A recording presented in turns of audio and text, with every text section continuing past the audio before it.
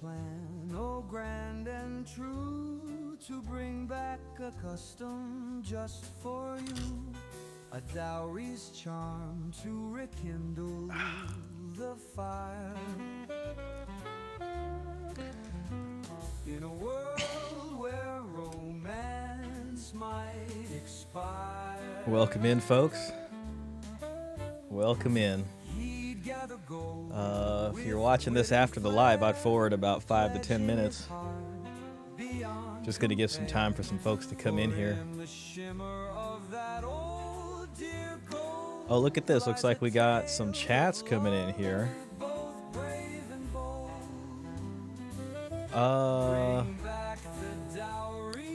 Yo. Raymond, thoughts and mine, Peter Wright, a male space. Shout out to all of you guys, man. Hopefully the music's not too loud right now. I try to get this thing just right. Thumbnail looks like a Transformer and Diva Plava Laguna. I don't know who Plava Laguna is. But yeah, I'm excited for this, guys. A bit of bad news. I'm going to have to use the grid. Jubilee is not nice about reacting to things, so forgive the grid. I tried to put the opacity as low as I can, but this is where we're at. So Male Space says hello. Hey, Male Space, welcome in. I appreciate you guys being here so quick. We might be able to get this show started faster than I thought. And then we got Peter Wright. Peter Wright, it's a pleasure to see you. Peter says there's a gynocentric turf war between traditional conservative women and progressive feminist women over the question of who deserves to get most male chivalry and service. Yeah, exactly. Who can benefit more from what resources men provide, from what services men provide? Both traditional conservative women and progressive feminist women want men just like this, right there on their knees, kissing their hand. This is what they've been selling you. This is what they told you you were supposed to do. So, you know, yeah, I haven't watched any of this. I am excited to see, like, I feel like we should play a game, like to try to do pros and cons of each. You know what I mean? Like, if you had to pick one of the two from either side, who would it be? So maybe we can have some fun with that later. Yo, Raymond, thoughts and mine. Hey, man, great to see you in here, bro. I was just watching one of your videos, and I was enjoying it, man. I love watching your stuff. I really should comment more on your stuff, but I usually am listening to it while I'm working or driving somewhere, but not this time. So I was like, I gotta leave a comment. Mr. Pitt, sir. Shout out, Mr. Pitt. I saw your comment in here yesterday. I appreciate you. Mr. Pitt's actually helping us out again today, keeping the stream alive. Mr. Pitt made this grid, and we need this grid in order to watch anything from Jubilee. So let me just cut that. Yeah, so I gotta give you guys a warning just right off rip. If the stream just dies, I probably shouldn't have said that, but if the stream just gets cut, it's because YouTube detected that I'm watching a Jubilee film. Like the last time we did this, it just destroyed the stream. But like it looks so interesting, I'm like, I gotta give it a shot.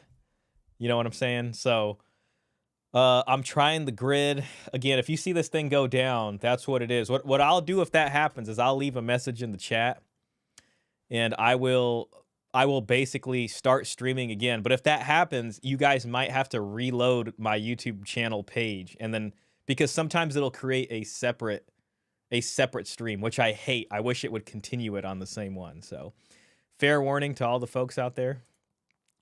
Plava was the blue lady from The Fifth Element. Got it. Man, I was just listening to a song from that soundtrack last night by Cheb Khaled. That like Middle Eastern song. It's a good song. Raymond says there's no difference between tradcons and feminists. Yeah, we're all on the same page here about that. Peter says exactly. Hey, Arthur, welcome in, bro. Well, shoot. I mean, we're at the 5-minute mark now. I mean, part of me wants to just keep going. I do want to hold out for Klaus a little bit. And maybe Trevor. possibly Robert Spence or maybe even Cesar Quintana, but, maybe they'll show up when they decide to show up. What I do need to do is take a couple sips of tea over here. Whew. Oh, man, that's good tea. And then I also got some fun stuff here. Now, this right here is a shortbread finger from a English company. Let me try to cover my eyes. It's called Walker. It's for $5 off Amazon for a pack of these. And there's 4 ingredients. It's flour, butter, sugar, and salt. Now, I'm not saying this is healthy for you, but it seems to be less worse. Now, this one I got kind of bamboozled on. See, I didn't look at the, dang it, it's going to want to. I didn't look at the, whatever you call the ingredients. The hell with it. But it's got all the normal bad stuff in there. It's got your soy lecithin, whatever that is, and, some of the other things. So, yeah, I'll be snacking on that. Raymond says, fantastic film. One of my top 10. Yeah, it is. I'll tell you, when I do watch a movie, it tends to be from around that era or before. JP says, hey, how you been, Shah? Been pretty good, man. Been pretty good. I'll be honest. Actually, I've been a little stressed out this week. I'm not going to lie to you. I had a buddy hit me up that I used to work with. I actually trained him, and he works at a different place now, and he wants me to, he's got some positions open over there, and he wants me to apply. And it's like, it's not a bad job, but the thing is it's like, it's totally for the state again, you know what I'm saying? And I'm just like, man, I told myself I wouldn't do that again. But then I'm just like, man, I don't know. So I don't know what I'm doing with that. And it's kind of given me an identity crisis this week. I've had to seriously look at my life and decisions and think about what I'm doing. Raymond says, what kind of tea you drinking? I need to relax more on stream. This is actually a black tea. And I like to look for any black tea with bergamot oil in it. That tends to be like a Persian tea is pretty good. Let me see if I can pull something up. Persian tea. This one's pretty good. This one right here is pretty good. If you like that, tea comes from Ceylon, which is Sri Lanka, I believe, and it's got some bergamot oil. Then there's another one. Man, I can't remember what it is. It's an Earl Grey. I just bought this one. This one I just got, but it's essentially the same thing. So what I like to do is I like to make a cup of that, and I put a little bit of half and half in mine. Sometimes I'll put whole cream in there if I can get it. So, yeah, it's pretty good. If I'm not drinking that, what I'll drink is some Afghan green tea. Or I'll drink herbal tea. I like to drink lemongrass tea, sage tea. I got, what is that? Jasmine. Different kinds of teas like that. I feel like they're good for you, especially the herbal tea stuff. So that's important. Timmy Kramer 2000. Hey, welcome in, Timmy. Best decision of my life was not getting married. Hey, man. Shout out to you. Appreciate hearing that. There's so many perspectives. Last week, we watched a video about this guy who really regretted not having kids. I actually have another video by him. It's called What is Masculinity? We might watch that later. We might also be taking a trip to India today. And this is why Indian men don't want to get married. So I was thinking about watching that after this. So there's a couple of videos here, and that video India a little bit surprises me because I didn't know how bad things were over there. But, we've already watched videos from China. We've seen stuff about Korea, and it's like there's other places, obviously, other Western industrialized places we know of that they're having trouble. So India, I think, is a place we haven't looked at. So maybe we'll take a look there and see what's going on in India. A male space winter blend tea from Trader Joe's is awesome. Oh man, that does sound that sounds interesting. Sounds like an herbal tea with some spices in there a bit. Maybe a little bit of cinnamon in there. Possibly even some nutmeg. Some cloves possibly. I need to get off coffee. Man, I like coffee as much as the next guy, but I'm really sensitive to it. It dehydrates me. It'll mess with my kidneys, and I can pass out very easily from that. If I drink coffee for a solid week, if I go on a walk or a jog, it could be bad news for me. Raymond says it's all equally bad everywhere. Nowhere is safe. I just recorded a video about relocating and the cost analysis. That's what it seems like. Even in places in the US too, where you wouldn't expect it as far as like cost of living and things goes. It's just, man, we're out here just struggling. Like wherever it is, we got to just get used to that. That's what I've tried to tell myself over the years. Just get used to swimming in dirty water. Klaus, yo, shout out Klaus. All right, now we can get the party started. Klaus is in the building. Amazing. So, yeah, all right. Well, listen, so again, we're looking at a video here, Tradwives versus Feminists. This is from Jubilee. They're not an easy channel to do business with. Sometimes they will try to get the channel taken down. If that happens, guys, I will try to bring the stream up. Just fair warning, you may have to reload my YouTube page, not the channel not the page you're watching this stream on. Because if the stream gets cut and I got to restart it, it usually starts a new stream, I think. I don't even know. So fair warning, these guys are strict. We do have courtesy of Mr. Pitt. Shout out to Mr. Pitt. We do have Mr. Pitt's grid, which he so graciously made for us to deal with that. And then we got a couple other videos if we got time. We got why Indian men don't want to get married, and we got what is true masculinity. Okay, beautiful. So real quick, let me just read Raymond's comment. Keep up the good work, Shah. Thank you, man. I appreciate that. I'll be honest with y'all. I feel like I've been neglecting the channel a little bit.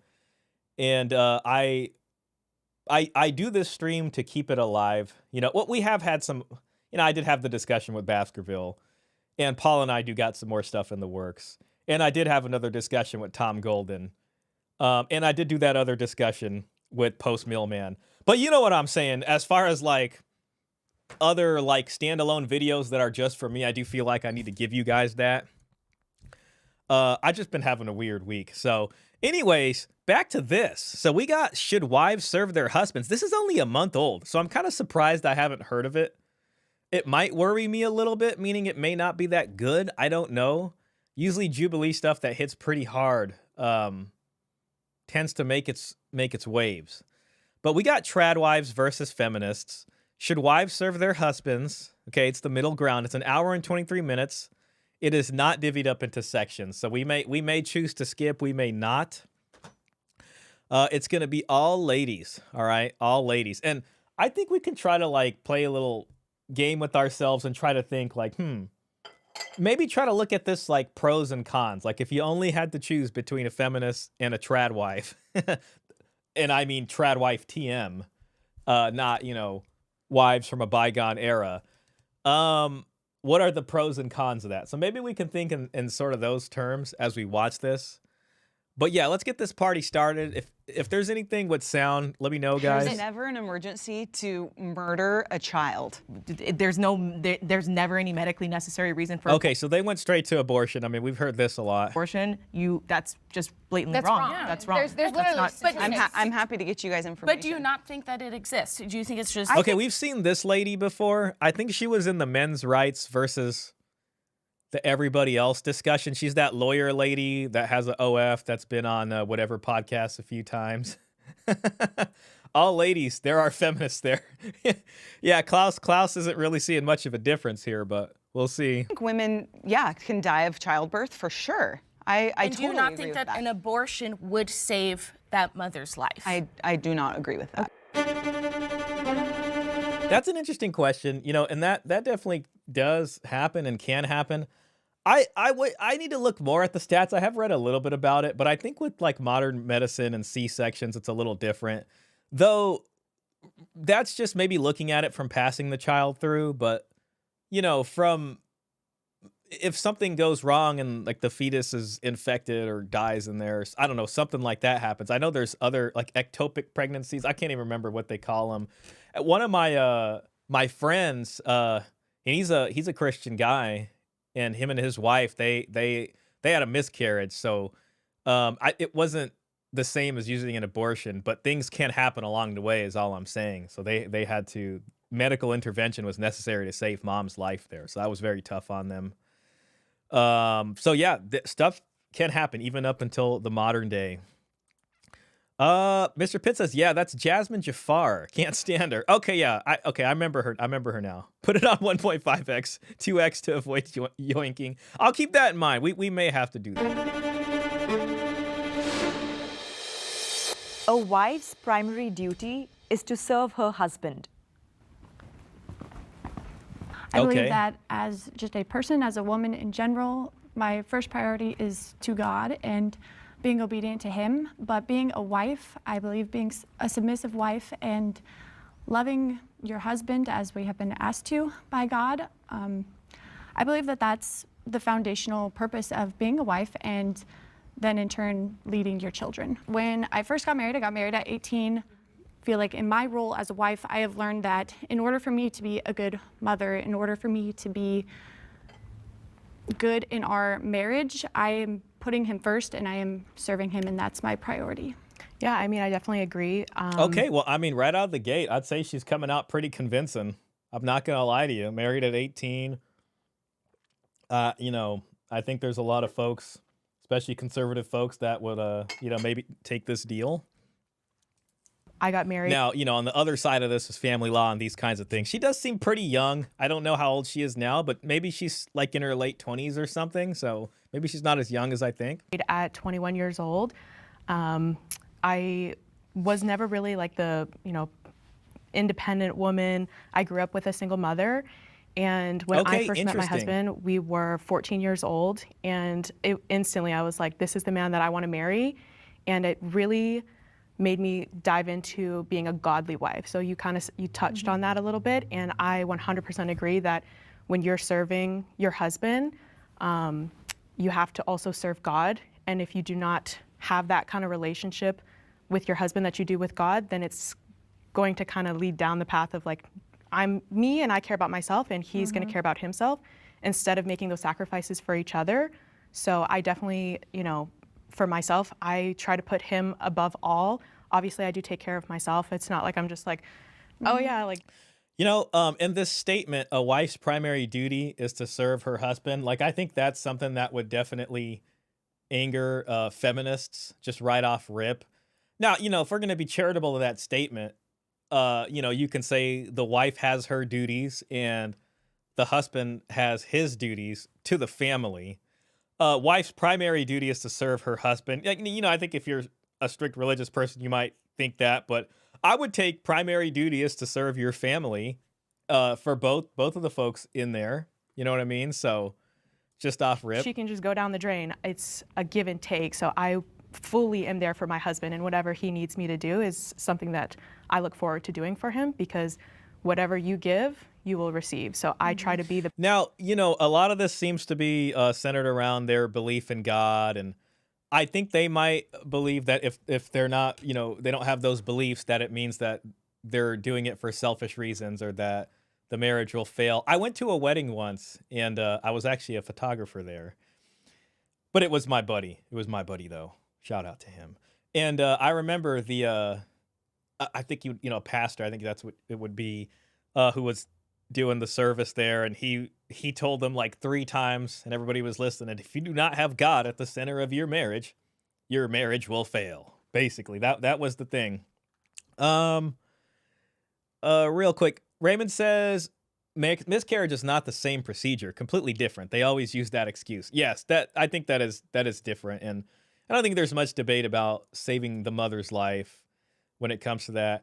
18, so she'll be divorced by 33. I mean, all lip service. Let's see how they really behave off camera. Well, I'll definitely say they're playing the role very well. Shit, I mean, sorry to cuss, I'm almost convinced. Best wife that I can be to him, so that he can be the best husband that he can be to me. Yeah. Now, I think on the trad wife side, the things that tend to come in as issues is by saying, you know, discussing their belief in God, that sometimes becomes a vehicle for the wife to use against the husband when she's not getting what she really wants, and then she'll kind of make it seem like he's not maybe worshiping God the way she expects him to, and all that kind of thing. $5. Hey, man, Raymond, thank you for that. I appreciate that. That's hard-earned money right there, man. Raymond with the super chat says, I grew up in the church. All these women are lying. They'll say absolutely anything to look good and virtuous in the moment. I will say they are still both relatively young. What they need to do is get an older trad wife on here, but you know, I'm trying to be as charitable as possible. You know what I mean? So now, you know, on the other side of this is if you ask them who needs to do what, they're going to be like the husband needs to provide and all the financial stuff is on his shoulders. And that's where I take issue when it comes with like traditional things like the dowry and what that meant for setting up a new household. So, you know, this all looks really nice and prim and proper, but I'm assuming these people are going in with nothing, with zero contribution to the household from the beginning. But that's all right, you know, okay, whatever. It's in keeping with the culture as it is now. Yo, Ahmed, hey man, welcome in, bro. Ahmed says, what's up, everybody? Great to have you in here, bro. All right, back onto the trad wife side, and the feminists will be coming in soon. Raymond says, sorry, just seen this too many times. One of them will be cheating with the pastor. Seen it many times. Man, you're bringing us all back down to reality, aren't you, Raymond? Here we were trying to, I don't know, just trying to like live in a what if kind of bubble here. The Common Sensible. Hey, welcome in, Common Sensible. I saw you on Twitter, man. This is the result of attempting to maintain plausible deniability any way possible. I'm cynical. Hey, it's okay, man. You're in the right place. Can I have the disagreeer step forward? All right, here. Oh, I think we might have other trad wives who disagree with a wife's primary duty is to serve her husband, and you got the feminists coming in. Uh-oh. So does it go both ways? Is it just I should serve my husband, not my husband should serve me as well? Okay. See, yeah, okay. I knew that was coming. I did kind of think that's interesting. This is where the kind of feminist trad wife comes in. So in our view, and as I believe Christian. No, bro, you're not crashing the stream. Believe me, I can appreciate what you're saying. I please, man, comment away. It's all good. You're good, man. Should have that view is your husband is supposed to love you as Christ loved the church, and that actually. You know what, bro? Crash the stream, please. Let's make something exciting happen. That isn't Jubilee cutting off the stream because they're getting pissed at us. You know what I'm saying? Okay, I think she's bringing in Ephesians 5. She just mentioned that verse. Peter with the super chat. Thank you, Peter. That's very generous. We got 20 AUD here. That's all hard-earned money. Encourage traditional women and feminists turn up to relationships with the dowry if they want to qualify. Apply the mean person process to it all.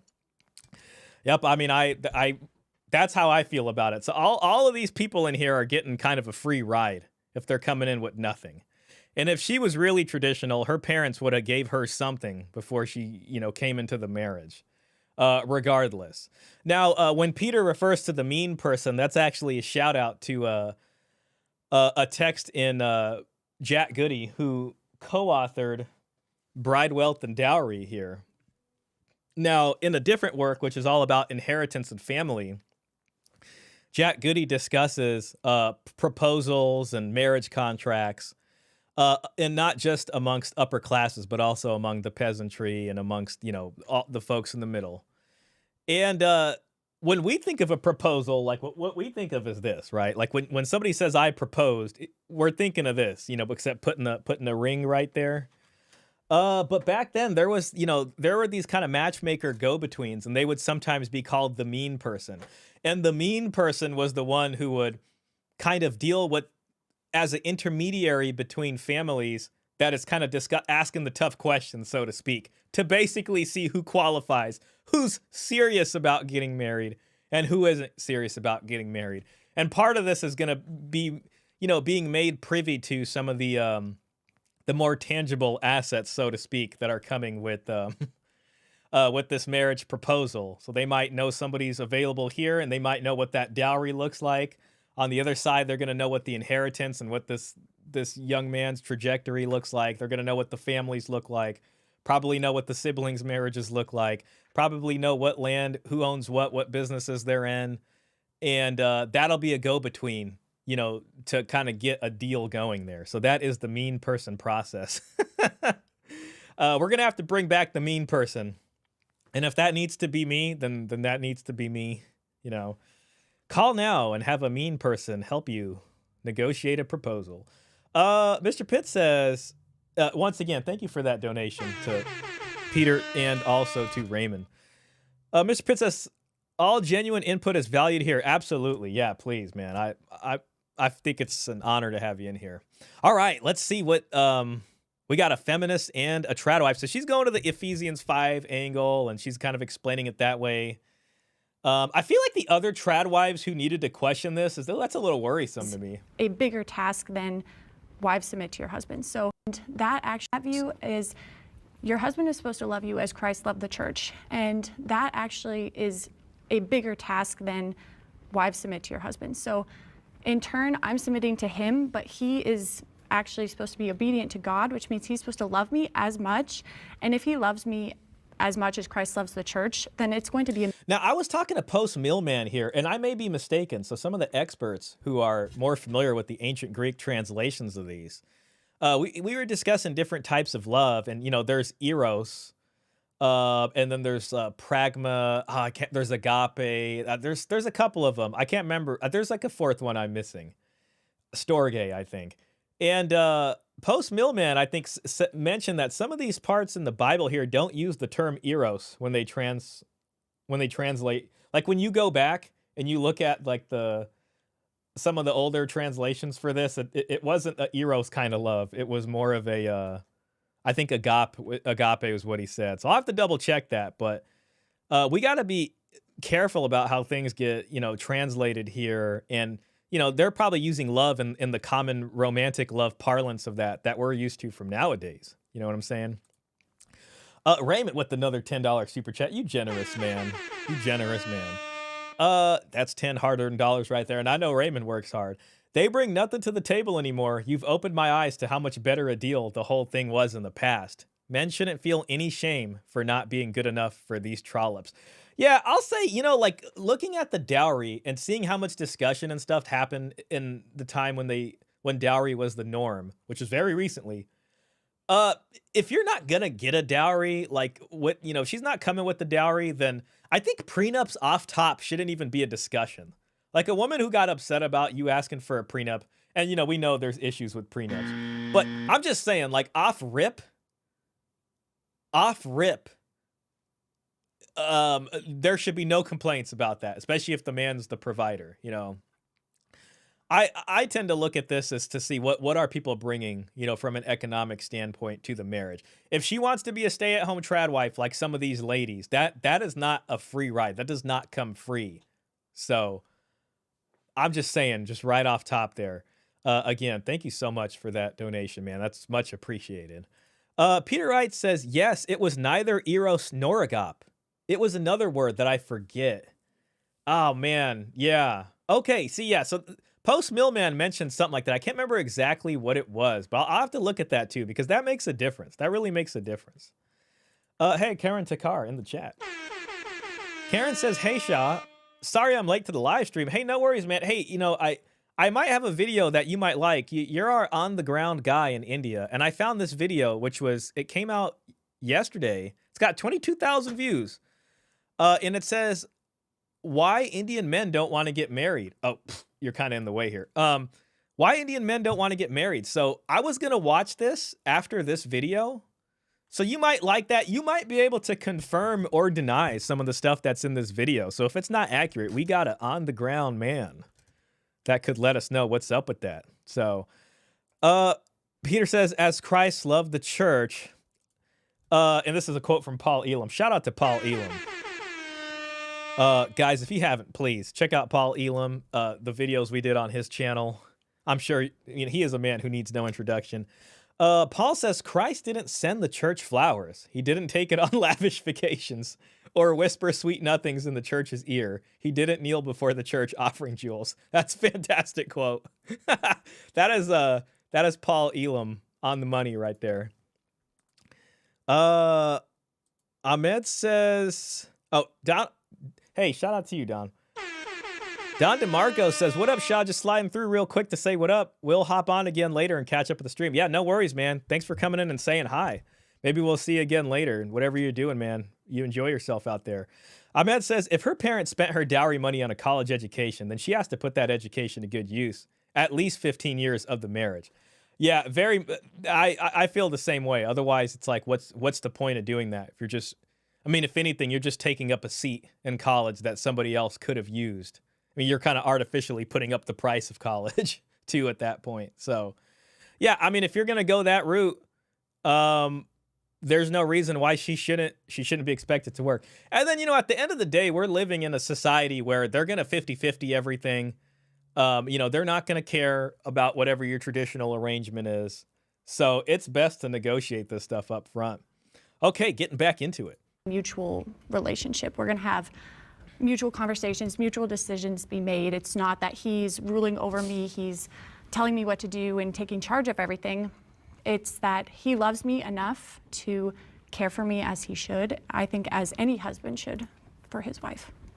Yeah, 100%. I think that a big misconception with submitting to your husband is that I submit to him and he has the final say and he does whatever he wants and I don't have a say. It's more of like, okay, I'm going to come to you with my opinions and these are the ideas that I have, and at the end of the day, he will decide on the ideas, but I do have that say. I can go to him and I say, okay, well, I think that we should move to Thailand. And he's going to decide if that's a good idea for us or not. It's not like he comes in the house and he's like, yeah, we're moving. Let's go. Pack up. Why your does stuff. he get? You know what's interesting about that, like, discussion about, well, okay, yeah, the husband gets the last word. I do wonder how that really played out traditionally. You know what I mean? And I think a lot of us do assume, okay, biblical patriarchy, whatever, any kind of religious marriage in that way that has that kind of belief, it would be that the husband has the last word. And okay, that's probably true, but at the same time, depending on the dowry amount and who the woman was, dowry did serve to kind of protect women in a way and to give women more standing in a marriage that wasn't just her saying, I'm bringing my body to this, whether it be as a child birthing object or as a sexual object. It's very much, I'm a contributing factor to this, and I mean business. And when you look at some historical dowry kind of stories, it did seem like women who brought in sizable dowries had more pull in sort of decision-making things, even in proximity of where the family was going to live.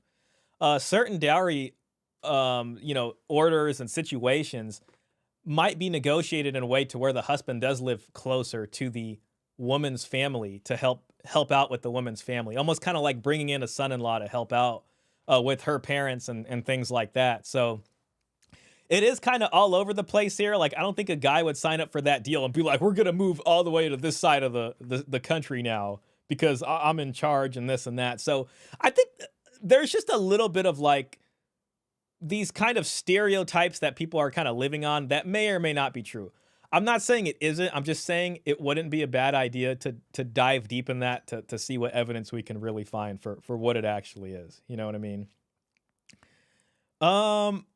Karen says, I think I've watched it once maybe, but I'm not sure. Anyways, I'll add my comments for that video either here or in the Discord. Perfect, man. No worries. Hopefully we'll get to it today. So far, the stream's looking good. I mean, we're reacting to this with no issues. Shout out to Mr. Pitt for making that possible. Raymond says, oh, I can't take listening to these. This is going to be a nails on chalkboard video. One thing, Raymond, we do occasionally do nails on chalkboard videos, and I try to do that to see like, hey, maybe we as the guys are missing something, and we try to do an open-minded sort of thing here, but oftentimes we find that there's not exactly a huge difference in how we review in this. The Common Sensible says, correct. To Peter Wright, the semantic shift of love in English has been boiled down by feminine circles to almost only ever mean the eros version, which is the romantic version. And the ironic thing about the eros version is that Greeks would have viewed eros differently from how, romantic love folks. I feel like we should call them romantic love artists. Well, I think Peter kind of shows this kind of continuation of like romantic love bards and poets from like the Middle Ages, kind of maybe even dovetailing into our more recent pickup artist types. But anyways, like eros in ancient Greece is going to be different, and it's going to be categorized and prioritized way differently than like romantic love is. Like romantic love is this most amazing thing, and it pedestalizes the woman and all this kind of thing. If you read like the Symposium You know, gosh, oh, dang it, I don't have it within arm's reach. I take pride in being able to have these books within arm's reach. But you know, that's a book written by Plato, and it's Socrates having a discussion, and maybe other other places in Greek literature, their view of Eros, I think, is something different. And you know what's another thing that annoys me is like every time, like we have so many examples of love failing, right? Love as an experiment has failed marriage and families big time. But then what these people would try to do is come in and be like, well, that wasn't real love. That's not real love. That's just lust. No, that was real love, and it was a disaster. That's why we have so many tragedies that are about love that end in tragedy and the entire families are ruined. Raymond says, there is no fixing this world. Peter says, eros means sexual desire. So yeah, I think that would be kind of like more like lust. It isn't romantic. The romantic love version, often referred to as amour, is the one that people wrongly inject into Song of Solomon. Okay, yeah, so that makes sense. Eros is more of this kind of thing, maybe more on lust and desire. And you know, even when it's talked about in certain things, it's talked about as something that can kind of lead you to ruin, or maybe more of an infection, you know, from Cupid's arrow or something like that. It's like an intoxication. The Common Sense, well, you are right. Eros is based off of the god of erotic love. Got it. Peter says, Eros is a Greek god. Amor was a medieval European kind of love that was represented by a deity called Frau Mina. German, or Dame Amour, France. That's interesting. Yeah, it sounds like a goddess kind of figure. Raymond says, I am no Platonist. Raymond, you seem like a guy that's like pretty deep into philosophical works. Like you seem like a very well-read gentleman. I'd be, you know, I know sometimes you talk about that in some of your videos, but I'm always interested to hear your thoughts on that stuff. Decide. That's what I was wondering. Because leadership is a service, so the service. Oh, hold on. What did she say? And he's going to decide if that's a good idea for us or not. It's not like he comes in the house and he's like, yeah, we're moving. Let's go. Pack up Why your does stuff. he get to decide? That's what I was wondering. Because leadership is a service, so the service he provides is his leadership. And if you've ever been in Okay, so this is the servant leadership way of looking at things. I mean, we've heard about this before. There's a video with that one guy. I think his name was Doug Wilson. He's that one guy. I think he's from Texas. He's a church leader, and I think he had a discussion with somebody else. I can't remember his name, but they talked about the servant leadership model and its leadership position, pros then and you'll know cons. that. It's actually an immense weight to carry, to lead people and just carry that final responsibility. And as a servant leader, you know, you have their best in mind when you are leading people. So that's the service that he provides. Is there and a it's line? actually, well, I guess that's a great question. It depends on how you would define submission. Being a Is there a line? That's an interesting question. I think a lot of people, that's probably going to go down to their particular beliefs about what a man's role is or what a woman's role is, and what, you know, what is found in scriptural writings and interpretation. Life. So as a Christian, I would say there's definitely a line. My first priority is to God, and my husband can't cause me to do anything that would jeopardize that, and he can't treat me in a way that's dishonorable or not generous. See, so that right there is probably lends itself to a lot of interpretation when it wants to be. Not saying she's doing that. I'm just saying this is where the gray area comes in. This is where the blur factor comes in. So I think in my partnership with my husband, it really does feel like a partnership. And so I disagree. Partnership. I know there's a lot of folks nowadays taking issue with that word partner.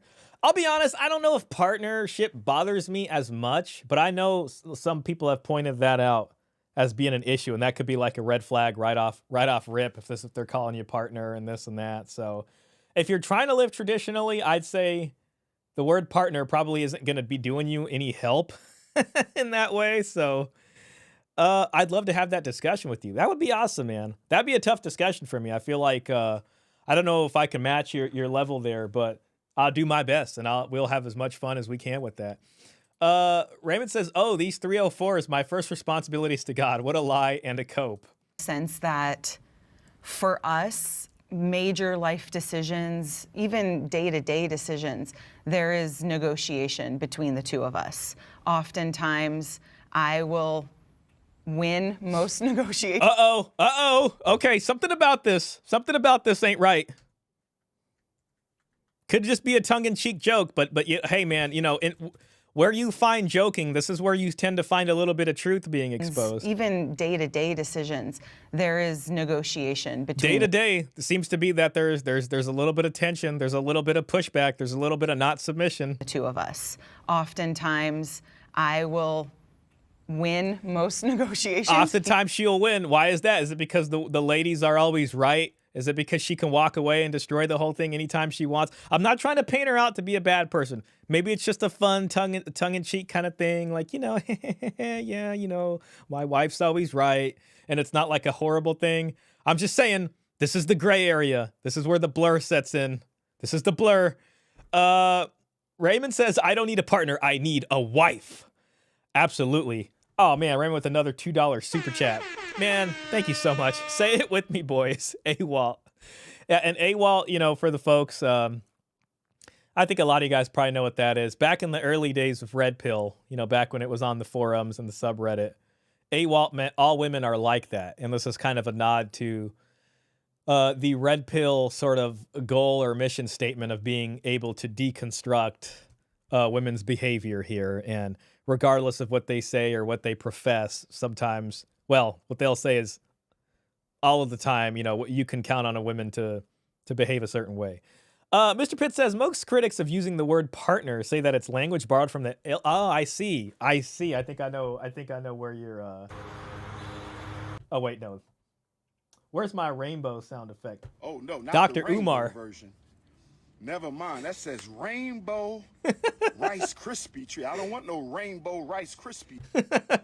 Yeah, okay, I get it. Yeah, so it came from there. So some people are kind of pushing back on that.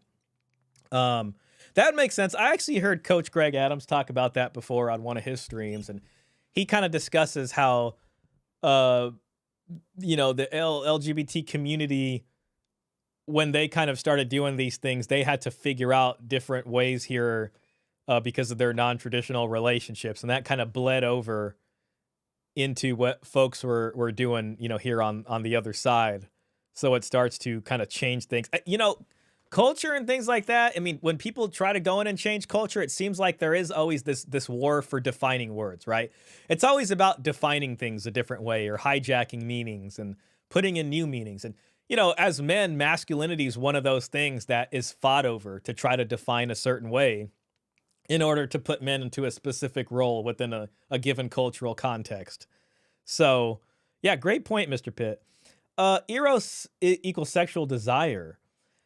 Romantic love equals women as pedestalized lord. Yes, and man as chivalric servant to her. C.S. Lewis referred to romantic love as a feudalization of love. Yeah, and Peter Wright has discussed this also on his website, gynocentrism.com, about, how you have knights that go into service of a lord.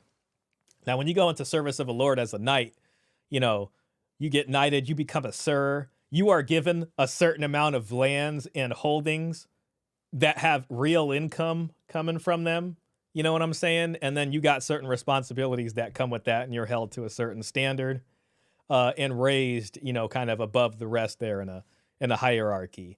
Now, on the other side, there's a kind of co-opting, there's a kind of hijacking of this sort of actual, I guess, chivalric order. And it becomes in the service of the woman. So the woman takes the place of the lord. And the man then, starts to, kind of serve her as her knight. You see the guy's got the costume on right there. That's the costume. This is going to be the hijacking of a way of life and then devoting it to, pedestalization of women in that way. So, yes, feudalization is the term. And we still see this feudalization now. It's not just from this bygone Middle Ages. The feudalization even exists in our everyday dating habits, right? The man needs to pick her up, or the man needs to figure out the plan. The man needs to pay for where we're going out to eat. You still see a lot of that. You know what I mean? Women do expect that is a lot about what women expect when it comes to dating. I get no love. Man, that reminded me of a song. But then I've realized that I can't recall the lyrics exactly, so I don't want to attempt to sing it. It would be a disaster in here. Karen says, I was wondering about something the other day. Rachel Wilson wrote a whole book exposing feminism, but she refuses to talk about the laws. That's interesting. I haven't read her book. I am aware of it. I think it's about the occult origins or something. So that's, I'm not exactly sure if she mentions that at all. Pushing biblical patriarchy as the only solution is not really a complete solution. It can be part of the solution, but not the whole. What are your thoughts on this? That's a good question.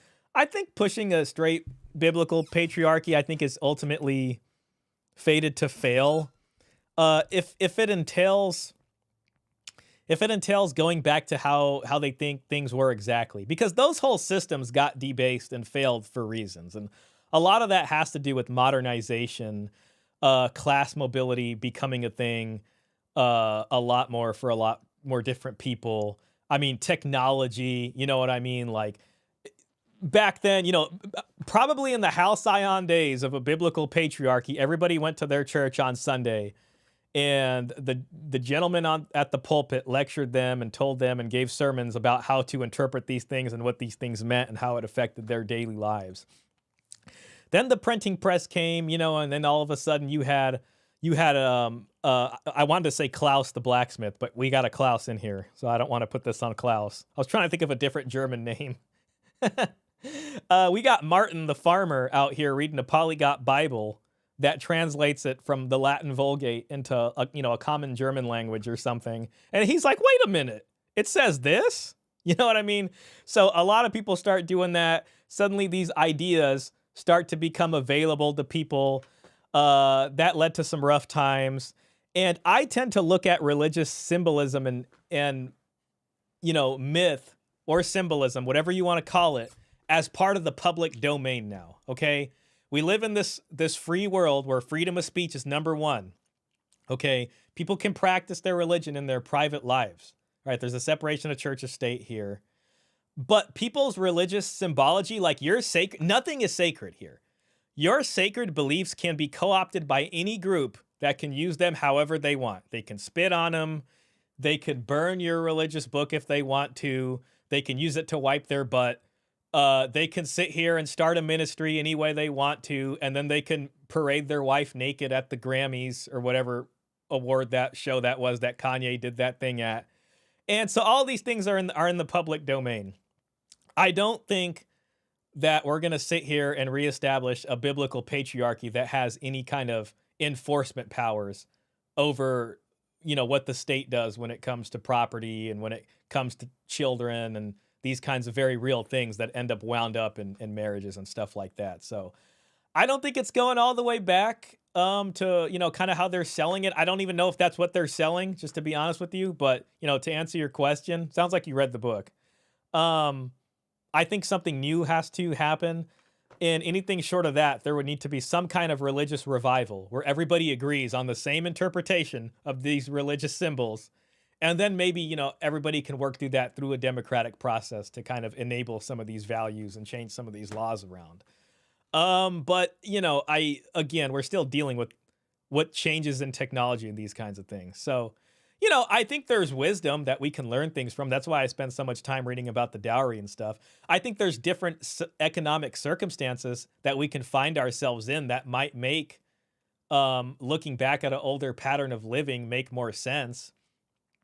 So ultimately, I do think it's about this process of confronting uncertainty, which to me is like the most masculine thing. You have to confront the unknown.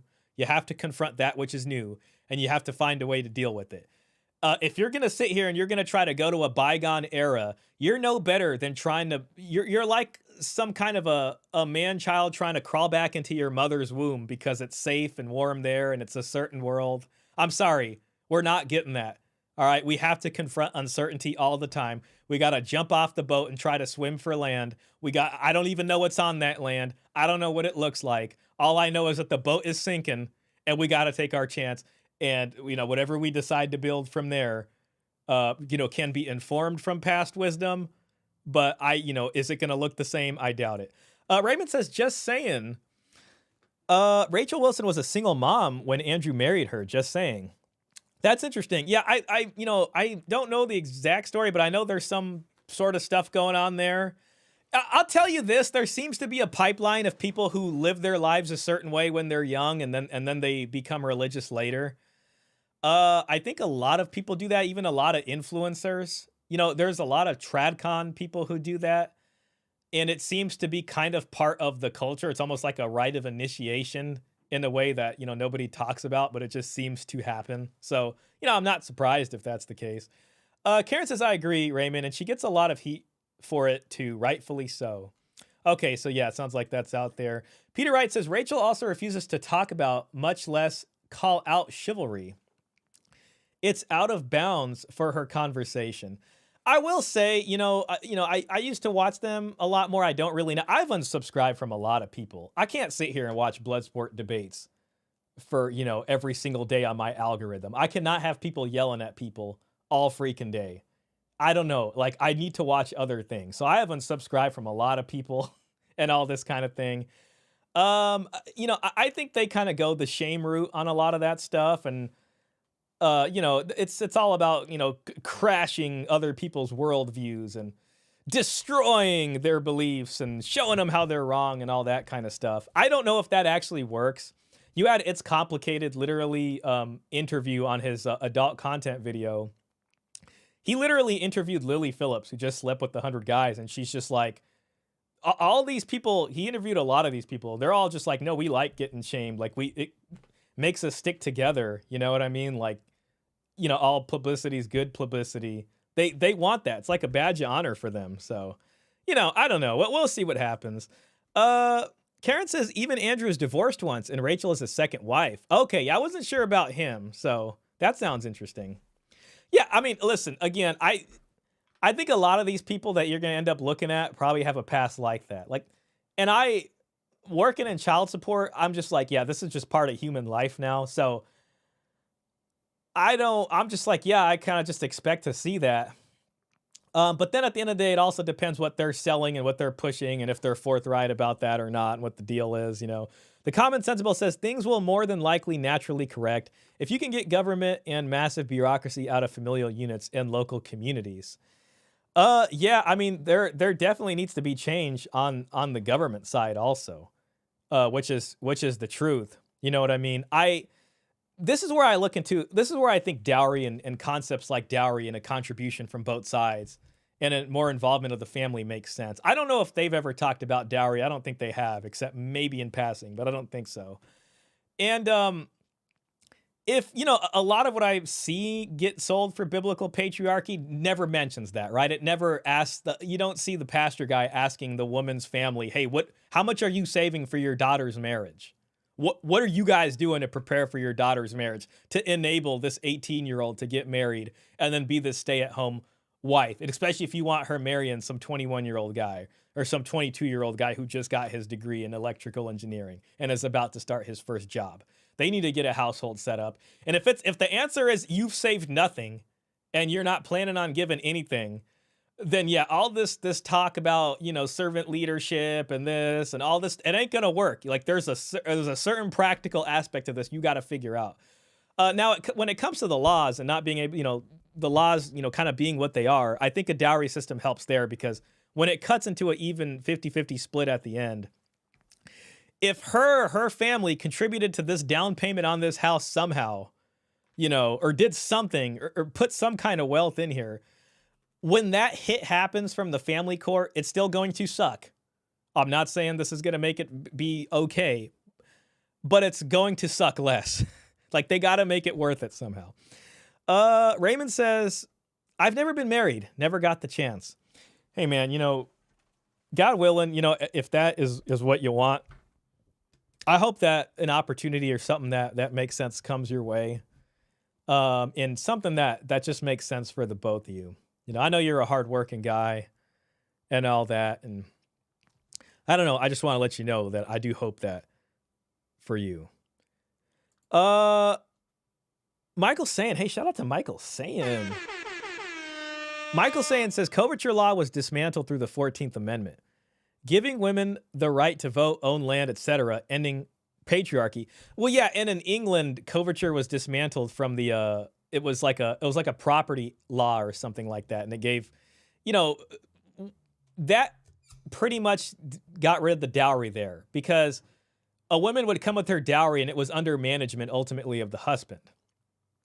But once women's property laws got more defined or whatever, then that kind of ended. That was a huge nail in the coffin for dowry in English common law, and all that kind of stuff. So yeah, and also coverture. That pretty much undid coverture right there. Ending patriarchy. For patriarchy to come back, the 14th Amendment would need to be repealed. Okay, yeah. So that's an interesting point there. Well, yeah, and I think that would have a downstream effect on family law also, in the sense of like what property gets divvied up. Because right now it's whatever property is community property gets divvied up. Back in the dowry times, whatever she brought as her endowment, that's her pre-mortem inheritance from her parents.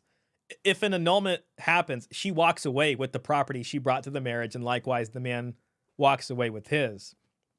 But when it comes to, you know, stuff nowadays, it's like, well, you can bring a lot of stuff.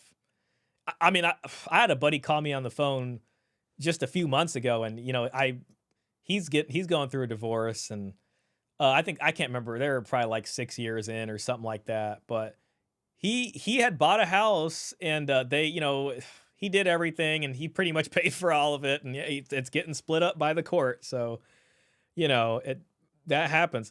There will be no correcting this situation. We have no future. I'll say you aren't alone there in that opinion. You know, it's there could be some turbulence coming.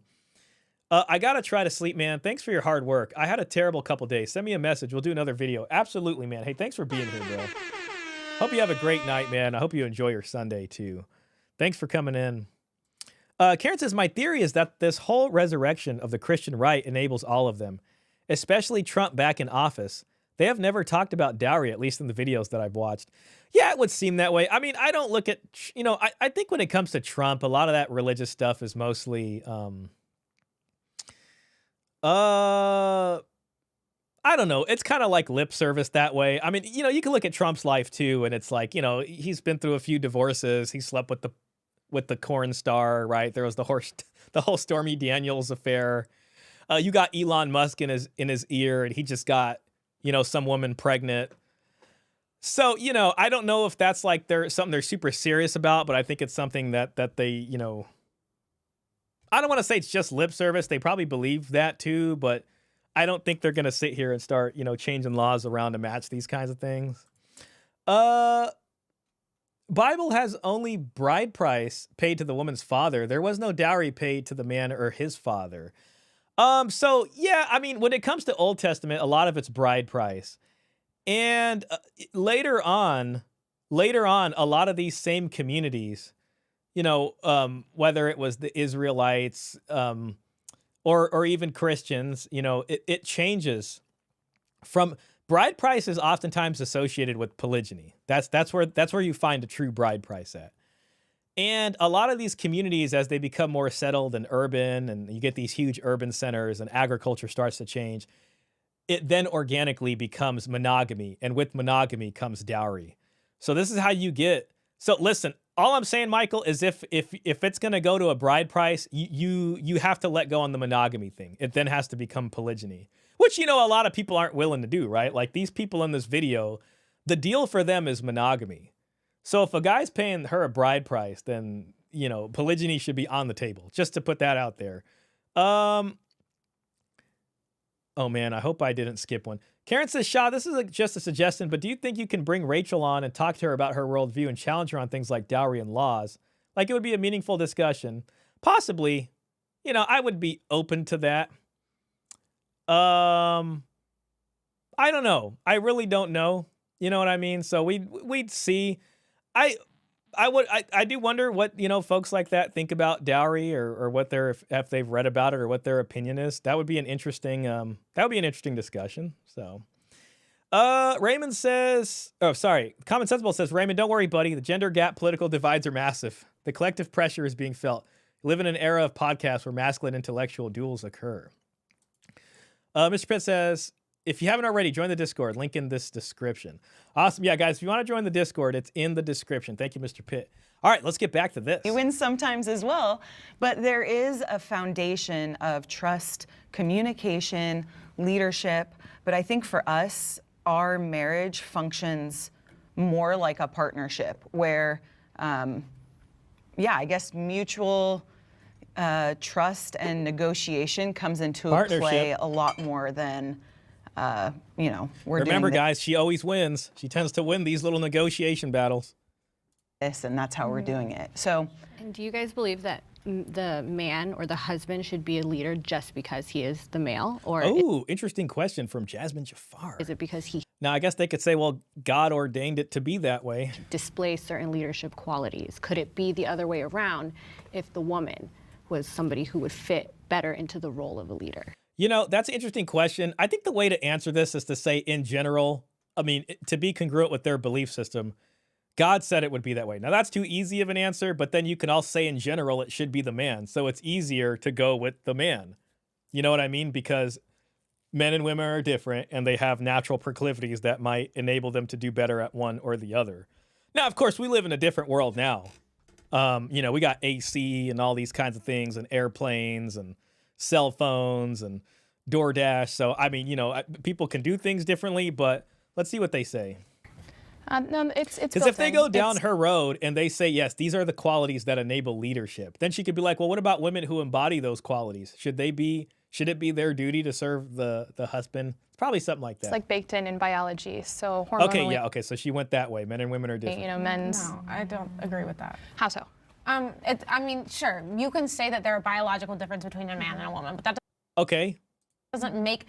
I get so upset because why are men inherently born deserving respect, but we have to earn all of our respect? Damn, that's hilarious. That's hilarious because the red pill, especially the self-improvement gurus, say that from the men's side all the time. A woman is born with their value, and a man has to create their value. Men are disposable. You have to self-improve and earn all these things. You're not just given respect for no reason. And then here it is on the other side. From the woman's side, and they basically think it's the same thing but the opposite. You gotta remember, there's two matrices here. This lady has been trying to escape from the patriarchy matrix her whole life, and then the red pillar guys are trying to escape out of the gynocentric matrix. You know what I'm saying? So it's funny because it's like there are these kind of parallels here, and everybody's just miserable. Right?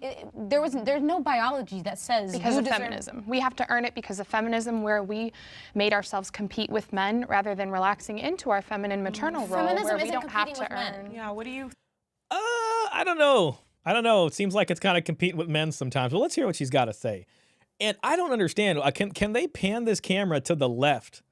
There's a little bit too much dead space on this side, and I don't know. It's just not centered. I think feminism is. I'm just curious. Well, I would go. Well, there's a bunch of different waves of feminism, so we got to be honest about all those waves if we're going to talk about the this. definitions of the first wave feminists. Okay, she brought up the waves. Okay. Who sought to overthrow the family, and That's what they sought to do. I don't think that's true.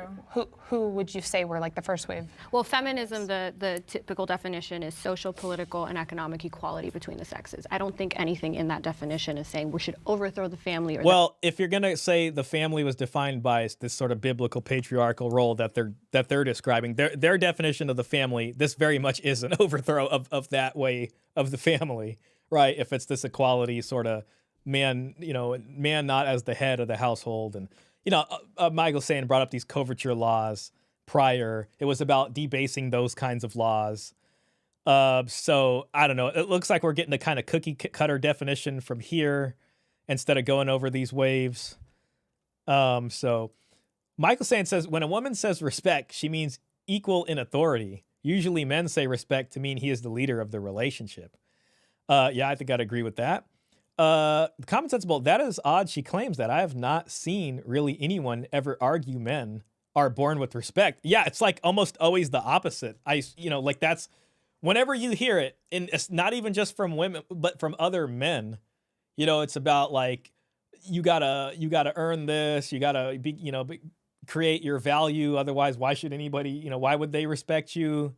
You're not seen as the. You had Michael Sartain on It's Complicated talk about there's 3 genders. There's high value men, there's women, and then there's all the other 80% of men or whatever. Literally. And that's just another way of saying most men don't get respect until you make it into this other third gender, whatever Michael Sartain's talking about. And then women are just over here and they have all their value off rip. Not saying that's true. I'm just saying that's what's put around there. So, you know, I got to be honest with you. You know, at the end of the day, all these conversations do just get kind of like they just end up in nothing. It's just victim Olympics all day. Nobody's getting anywhere. Like, this has just been a disaster. That's why, like, for me, cutting through the BS is looking at what people are actually bringing to a marriage. You know what I mean? And it's like, if you got nothing other than some beliefs and ideologies, I'm sorry, that's just not going to work. That's not going to work. We need the mean person, which Peter Wright brought up earlier, and we need that person to get to the brass tacks of the situation.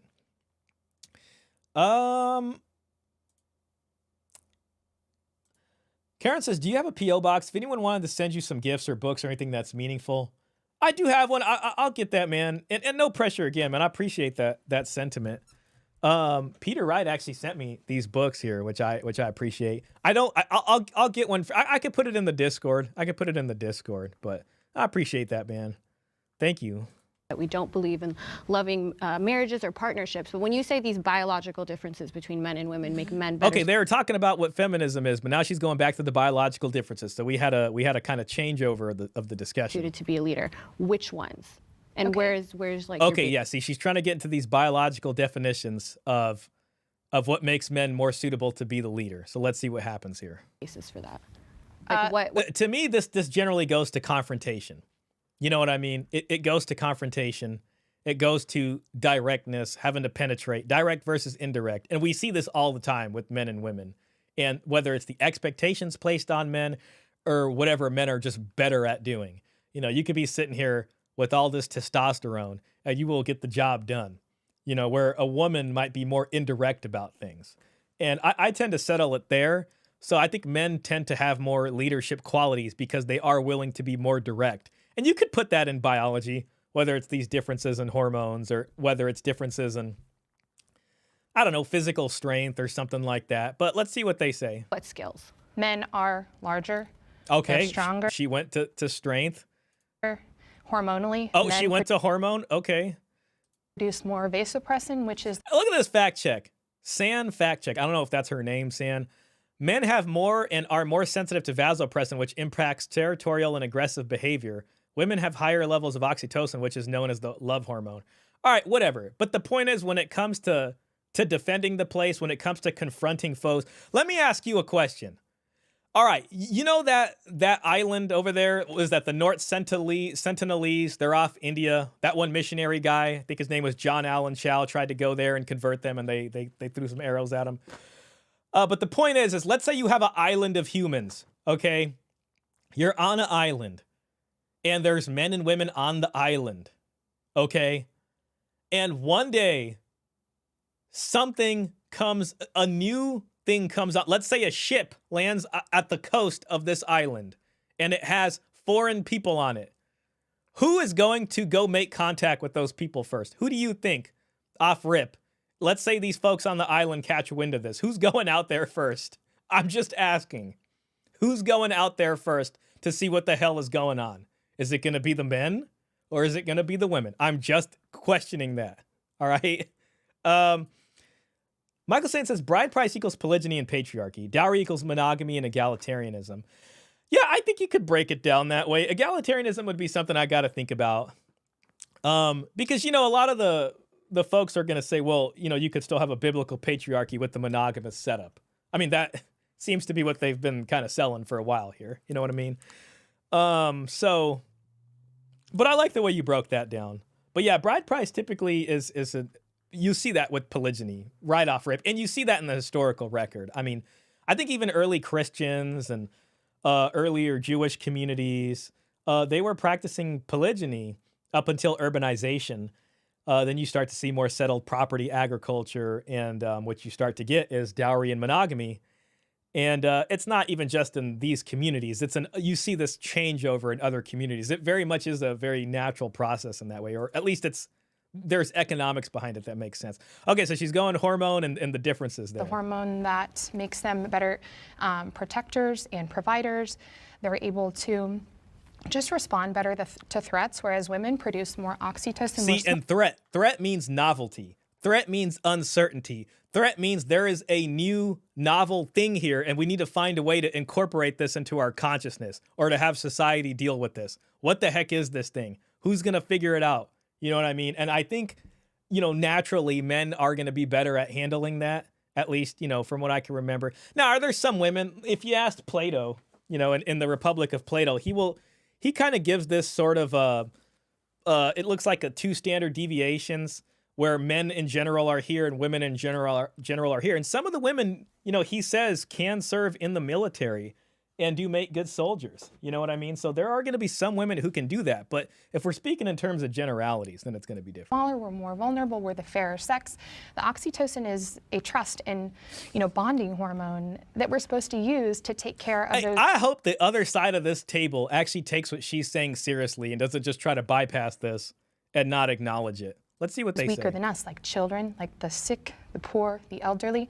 When we channel that, the way that God made us, then those people are actually under our authority as women. We have the responsibility to care for them, just like men have the responsibility to use their strength to care for us. I think what's standing out to me is that these biological differences that you're noting is actually something that feminism is seeking to actually support. Because true feminism at its core is about the safety and equity for women in society. Okay, well, I don't know. So she said safety and equity. I don't know. This just kind of sounds like language where it's like women on both sides are just seeking to, like, okay, yeah, well, men have these. How do you get equity then if women don't have these qualities to match men's? She's acknowledging these biological differences. You can get, I guess, whatever they consider to be fair through lawfare and enforcement of law and all that kind of stuff. But at the same time, if there are these differences, then maybe the law should reflect that. What differences in, biology, there are also different risk factors for both people that they're taking. Now, that being said, I think both sexes can manipulate each other. And I do believe that nature did imbue in both sexes a certain power. Men might have a certain power when it comes to physical strength, and not all of us do. But when it comes to women, women definitely have, listen, man, you see guys out here simping all the time for a woman and for a woman's beauty and for a woman's look. Women learn very early on how to use that to their advantage. They know how to manipulate men probably better than men know how to manipulate women. So I don't think there's any fundamental imbalance here, but there is differences. Real quick, Michael says, you can't have a true patriarchy in a monogamous society. That's interesting. I bet you probably catch a lot of flack from Christian folks if you're going to say that. That's actually interesting. That is interesting. Michael says, monogamy only exists in a bilateral legal culture. This creates egalitarianism. Egalitarianism in fruition destroys both bride price and dowry systems. That's interesting. Well, if you have egalitarianism and both people are earning, I guess, if they're doing the same jobs and can earn the same and compete for the same jobs, then I guess it would get rid of the need of a marriage transaction because both people are contributing as a same income or something to a household. So if they're both bringing in the same wealth, there may not need to be, in a dowry system where a woman's going to be more home more of the time and she's not producing income. That sort of dowry is needed to help create a matching system with what the guy's bringing in through his income generation throughout their marriage. But if they're both creating income generation, then I can see how marriage transactions would go away. So, yeah, interesting stuff. So that women cannot just, it's not about dismantling the family. It's about creating agency for women to choose their lives, not based on. I could see this kind of choosing agency thing. Okay, and choosing their lives. But the thing is, it's once women make a choice into a particular kind of life, whether that be a traditional marriage, then there needs to be consequences if they decide to change up on that choice, right? So feminism tends to do a bad job of that. Peter Wright says, Michael's saying, interesting point about patriarchy belonging better with poly than mono. Makes sense. whatever your personal beliefs are or the beliefs that are outlined by society, but whatever path that they have chosen for themselves. That's at the true core of feminism. Yeah. It's not about women being better or stronger or the same as men. It's about women being safe in this world. Okay, so safe, right? And then you got a bunch of different definitions of safe. You know what I mean? There's safe and there's the cops protecting you. Then there's like emotional safety. Then there's safe spaces. Then there's like, there's the mental health or whatever. Or I feel like I'm not safe when I'm walking down a street at 10 p.m., in the city. Like on a certain level, you're never going to have this guarantee of safety. And there is going to be this kind of difference in the power dynamic, unfortunately. And we do our best to ensure safety for all citizens. Because just like there's women who can't defend themselves, there's men who can't defend themselves. I mean, there's men that are most guys in this chat can probably talk about a story where they got jumped and beat up. We went through this once already, like a year ago in a stream, and it was hilarious. And everybody shared their stories on that. So a lot of times with feminism, they make it seem like men don't have any of these risks at all. Though things happen all the time to men, maybe even more so, arguably. So I'm not going to sit here and be like, yes, safety is important for everybody, but I don't know. This kind of seems to be lacking substance. World where the patriarchy threatens women's safety and agency. The patriarchy, on the one hand, the patriarchy threatens women's safety and agency. On the other hand, the patriarchy tells men to be women's protectors and all this kind of stuff. So, I mean, it's just like, which is it? Which is it? And it's kind of like wanting a best of both worlds. Yeah. How are you threatened? Oh, interesting. Okay, so now they're asking the questions. How am I threatened? Yeah. So I'll tie it back to the biological differences that you noted. There's a reality that women face, both biologically, which we all can, all of us here can understand and empathize with, but also just like within society, there's a pretty unequal steep, right? And there's an unequal steep. Okay, let's just let her say what she's going to say. I'm sorry. For the role that men occupy, just in general in society, and the freedom that men are able to maneuver through society with, that to me is why feminism is so necessary, to open paths for women who might otherwise not be able to. Recently in Iran, I'll give you an example. Recently in Iran, there was a woman who was protesting because there was a strict dress code policy, and she walked through the streets in her protest within her underwear. It was a very brave, courageous act that is of true feminism. And what happened? She was disappeared. So if you look at the way that society treats women's bodies versus men's bodies, that inherent difference, it creates violence that threatens us at our core. And I mean, listen, I'd have to see the story. I mean, probably it happened. She went there with her protest, and she's like, F you and F your culture. And I'm going to change this up, and we're not going to do Iran how we're doing Iran anymore. And Iranians were like, no, thank you. We're sending your ass to jail. And she got sent to jail. And then that's what happened. Now, what they'll say is that it doesn't threaten families. But the fact is there is an order over there, and there is a culture. And if you're going to go against that in public, you're not going to get away with that. And she didn't get away with that. Second of all, she's basing this in a kind of biological argument here. And, well, first of all, I mean, she can get a concealed carry as much as anybody else can get a concealed carry in this new day and age. And you're never going to be able to have this biological equity with men. I mean, we see this in men joining women's sports, through this kind of back-end deal sort of way. So the problem with, I think, on the feminism side is it doesn't know when to stop. It just keeps going and going and going. And since they never can achieve this kind of egalitarianism, equity that they're looking for, it just starts to diminish what men are doing, which is a problem. So by feeling as though we need to submit ourselves to men, to me that sounds like a defense mechanism. And what stands out when I'm listening to you all speak, and if you find empowerment through submitting to your husband, that's fine. But for me personally, my brand of feminism is that I think that if a woman finds empowerment through that, more power to her. So she's about choice here. That's fine. You know what I mean? Listen, again, we live in a secular, freedom-loving society. And that's just a fact of the matter. So over here, you have the freedom to do that thing, to walk down the street how you want to walk down the street, wearing what you want to wear. If you're going to live in a theocratic place, probably not so much. But, if you're going to try to challenge that is debasing their way of life over there in exchange for these values. But I think that the women who don't find that empowering should also have the ability And right now, women have all the choice. See, look. The agency to do as they please. Yeah, to do as they please, to leave. Do men have that same agency? Do men who suddenly don't feel empowered in a dead bedroom relationship, sitting here being the provider, can they just leave? They can leave, but there are big consequences to leaving, especially huge financial consequences to leaving, and the law ensures that. Now, what they'll do is they'll come back and say, well, that's not gender specific. It could be the women paying child support and alimony. And that's true, it can be.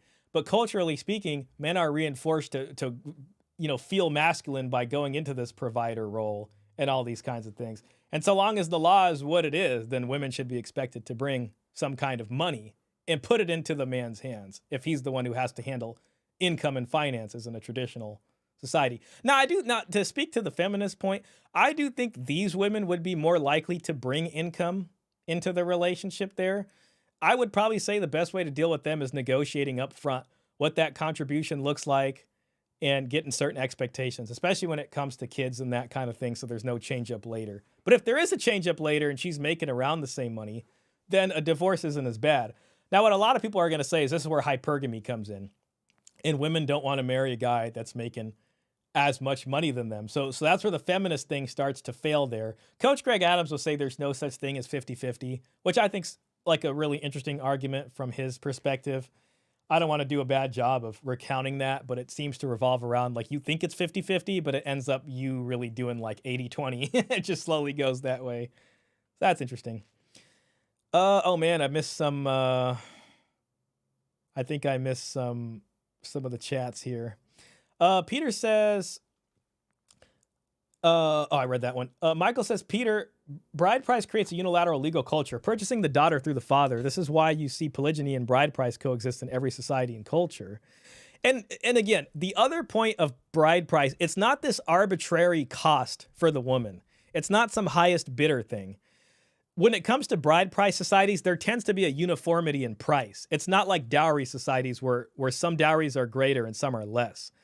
And the point of the bride price is to compensate the other family because they're losing somebody that helps their family and that provides value to their family. So they take that same amount. And since that same amount is enough to replace that member of their family with another family, that fund circulates through the community and you get this kind of swap of individuals. So daughter goes here, they get the bride price, they get another daughter from another family for one of the sons in their family. And then it just kind of circles around like that. And that restores the fitness of the family. Mr. Pitt says, glad to see the grid is still holding up. Yeah, thank you. I know, this is fantastic. We're an hour and 22 minutes in. Oh my God, and we're only 10 minutes in this. I talk a lot. Michael Sayan says, when a society practices bilateral marriage, both make promises vows. It allows the women to initiate a divorce. Women allowed to divorce dismantled polygyny and patriarchy. That is interesting. Michael says, if a woman is allowed to divorce, patriarchy can't truly exist. She can't always threaten to leave for emotional abuse. Well, that's where the sort of safety conversation comes. And I didn't feel safe. It's his job to make me feel safe. The Common Sensible says, feminism eliminates the expectations upon women in society while men have all their same expectations upon them. That really is the fundamental issue. So women are allowed, they don't understand that traditional roles have duties of both sides, and there are pros and cons to that to whatever gender. I mean, you can point to a lot of things in the past for men when it comes to abuse. It can be sexual abuse to male children. It could be slavery for men and women too. But all I'm saying is it's just like, it's not like women were sitting here and exclusively made to be all men's slaves. Men equally had no ability or say in society. Men were slaves. Men were put on the front line. Men had to do dangerous jobs. Men endured horrible kinds of abuse as children from the hands of others. You know what I mean? And it's just like a small percentage of powerful people are the ones that enable these kinds of things. I can get fighting against that. But to sit here and say it's all men's fault and that we're just trying to get on the level of all men is complete BS. It's complete and utter BS. Peter Wright says, the good thing about feminists, they earn their own money, but unfortunately they believe what's his is mine and what's mine is mine. There's your problem. That's where that nasty face of chivalry comes in. But at least they are not lazy like trad women. Yeah, I agree with that too. you know, at the very least, you kind of know what you're getting with the feminist women. Trad women tend to be undercover feminists, which is a huge problem. Michael Sand says, bride price was always regulated through the virgin bride price. This had to do with the cost of grape. Okay, that's interesting. Ahmed says, regarding your comment about men and women trying to escape the patriarchal gynocentric matrix, is gynocentrism the opposite of patriarchy? That's an interesting kind of thing. I guess you can say that. And when I say that, I'm talking about maybe the perceptions of each side to the other. So each side sees the opposite side as pedestalized above them based solely on their gender. And there might be truths in certain situations or certain aspects of that, but the sides they tend to ignore maybe has to do with duties. I think currently there's more of an argument to be made for a gynocentric world order, because there tends to be, women are in this place to where they can exercise sort of both options if they want to, especially as enabled from the law. I think a lot of that has to do with men kind of not negotiating right, because the law tends to be gender neutral on some things, right? Paternity and things like that, it can't be. But when it comes to finances, I think men are just doing a bad job of negotiating, at least for a lot of this, you know? And a lot of this bad negotiating happens at the top, you know? So if the men at the top negotiated better, maybe that would create a better sort of positive assertive matching. I think that's the term coming down if we were going to do monogamy. But, you know, I don't know if the guys at the top want to do that. I think they just want to sleep with as many women as they can and have fun and take advantage of it where they can. So on another side, you know, those guys do need to be wrestled back down somehow also. But, you know, I think there is this sort of pro and con on both sides, but currently women have like almost no duties, and it's the benefits of both, you know, where this patriarchy has largely been dismantled, at least in the legal world, like a lot, through feminism and through these changes. Peter Wright says, some argue that patriarchy is a form of gynocentrism. That's a good point too. And that's a fantastic point, especially patriarchy that's laden with romantic love, right? This sort of chivalric patriarchy. And women, tradwives will use this kind of chivalric patriarchal order against men to subdue men and say, well, you're supposed to do this. You know, you're supposed to open my door and do all these kinds of things, and you're supposed to provide, and you're supposed to pay my bills and change my tire and help me change the battery in my car and all these kinds of things. And then, you know, they don't want to freaking pick up a cup of tea for you once you finished it, or bring you one, or do these other things. Or they'll say, warm up your own food or something like, or serve yourself. You could serve yourself. So men have to do, you know, men are expected to do all these things, but then when it comes time, when we're in the house and women need to start doing things, they do a bad job of that. That's just how I view it. Yeah, can I circle back to something you said earlier? So a lot of this, they're bigger than us. And it's true, men on average are far bigger than women. But I don't see how that goes into like how— Man, I was going to make a fat joke, but I didn't. I didn't make the joke. Emotional someone is, or how these leadership skills that they have. That'd be on a hormonal level. No, but if that was the case, then why did God create so many women that are excellent attorneys, excellent doctors? It's almost— Well, I mean, she just said in general. You know what I mean? And I don't know if I think some of them can and are good, and that's fine. They can work and do that. I do think that's a little separate from leadership, though. You know what I mean? Are these women CEOs of medical companies or things like that? Do they want to be leaders in the household? You could make a great doctor. I think you can make a great lawyer and a lot of things like that. But you'll even hear a lot of women say, you know, like, I do all this stuff at work, and I want my man to lead and do all these kinds of things. So they're still looking from that kind of leadership quality for the guy. This guy might work at Taco Bell and have that leadership that she wants while she's an attorney.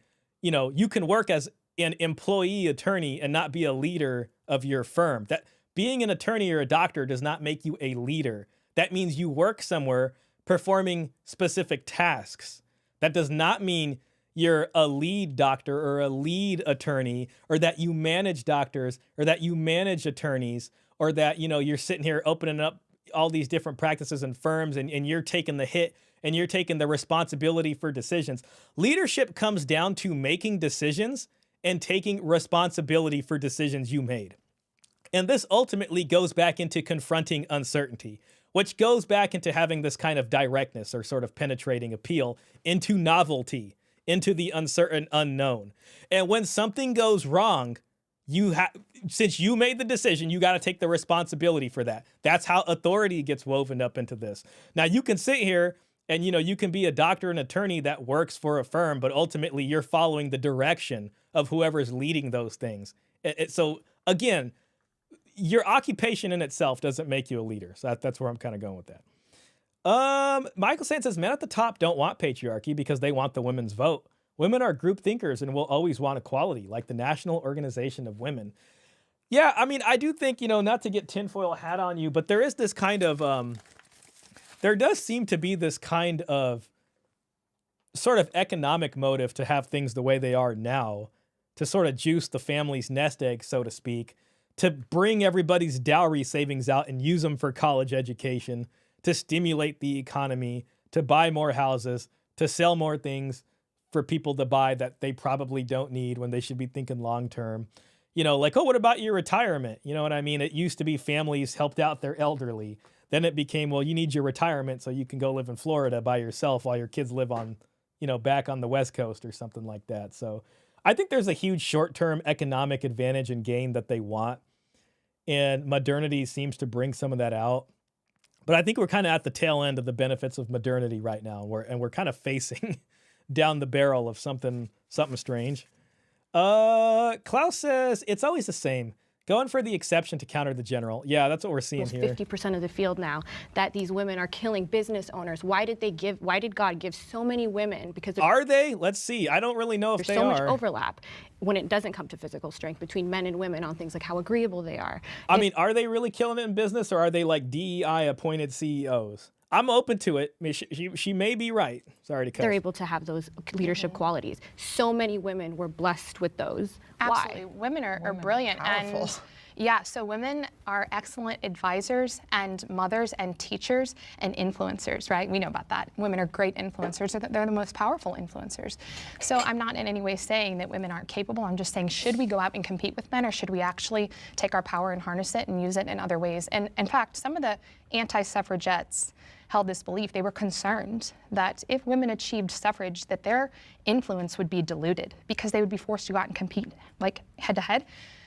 And they would kind of just lose that status as being admired as wise counsel in society. So like these females that are like pediatric surgeons, like some of the top in the field, you don't think they're doing as much of a service as if they were just to stay home and nurture? Well, I think they're putting themselves at a That's interesting. disadvantage too, because look at the wage gap. There does exist a wage gap, even if you have a really skilled like female surgeon and a male surgeon, and it's because biologically, like, they can't push and push and push themselves in the same way that a man can. So like, no, this is true. I disagree completely. I've seen women not only. It does sound like a lot of exceptions to the rule there, Klaus. Now they'll probably say, well, 50% of the women are in college now and all these kinds of things. Let's see here. Marxism created. It's from Michael. Marxism created no-fault divorce to get women in the workforce. Yeah, I mean, I think that's a huge aspect too. I don't even think that's just, sounds like it was created there. But I mean, as far as like capitalism wants the same thing. I mean, capitalism wants the labor force to be more robust, in that way. They want to be able to get more labor units, available and more work done and more money created and get people spending more money instead of saving money. They want growth. Common Sensible says a lot of women seem to have a difficulty understanding authority. Delegated authority and categorical statements. A king has authority. The bailiff has delegated authority from the king. That's a fantastic point there. Yeah, I see what you mean. I mean, it's not like, it's a difference in leadership, and it is a hierarchy. Like, yeah, a woman, even in a biblical sense, could have delegated authority in that way, and it is authority nonetheless, but it is part of an order. I like that. That's interesting. Michael says the government profits having women in the workforce, paying taxes and sending their children to public schools. Yeah, yeah, exactly. So again, all that stuff does is it takes away from the nest egg of families being able to save and plan for their children. I mean, it's great for colleges. So families want to send both of their kids over to what used to be saving for a dowry, is saving for your kid's college fund. And, it's interesting when you look at how much money it costs. I mean, they could be spending almost $200,000 100,000 depending on where they go. And if they stay in dorms and stuff like that, trying to get them to college and depending on how much school they go to. So, you know, and this all goes into how different things are now. And that's why when it comes to like, well, you know, we got to go back to this, I don't really see that happening so long as we have this kind of culture and this kind of technology, this kind of economics, unless something kind of hits a crash point, you know. So we'll see what happens and, you know, going forward. Women usually meet expectations, they exceed them in a lot of situations. And I don't think that you can say, like, there's so many... mean, when men hit that doesn't mean anything because men exceed expectations all the time. Men create new expectations that you never heard of before. So this isn't, you know, I get what she's saying. Okay, well, women can do these things. They could do a decent job. But there's also plenty of examples of them not doing a good job. Even when you look at like cops or certain jobs like that really require, you know, this kind of confrontation and these kinds of things. And even jobs that aren't like that, sometimes there could be a complete disaster, you know, and you hear that like highlighted from the other side, so to speak, when it comes to these kind of DEI stuff, putting people where they should not be. And again, if all this stuff is true, why the hell do you need feminism to get women in places where they weren't before? Why couldn't it be completely merit-based if women are so good at doing these things? So, I mean, if it's merit or if it's them sort of complaining about it until they get put in these sort of situations is a question. Women who have just been so much far greater than their male counterparts in almost in what? In a lot of situations. In school, education. School, in science, in all of these places where women are coming to the... I just don't know if that's true. I'm sure you could find some remarkable women. I mean, I've met plenty of intelligent women in my life. But when it comes to certain breakthroughs, like, I don't know, maybe you could say it's equal, I guess, if I wanted to be charitable. Forefront and like doing their jobs and doing them well. They've not only exceeded, but they've had to work twice as hard. Oh, God. And why do they have to work twice as hard? Because of the patriarchy. Because it's twice as hard for them. It's not twice as hard for them. Our bodies, like, we are built that we are constantly working. I'm working right now because my body's getting ready to ovulate, right? Whereas men don't work in that same way. Like, my body is always working harder than a man's body. I will say that. We are working harder because our bodies are built to do something that a man could never do. Do you believe that then the wife should lead the family? No, I think that... I agree with her that it's a partnership, like that a man should never be thought of as the final decision, as that how he is suddenly able to lead and know everything and know all, and then she is just here to, I don't know, serve. Yeah. It's probably all about risk mitigation, like when you think about it. You know what I mean? Ultimately, authority is delegated to who's taking the bigger risk when it comes to a decision. I guess like a sort of primitive example of this is, you know, kind of stuff you hear some of these even, I don't know, hyper guru alpha males talk about, like the decision to go like home. If it's the man's job to protect her or something, and it's like, no, we're not going to take this way home, we're going to take that way home. Because if it's my job to protect you, then I'm going to go the way that I think is the safest way to go. Or, you know, like, I'll find myself in that kind of situation too. You know what I mean? Like, you can be out walking with someone, let's say somebody you're dating or something, a girlfriend, and you might see something on your pathway that you would choose not to interact with because there's a certain risk mitigation factor there.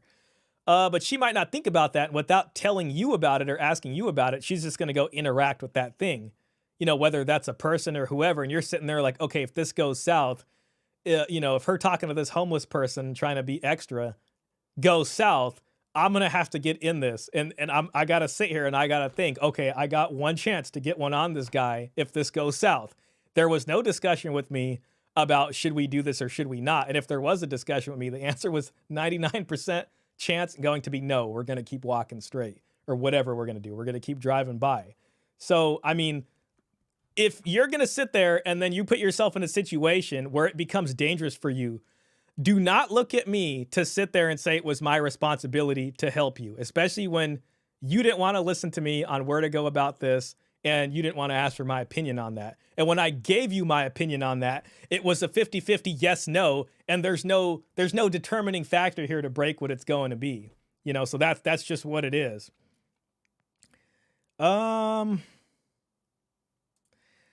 Michael says women are under the curse. The punishment is man will always rule over women in society, marriage, and religion. That's interesting. I think probably from a maybe a sort of the fall of man sort of discussion. The common sensible ovulation means you work harder. All right, well, blue balls makes me work harder than her. What does that even mean? Yeah, I know. Well, that's the thing, and it's like both sides kind of have these things that probably sound really weird to us as guys, that what they're talking about, We believe people should be looked at as individuals and not based on their gender. So there could be areas of expertise that my partner is better equipped for, and there are areas of expertise I am better equipped for. Right. And to your earlier point, like, it's like women didn't have advantages for so long, and now we're seeing this shift where like boys need our help, because as soon as you let women into education, we started surpassing them, and our wages have gone up and up and up. Let women into education, could you clarify that? No, I'm saying as soon as we started pushing for like women to get into STEM, and we started doing this push to get women educated, we not only met the same standard that men were operating at, we exceeded it, and now women are outperforming men in almost all like exams. I don't think people should do anything. I think people can do anything. I don't think there should be any societal expectation on any person, man or woman. I think that you can go and do whatever you want, and I can go and do whatever I want. And I don't think you should tell me what I should do, and I should tell you what you should do. Hey, before we go any further... Okay, so they're about freedom. We got to get past this guy. All right, next question. Women are happier post-feminism. That's interesting. Post-feminism. I guess. Oh, okay, that's interesting. Oh, yeah, she did kind of come off as the undercover feminist in it all, so she's here on this side. Okay, so I think the first thing is that I think a lot of people in general are less happy now, and that could be for a multitude of reasons. I know a lot of people say, oh, it's because of feminism that women are less happy, but just because A happened before B does not mean A caused B, right? We have less communities, social media, it's easier to compare, everyone says... I think it's a tough question to answer, too, only because I wonder if you can actually quantify how happy people were back then. It seems that way, but I don't know. I think it's just a tough one for me in general. Comparison is the thief of joy. And if we look back at the more like trad times, women, there was something called like housewife syndrome that people would go to, and it was because, or people would be diagnosed with, which is that they were like basically developing levels of psychosis, and they would be doing a lot of drugs. People talk a lot now about how women are so medicated. Look back at all the benzos, the coke, everything they were doing in doses that they would never prescribe today just to make it through the day. So I do think that feminism has given us so much that now women have choice and they have freedom and autonomy, and just looking at overall trends of how happy people feel, I don't think gives an accurate picture on where women are and how they would have been. So she seems to be acknowledging that people in general are less happy nowadays. Maybe they got studies on that somewhere or some way of figuring it out, but it seems to be what she's saying. But she's still saying, I think she's kind of saying freedom of choice for everybody is something people would still prefer, but necessarily people are not as happy, I guess, is what she said. Yeah, I'm such a realist that, I don't know, I think happiness is such a... Yeah. Who cares? Honestly, it's like, I think in life we're supposed to be doing harm reduction and what's sustainable, and I think what we have now is there's less harm for us because we have more agency, and then sustainability, like we get to decide what we get to do so we can be more resilient and sustain onward. So, I mean, in my mind, that's my definition of happiness, because if you're just thinking about emotions and feelings, like that's gonna come and go. I wonder if the other side will kind of come in and say, well, happiness is kind of rooted in your belief in God and ability to do that and following God's commands, so to speak. And these folks here, they might say are coming from a more of a quote unquote selfish angle, or like, oh, well, you're just concerned about your own happiness. She's talking about, and Coach will always have that saying, the I'm not happy, and the I'm not happy destroys families, right? And it's like you being able to do what you want when it comes to this discussion of family and signing up for a marriage contract. That marriage contract is essentially meaningless nowadays, because the minute she wants to do what she wants to do and she wants to do what she wants to do, it's over. You know what I'm saying? And the family's destroyed. And that's that. So family definitely needs to be rethought of. I mean, if people want to live however they want to live individually, then that's really that's what you want to do. But when it comes to making a deal and making a promise and then going back on that because you're not happy, that's where the issue comes in. And then, I don't know. I think there's this understanding that somehow all these women were forced to be broodmares for certain men. But the fact is like, in the past, there's probably plenty of men who married women they didn't want to marry because their parents were like, do you see this deal? Do you see the size of the dowry coming out of this woman? You're not going to, are you crazy? Get married to this woman. The family demands it of you. So it's not just like women that were like, oh, I had to do this. The men equally were sitting here having to marry women. Nobody was allowed to indulge in romantic love. You know what I mean? Like, at least eventually it became that way. And then it got democratized and enabled by modernization and all these things. But people had to go against this kind of eros factor and think about what was best for their families. This wanting to do whatever I want all of the time, I think kind of goes into more of this pursuit of eros and stuff like that. And we tend to see that that's good for short-term engagements, or, there's a pleasure principle there. But for long-term things, it tends to be an issue.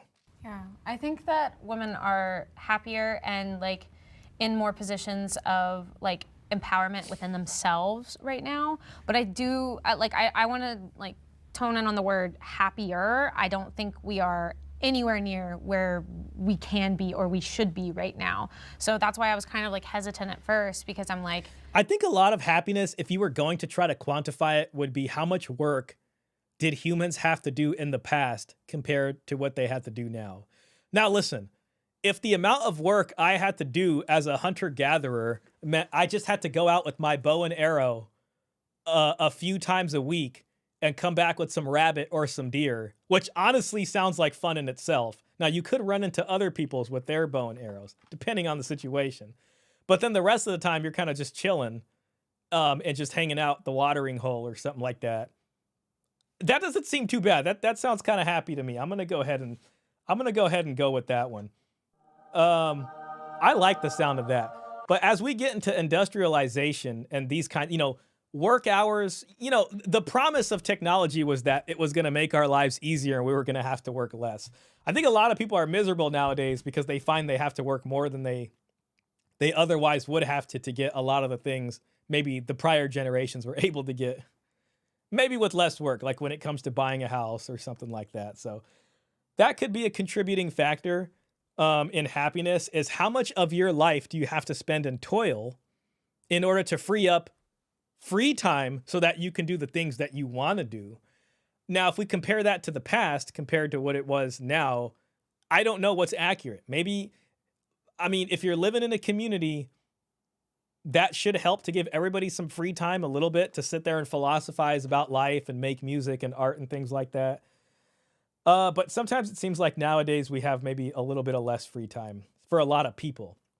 And even in the past, what they did is they had straight up an enslaved class. They would go make war, enslave people, have them do all the toil work.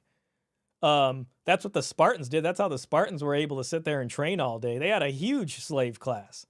You know what I mean? So it's just like, when you live in a world of freedom, one thing you have to sit here and figure out is how much toil do I have to do to free up a necessary amount of free time to be able to do work on things that I want to work on. So I think that could be a way to kind of look at maybe average happiness or something, if I was going to try to find a way.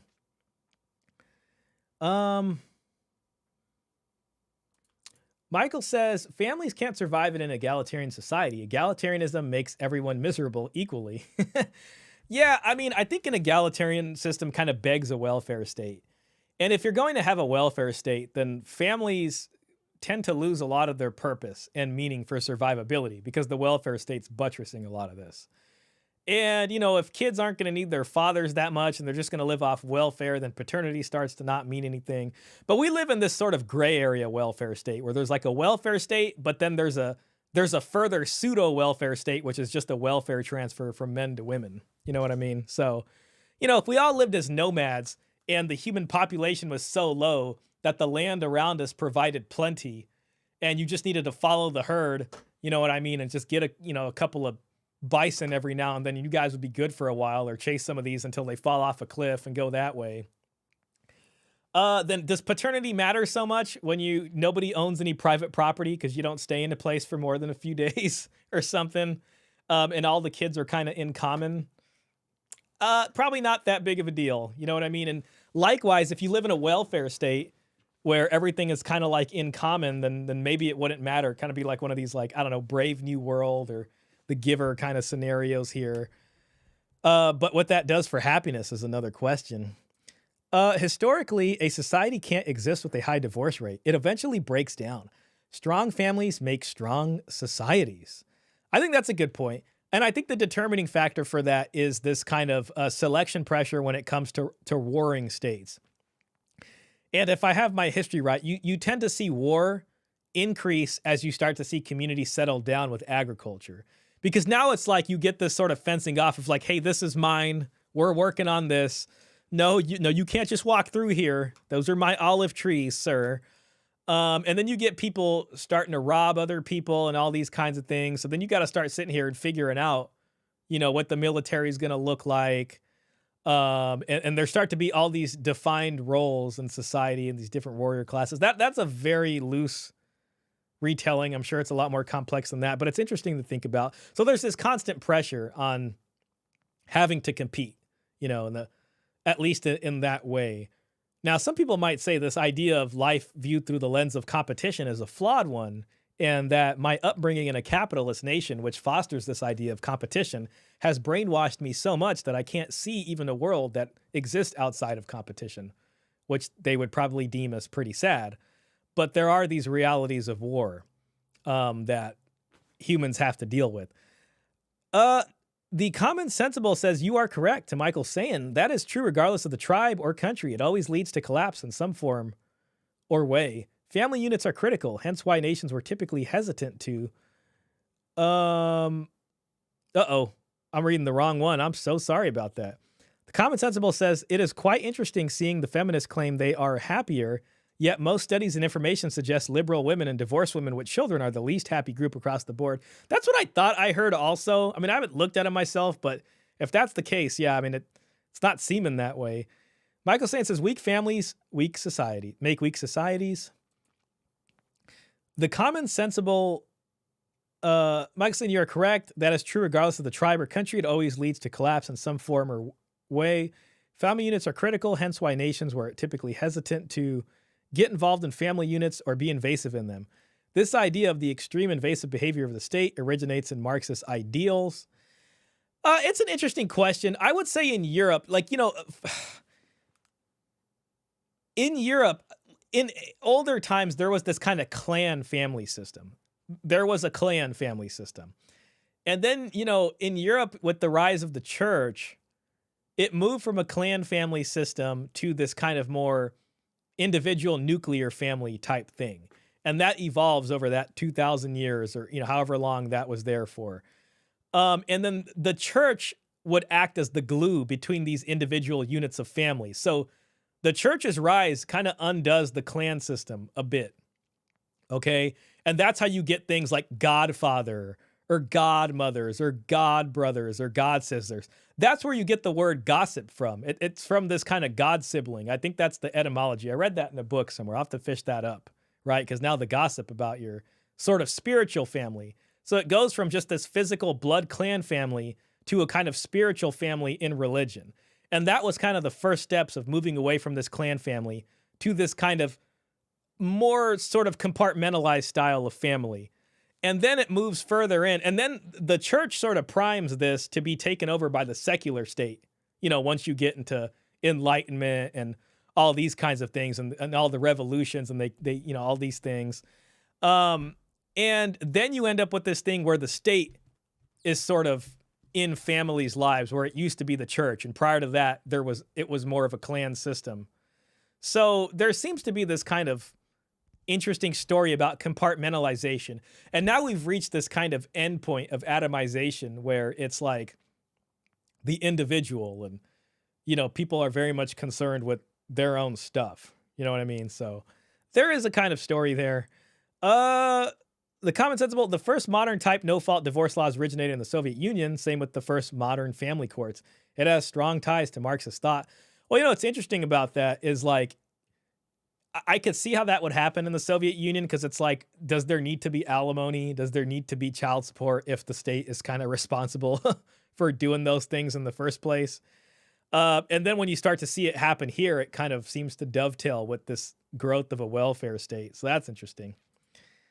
Well, we are happier. We are definitely happier than we used to be. But is she right? Like, we are still in danger in this life in many different ways, and that makes me scared. The danger is not going away. I'm sorry. As a woman, and I just don't see happiest coming anytime soon. Happiness is a very difficult thing to measure. Yeah. Like, I agree with her on that. It's a very difficult thing to measure. Very difficult to measure. So it's like, and happiness is not necessarily the same thing as overall well-being. Right. Yeah. So there's so many moving parts, so many factors that are involved. But I do think the fact that women now are not forced into a box and put in situations like financial dependence is a big risk factor for like all forms of abuse. Yeah. And so a lot of women now having the autonomy, the ability to have their own money, to be able to take care of themselves, I think puts women better off overall, being able to pursue. Hey, listen, shout out, you got your own money, but you better get used to paying for things too. That's the main thing. If this marriage thing is gonna happen, you better bring some money. Now, I think she does have plenty of money from all that OnlyFans she's doing, so she might be able to negotiate a marriage with somebody and bring in a decent dowry and say, listen, I'm gonna put 1.3 million on this. Yes, I do have an OnlyFans. That's gonna be something you need to deal with, but I am coming in with 1.3 million to set up the new household. And then people could think about that. Their dreams and passions. It's really hard, though, to look at a society, economics, all of that, and be like, oh, are people happier now or back then? You know, it's hard. Yeah. I think I stepped forward because I got to vote last week. That was pretty powerful. Yeah. I bought a house very young after university. That's pretty powerful. I think Interesting. So she bought a house. I wonder when she got married if her and the husband live in the house that she bought.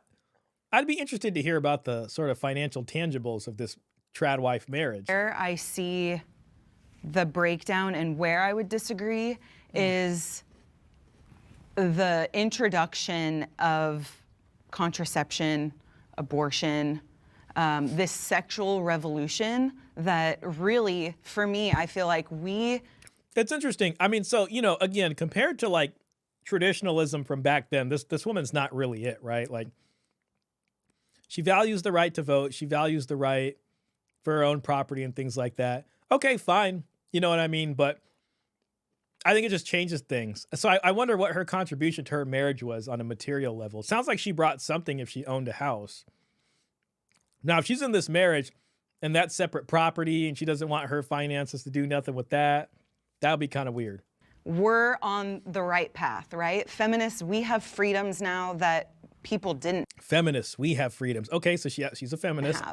But the over-medication, I'm like, the fact and introduction of birth control, what it does to our hormones, what it does to our mental health is not better off. What abortion does to a woman mentally, physically, emotionally is not leaving women better off. So did I think that the feminists were on the right track? Yes. Did I think this free sex, I can go on and live like a man and take all the responsibility and assume all the risk? I don't actually think that left women better off. I think modern day feminism is pretty dangerous for women, in my opinion. I think the physical and mental effects that abortion has on a woman's physical body. Don't you think having kids also takes a toll on the body? Like I was gonna say, I feel like not having access to that medical care that I need makes me feel less safe than having it. So I feel like currently right now, like I wanted to have a baby within the next few years.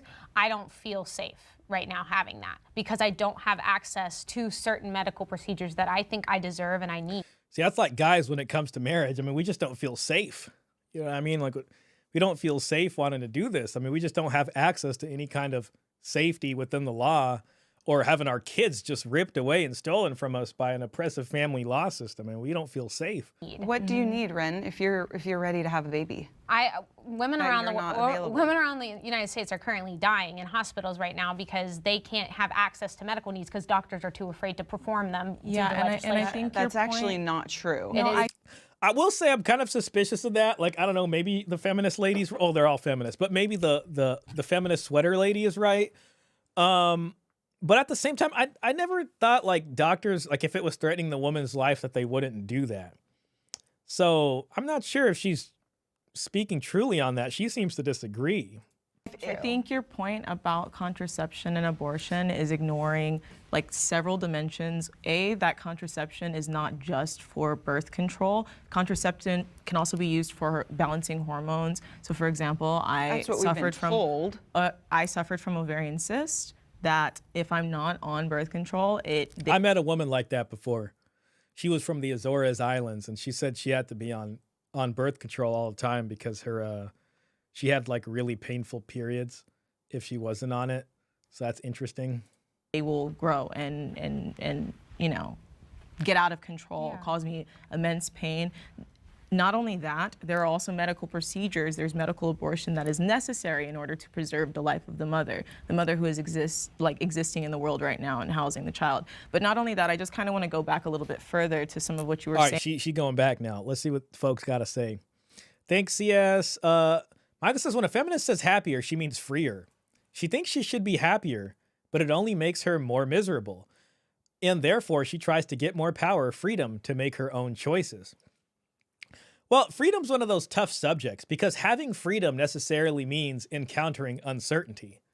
And it means you need to have the ability to make decisions and choices. Otherwise, you will be kind of miserable trying to figure out what to do with yourself. And this becomes an issue. And then that's where people tend to kind of look for some kind of cave or something to live in or a kind of certainty. And for the second half of what you're saying there, you're saying they tend to look for more freedom, but I think what they tend to look for is more safety nets.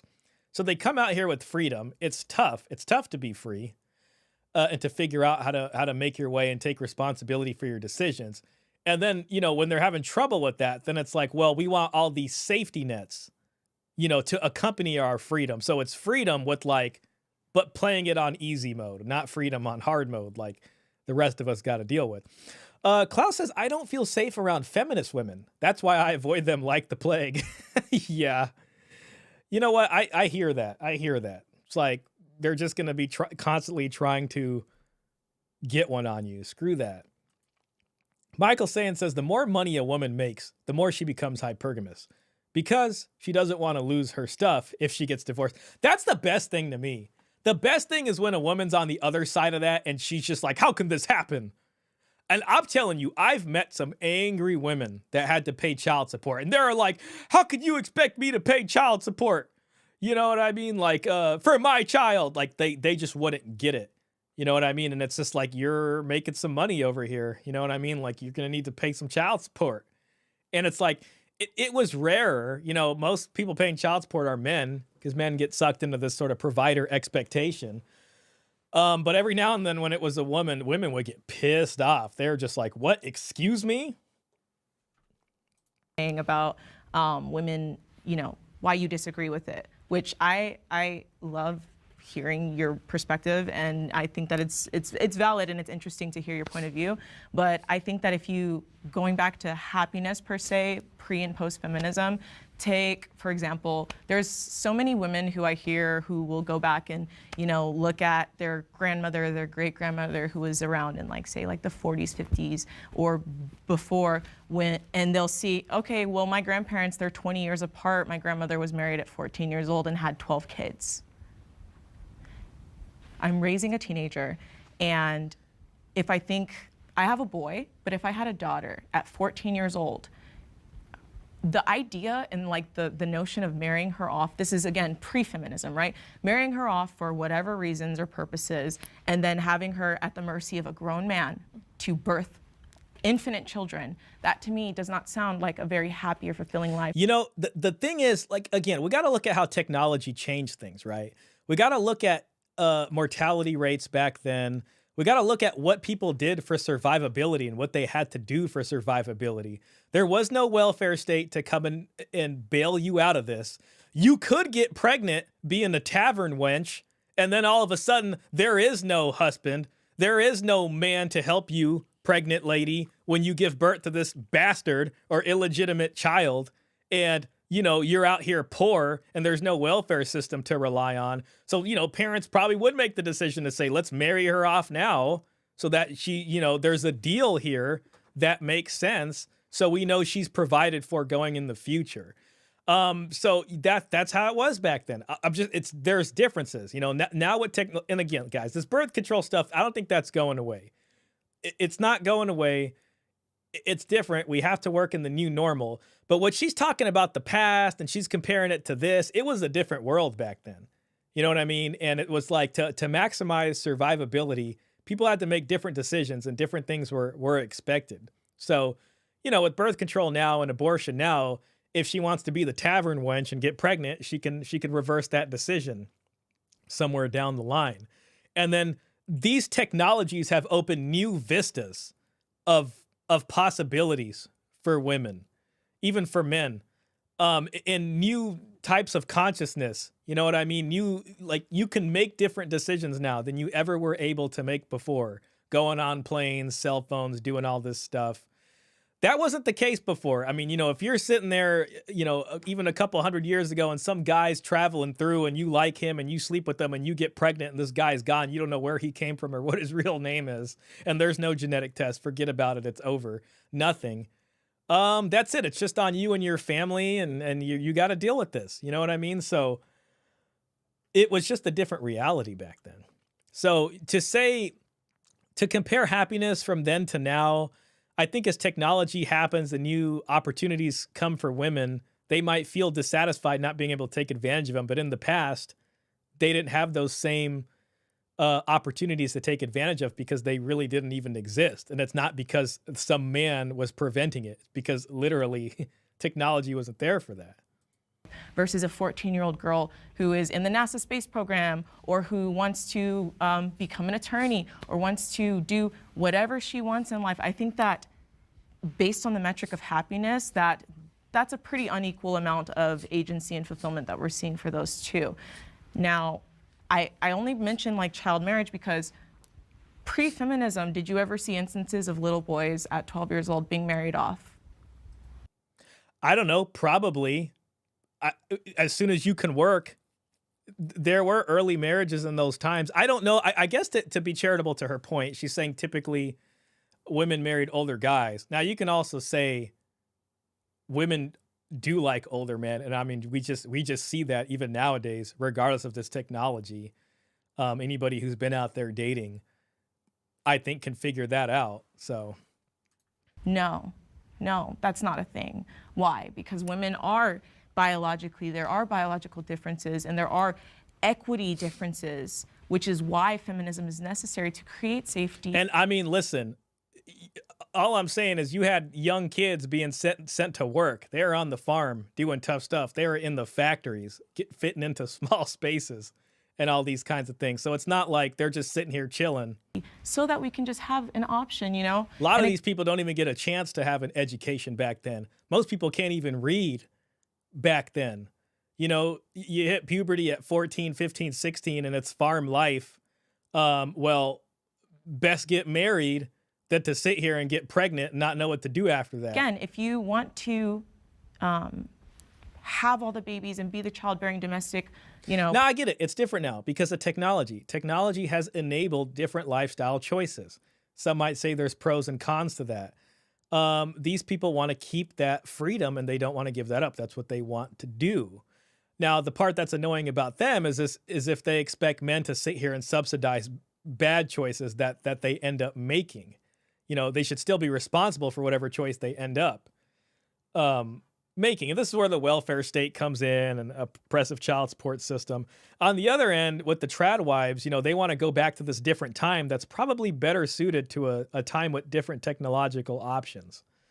And that's just, whether that's good or bad, I think it's incredibly unlikely, which is where I tend to take the opinion of we have to deal with what we have in front of us and figure out a better way forward. Partner to your husband, that's totally... And where other folks might take the opinion of this is all going down, there's no saving it. It's over. Fine, but for the little girl who wants to be a doctor when she grows up and doesn't necessarily want to play with dolls or doesn't necessarily want to, you know, just be a nurturer or just be within the home. I think that she should have the ability to. I mean, look at how different all of us are. Imagine all of us being forced to do the same thing and be the same person. We're so different. Just because we're women, like you said, doesn't mean we're the same. And I think choice does help with people being able to live lives conducive to their happiness. Gentlemen, I just want to say we're 23 minutes into this. It's an hour and 23 minutes. I don't really feel like there's any groundbreaking stuff going on here. I'm just going to put that out there. I think we'll listen to this for a bit more, and then we'll fly over to India, see what's going on there. And then we might finish it off with that What is True Masculinity video from that one guy who regrets not having kids that we watched last week.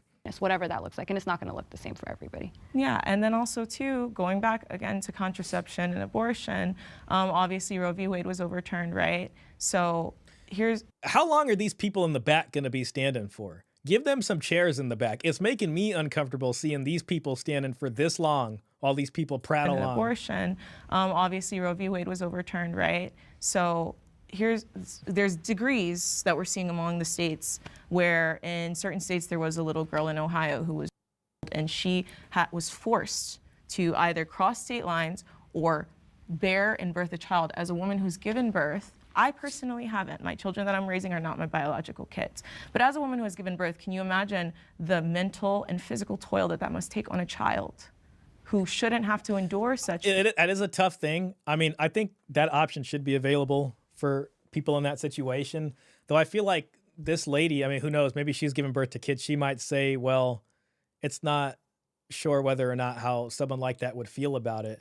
Though, I don't know, me personally, I could see the option being given to them if they don't want to have to deal with that. Things. And to me, that again, is something that feminism is seeking to kind of dismantle and protect, is the need for women to feel unsafe in the world.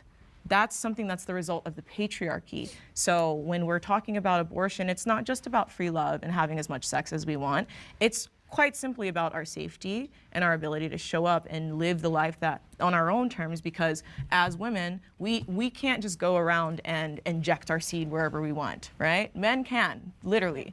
But if a woman is... No, we can't. We can't do that without major consequences to our life. Like, I don't know where she's getting that from, but the system comes down pretty hard on us for that. Or violated or assaulted. And then once that happens, we got no choice over what happens next. And what are her options? Is she forced to carry the child of her assaulter, of her... And if so, do you think that would make a good father to such a child? I don't think so. So would you say that abortion through all 40 plus weeks do you want access to that? I personally, I don't think that, I think it's all contextual, truly, and I don't think that, as human beings, I don't think that we have quite yet scientifically figured out where that line of life begins, where that line of viability. Would you be okay with that? Would I personally? No, that's not something that I personally would choose for myself. No. Oh, God, let me just get in with the comments real quick. Feminists are not interested in safety. They want shared power, unlimited power. The Sith Lord. Only a Sith deals in absolutes. Michael Sand says, feminists want a strong, powerful government. Government becomes the enforcer of their power and their safety net if they fall. They love the welfare state. Yeah, there's the welfare state, and that's essentially just a transfer mechanism between men to women to enable women's freedom and decisions. Klaus says, and again, citing the very, very rare exception. Yeah, exactly. That's what this all relies on. I mean, again, I don't know if the stuff they're bringing up is true. Maybe it is in some states. Maybe Ohio went on it like that. You know what I mean? But yeah, so, again, it's one thing to cite this stuff, but then when it comes to making things fair for men in a situation, it's like, no. And I think what they really do is they look at men as grapists. You know what I mean? It's like they look at all the men in the past as no better than that grapist in this abortion example that they're giving. And I think they're steeped in a kind of demonization of men, so they won't take it seriously. And it's just money and utility for men, and that's what it's going to be. Which is, I'll admit, that's a negative outlook coming from me, which I hate. I don't want it to be that way. But the other woman here will talk about how, you know, oh, women are outperforming men and they're doing that. But it's like, okay, if that's the case, then, I mean, I think we need to start talking about men. And we may start hearing that, especially after the last election. We might start hearing both parties try to cater to men in the next one. We got Gavin Newsom over here starting a podcast trying to figure out what's going on. This discussion is disingenuous. I'll tell you this, so far nothing groundbreaking's come out of this. I say we just have a little bit more fun with it, but yeah, we can probably just get to the comments and not so long and then see what's going on for the rest of the stuff. So maybe we'll finish this segment, see what the next one is, and then kind of go from there. Woman wants to go through pregnancy and then get it out of me, you know? But it happens. No, not electively. Third trimester abortions are very much only in cases of emergency. And specific situations such as viability. There are still 8 states and Washington, D.C. where you can get an abortion at any gestational age. For emergencies, because there's but it's not happening because of emergency. Abortion is an umbrella term. What percentage of late term, like 9-month abortions are happening because the mom decided at 9 months they don't want it anymore? That doesn't matter. If it does matter because she can go in and say that this child is going. Yeah, so now it's exception case against exception case. And I mean, if they're going to say their other exception doesn't matter and that their exception should determine the rule, then her exception can carry as much weight. To cause me mental health risks. That can be medically necessary for the that's mom. happening. But wait. Even if it's not happening all the time, let's say it happens to one woman, is that okay? No, but that's 40 plus weeks. It's also not okay for that. So I don't like to usually talk about like the exceptions of like. They just did that. She said nothing about that. Or not. Klaus pointed it out. Legend. Those are so much of the outskirts. We don't have to talk about that. Let's just say if it happens one time. Most of the abortions happen very early on in the pregnancy. So to go to the extreme and say like, oh, at 9 months, and it's not happening. Women are not choosing. So are you not comfortable saying? No, think abortion 41 weeks. I think it should be outlawed except for in cases of health, when there's a health risk to the mother. I agree with you. I'm on board with you, but I just don't think that turning the topic into this thing that really isn't happening unless typically it's something that's in emergency cases. There's never an emergency to murder a child. Nobody's going in there and saying, hey, murder my child. People are going in there because there is some. That's the standard debate we see, whether it's murder or not. Now that late term of it, yeah, I can see that being closer to murder. You know, with the grape case, if it's very early on, you know, I'll be a moderate on that one, and I can say that can be available for them. That's me personally. So I could see that being a different kind of deal there than someone walking in late.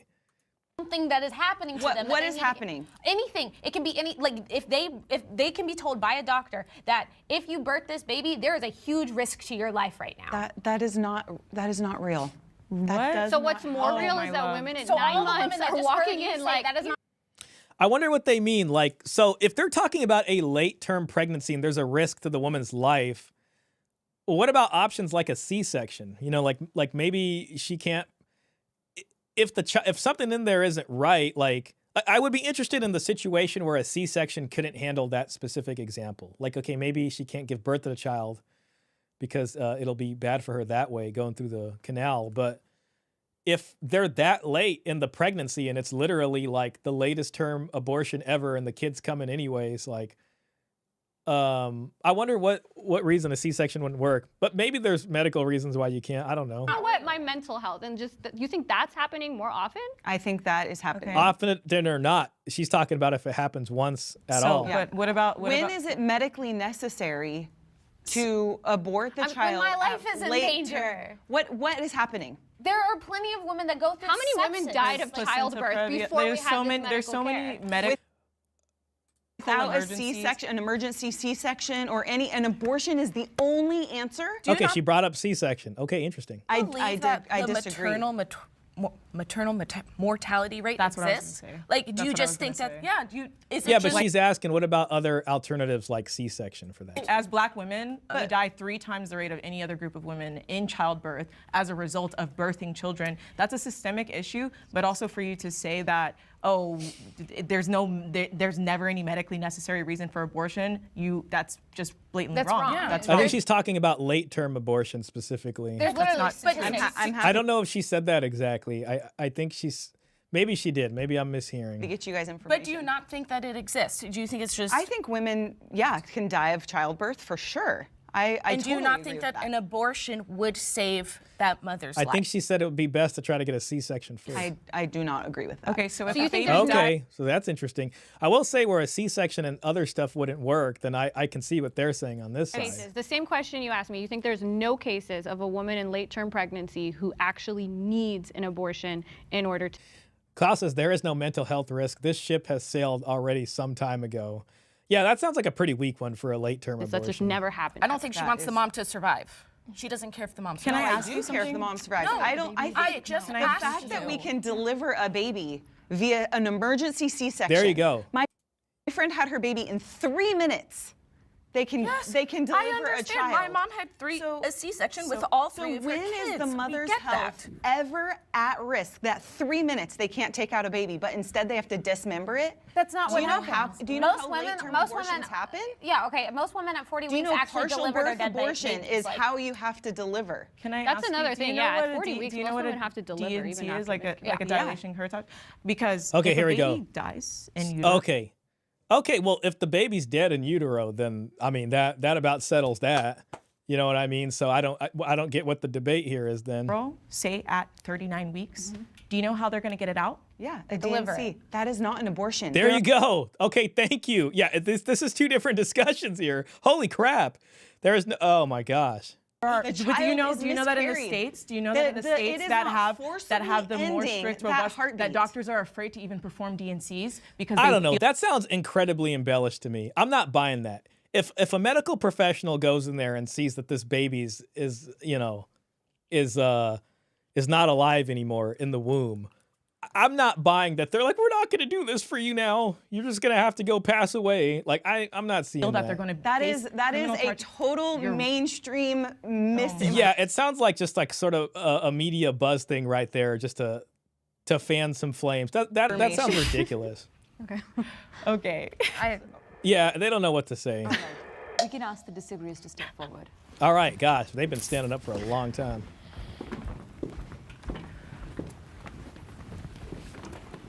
I got a little heated. I want to touch back on the prompt of women being happier. I think that statistically women are more stressed now than they were prior to feminism. And statistics show that the higher a woman experiences stress, the more likely she is to be anxious and depressed. So I'm coming from this from like a basic standpoint of the facts are women are more stressed than they were prior because they're still expected to be a mom, be a wife, cook, clean, and take care of the house.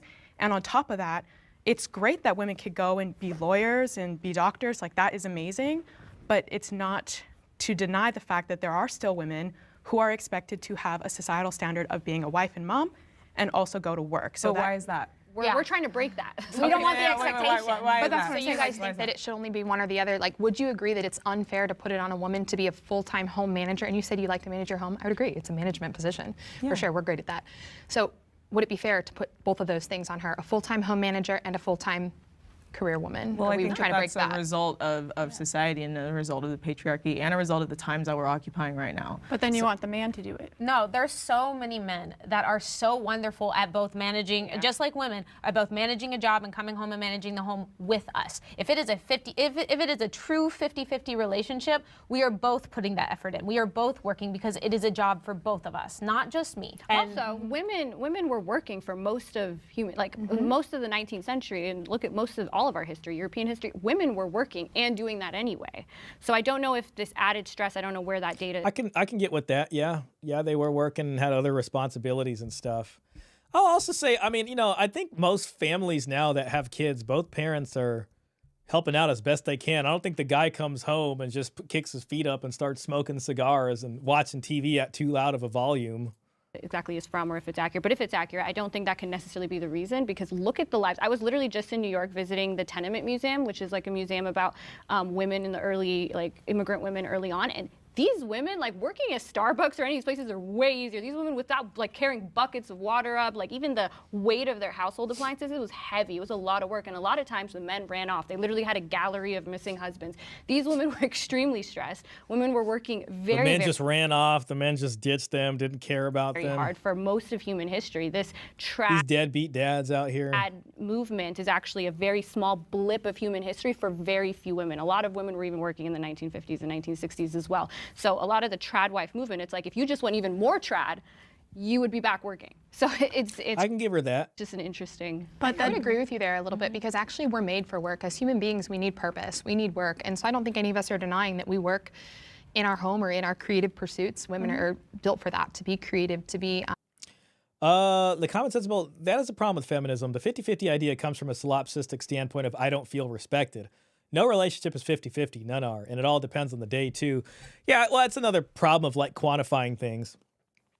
You know, because you could sit here and find reasons to make it feel like it's unfair, or oh, you should be doing this or you should be doing that. And then there's a lot of things that men do that is separate from their job at work that, you know, is household labor and things like that, and fixing things, maintaining things.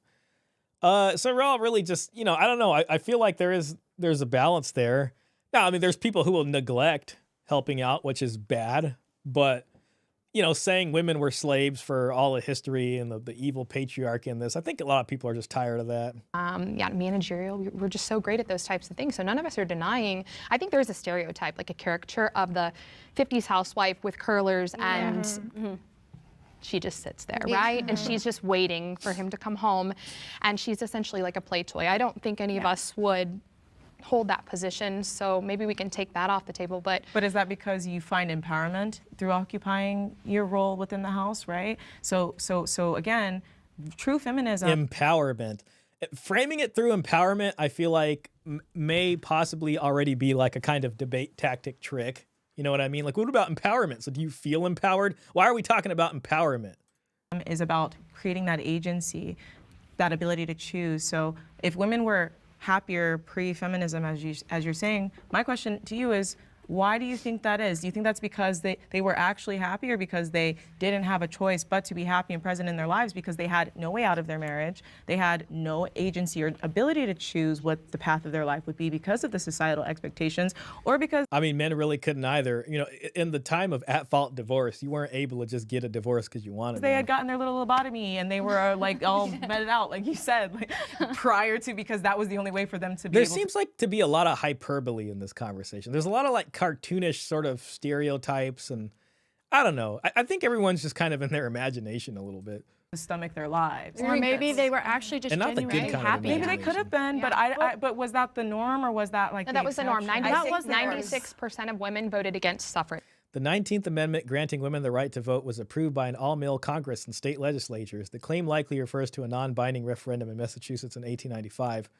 where a majority of women who participated voted against suffrage. It is true that some women actively campaigned against suffrage during that era. 96%. It was a fringe idea that was pushed onto Which women though? Which women though? Which women though? American women. American or? American women. Or American citizens. American or? American women. No. American women. What the hell is she trying to say? I think I don't know if they cut that out or if she just was not, you know, actually speaking, but just kind of lipping it. There's a so you're saying that black women want to be pushed into the workforce? We've been in the workforce. I'm saying that the black women are at the Tradwives movement forefront was happening. of the feminist movement, and that's the thing that right, kind and of is creating missing this from state entitlement program where we, you know, reward the breakup of the family. Oh, here's the welfare state. Okay, let's see what Tradwife has to say about welfare with state. all of these entitlement programs, it's harmed black families the most. Actually, if you look back, you know, black families were doing better than white families. Black men and women were married at higher rates than whites until the 1960s, according to the Census Bureau.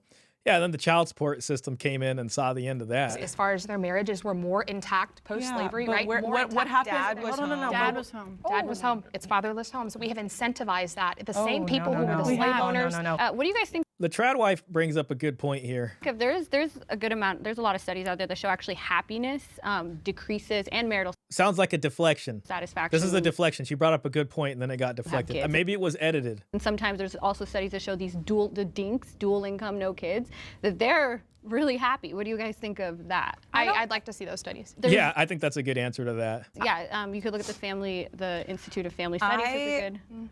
6 years ago, I would have been sitting with you guys. I think 6 years ago. Okay, that seems relatively recently. I, in university, was fed this boss babe. You can have it all. You can do it all. Go out, make as much money as you can. Do everything for yourself. Be lonely, medicated.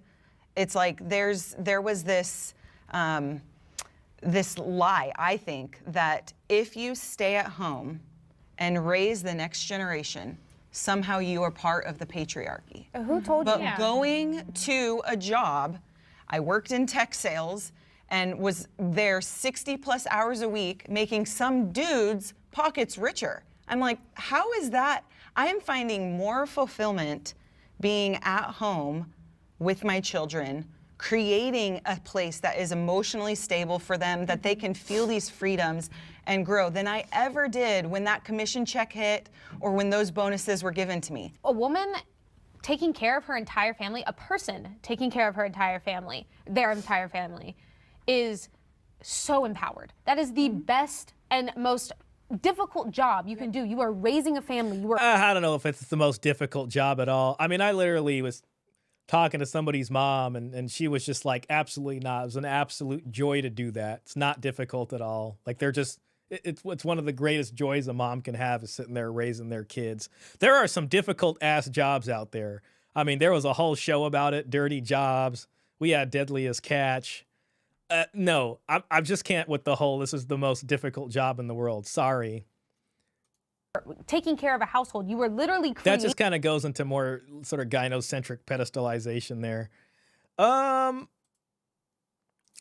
Sensible says that actually explains why that is the woman that is walking up for some of the feminist ideas.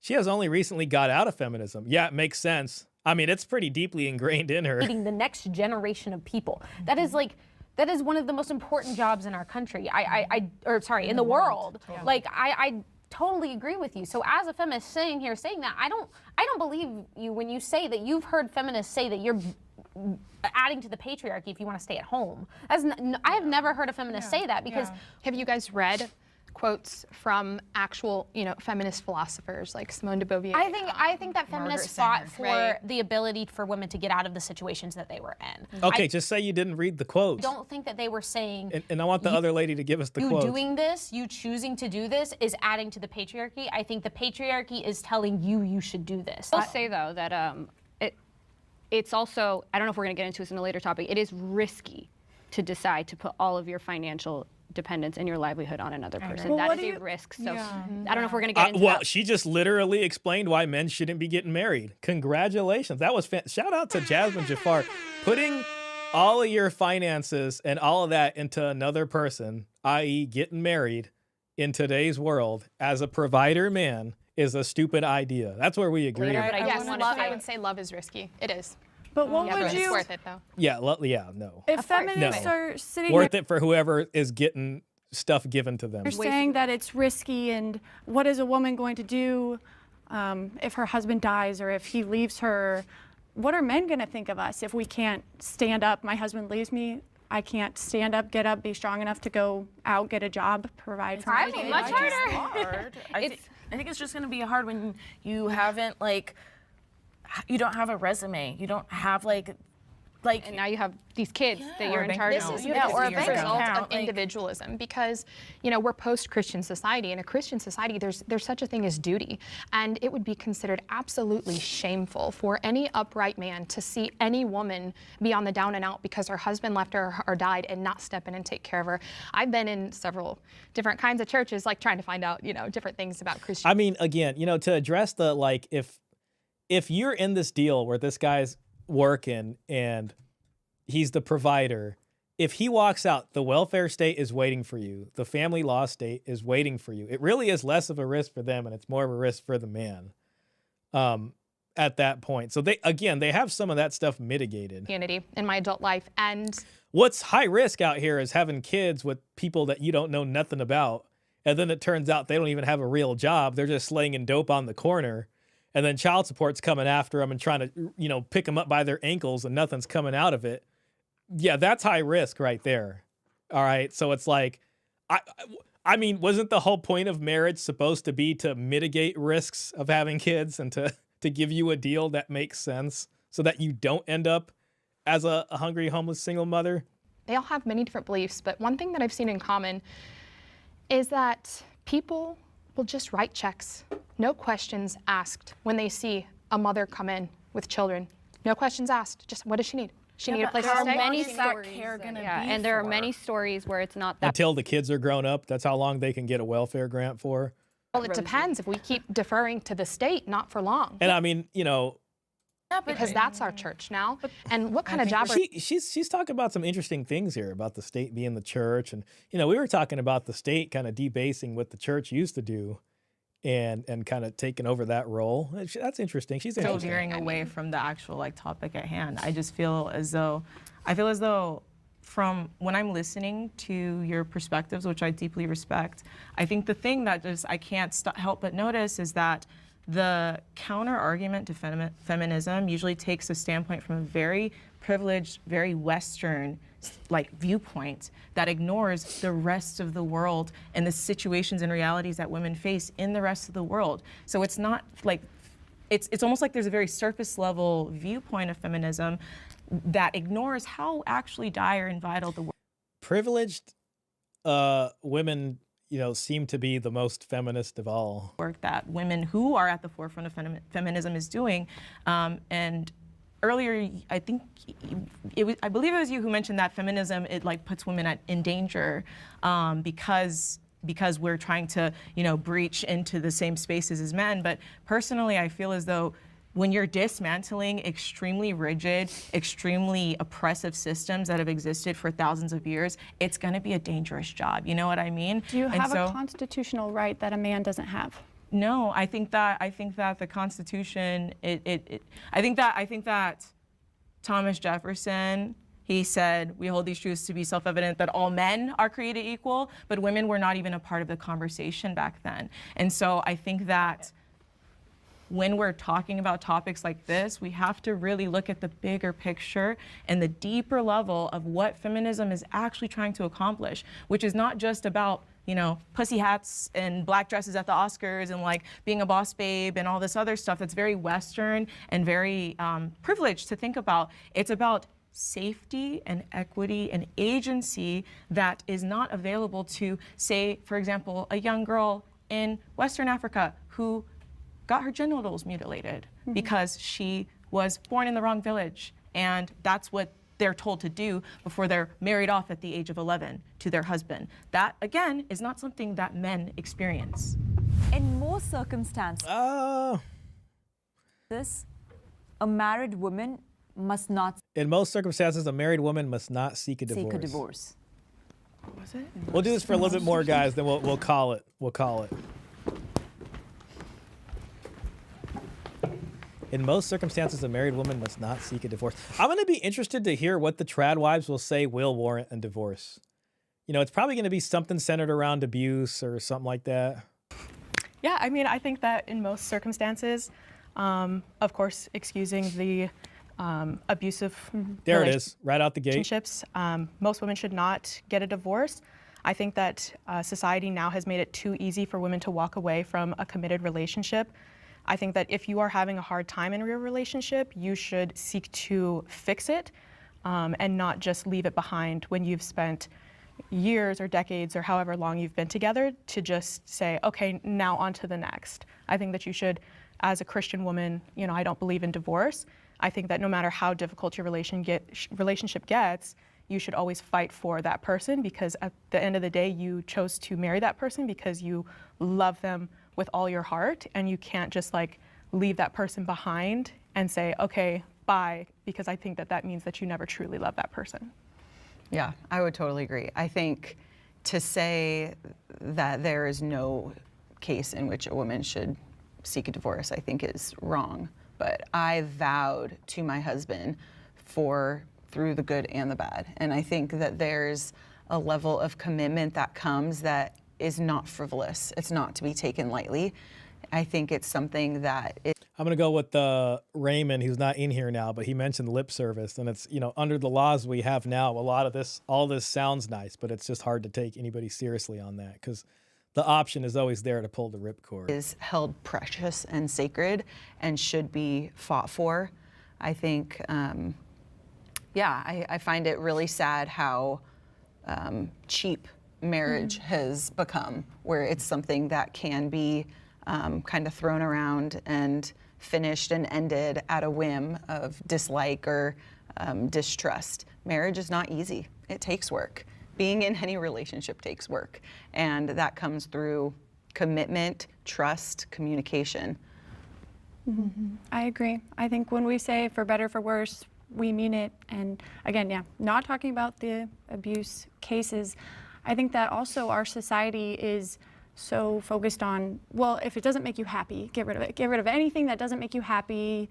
You do you. Oh, your husband did this. Oh, just divorce him, leave him. And then I also feel like women, especially in our society, are being pushed more towards being valued through what other men think. And put your body out there so that everyone can see you, because that's going to create the happiness inside of you. And your husband is just kind of keeping you down. He's oppressing you. That's not even what other men think. That's kind of what other women think. And they pressure women to do stuff like that from their own side. And I think that hurts. I think that the porn industry is hurting marriages the most. And I think that both men and women should value their marriage together, that it is a sacred bond. We have to disagree, step forward. I grew up in a Christian household, but every single one of my aunts and uncles got divorced. That's interesting. Oh, wow. Okay, so from her extended family, which is religious, all of them got divorced, damn. Or a lot of them. So I think prescribing Christianity as the savior to marriages is just a silly belief. And then I know, we all know that in this society, everything has been really disposable, and I don't think anyone would be advocating for that. But I think it's just disingenuous to believe that there aren't women. A lot, I feel like the majority of women really, really, really trying to make marriages work. Yeah, why are we blaming women? And nobody it? wants I don't think to we are. No, I don't think we are. So I don't think we just buy divorces off the shelves at Walmart. I think a divorce is one of the worst things that any married person could ever go through, and it's shameful still in this society. 100%, and also too. But even having the option to divorce is something that is the result of the work of feminists. I mean, listen, at fault existed and it had reasons for divorce. Cruelty and abuse was one of them. So I think feminists more so argue for no fault divorce, but there was a divorce contract that was, in my opinion, more fair, and there were legitimate reasons for a divorce to occur, but they didn't take those lightly. It wasn't some willy-nilly thing. I wonder if they'll bring up at fault versus no fault. You realize that, right? So for the woman who's being no fault divorce, let's correct that. Sure. Oh, beautiful. Okay, I mean, pretty much, we don't actually need the other people here. She's done most of the work. Okay, right. Whatever. So for the no, that's not whatever. There's a huge distinction between at fault and no fault. And woman who's being battered by her husband. Sorry, for the woman that existed in at fault too. Cruelty and abuse. Who's being battered by her husband. That would be a fault divorce. Yes, that would be a fault divorce. Okay, 100 years ago, she has no fail-safe for her life, for her safety, and for her agency. This is where they just can't handle freedom, because there has to be safety net upon safety net upon safety net. So now, at the very least, it needs women to be are subsidized. able to initiate a divorce if they see their partner as someone who they no longer want to be with for any reason. And I think that, again, for any reason, for me, it's all about whatever the woman's choice or the person's choice is, that's between them and themselves and their partner. And the state. Don't forget the state that's in there. I don't think that divorce should be prescribed or deduced to something that's just done left and right because women now have the ability to. We do know that statistically women are the ones who initiate majority of divorces, and that's, in my opinion, that's just simply because men will just stay in a toxic or an unfit situation rather than actually remedying Still the men's fault. it, and women will actually take charge and leave if they need to, or if they feel that's the option to. So yeah, also a lot of And because a lot of times men are going to be the ones on the short end of the stick there. Now let's see what this lawyer has got to say about it. times they need to do that because the men left them high and dry and they have no income and they need to get those court proceedings going so that they can take care of their. So yeah, because the men left them high and dry. It's not because the women left or anything like that. The men abandoned them and refuses to pay for anything. Shame back to men who do that, and that's what we had 100 years ago. A man who up and ran off from his wife. This was scandalous. The church, the community, the extended family just wrapped her up and took those children in because we used to believe in duty. No, they to didn't. those around. That's what I was just telling you. Like Yes. that means, no, they didn't. These women then had to try to pick up. They had to try to like figure out what skills they could have because they had 4 children. And yes, you could go to the church, but those resources were. Yeah, the men just left them high and dry. I mean, listen again. Gentlemen, I mean, we're not getting away from this. This is what it's going to be. This is the new normal. This lady's way of life isn't going to come back and have, I mean, you know, it's not going to have any meaningful effect on, I think, on the enforcement mechanisms of all these things. This is what they believe. Men are always this kind of predator that's just there kind of using you up. It's funny because from the red pill side, we see men as being used as a utility by women. Women on their side see men using them as this utility, which is just this kind of broodmare sex object that, you know, are expected to cook for them and iron their clothes, and then they'll just abandon you, you know, as soon as they get the chance and not give you anything in this kind of predatory fashion. And then had 4 children. They had literally a gallery of missing husbands because there would be so many men who would pick up, go to work, and never come back. And that shame was not just at the expense of the man; it was at the woman who was left too. Outside of cases of like abuse, but like even cases like infidelity, all that, you guys think you should still stick it out with your. Depends on the context. What kind of infidelity we're talking about here? Like something severely deranged that you can't be around this person or have your children around them, then no, for your safety, you need to seek a civil divorce. But if it's something that you think could be worked through, then you need to work with, you know. So if he sleeps whatever. with another woman, but there's no threat to your, you think you should. You think you should. You ought to try to work that out. So in the Catholic context, you should. You should. There might be a warrant for like separation, maybe even indefinite. Like it's the. To what extent? To what extent was this going on, right? If your husband's cheating on you and he comes back and he's like, I messed up, I'm sorry, then I think that there's means to work it out. And the other side of this too with the trad wife is it's like, okay, so if he cheats on you, you should stay. But then if you cheat, you know, like if the woman cheats on him and let's say he finds out the kids aren't his, the law is going to compel him to keep taking care of those kids. That's one thing. And then if he wants to leave, it's still going to be a hit on him in a no-fault situation. At least in an at-fault situation, there would be an injury there. And then when they look at assets and how custody and stuff is going to look like, they would take that into account. Not anymore, though. So, like, this whole cheating thing is stupid because it's not equal on the other side. You know what I mean? So, I don't know. At the end of the day, listen, I really think men need to rethink this whole provider angle. A lot of these women are working. I think that's fantastic. I think they need to work harder. I think we need to encourage them to work harder and to bring some money to these marriages. And if they can't do that, then they should be shamed for that and called not real women. You know what I'm saying? So it's like you need to work out here. You need to make some money. And if your financial situation sucks, then no, you're not ready for marriage. It's just, it ain't for you. You got no plan and nobody's here to save you, and just deal with it. Klaus says, and here we are, choice of divorce without consequences and accountability. Exactly. The common sensible, the men left them high and dry. Exactly. He just left, and then he went to get a pack of cigarettes and he never came back. Anonymous says, frigid blondie gonna corral her simp.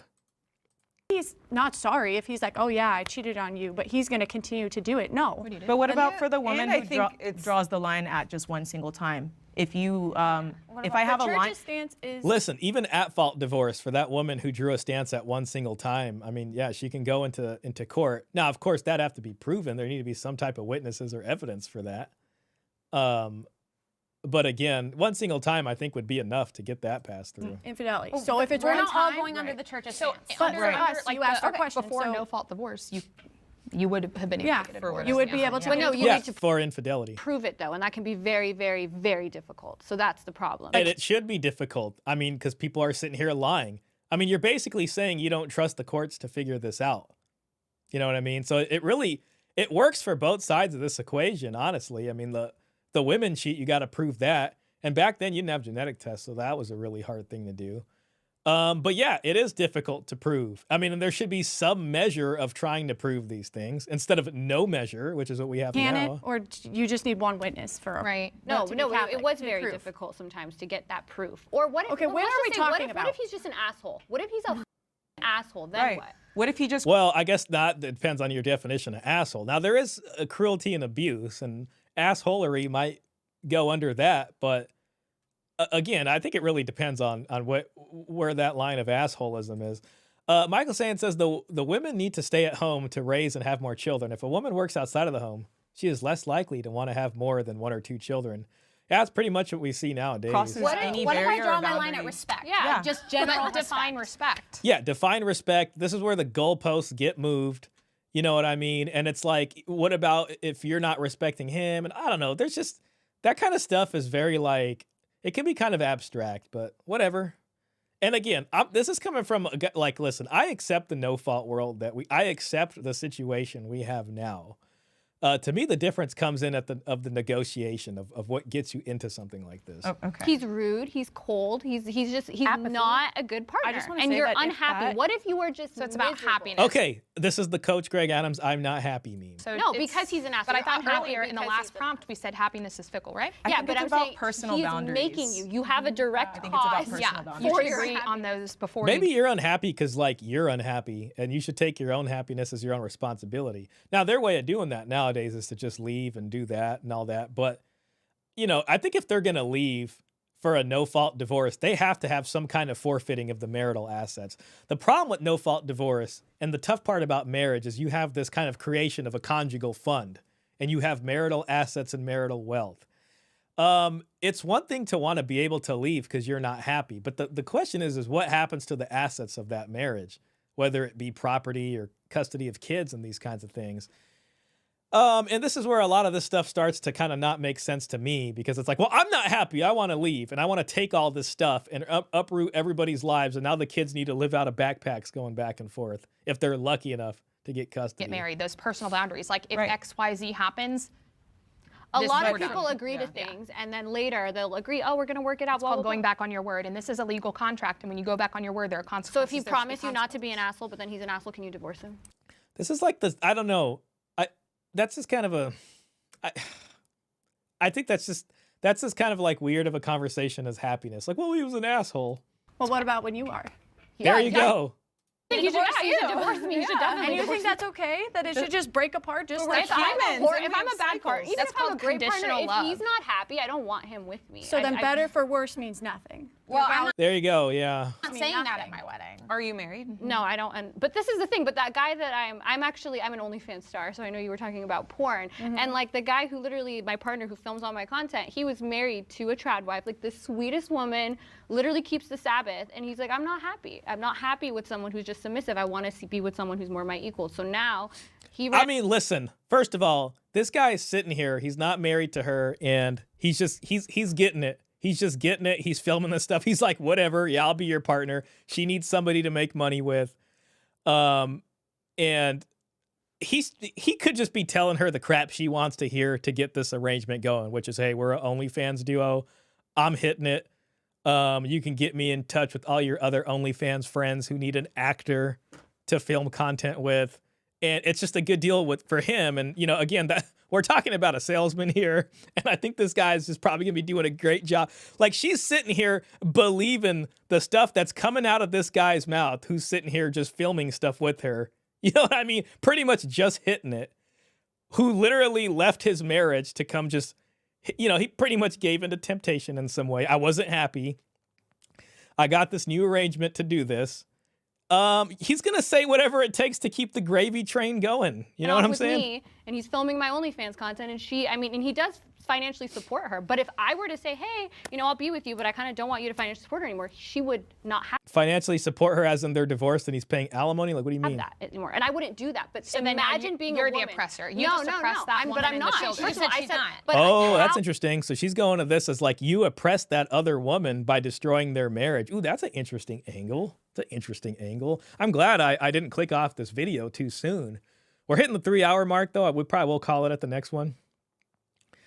I'm not happy equals I don't love you. Yep. The common sensible, what a joke. Feminist says divorce me if I'm an asshole. In reality, the feminist would say, I dare you. I will ruin your life and take everything from you. And without a doubt, she would cry foul. Very much so.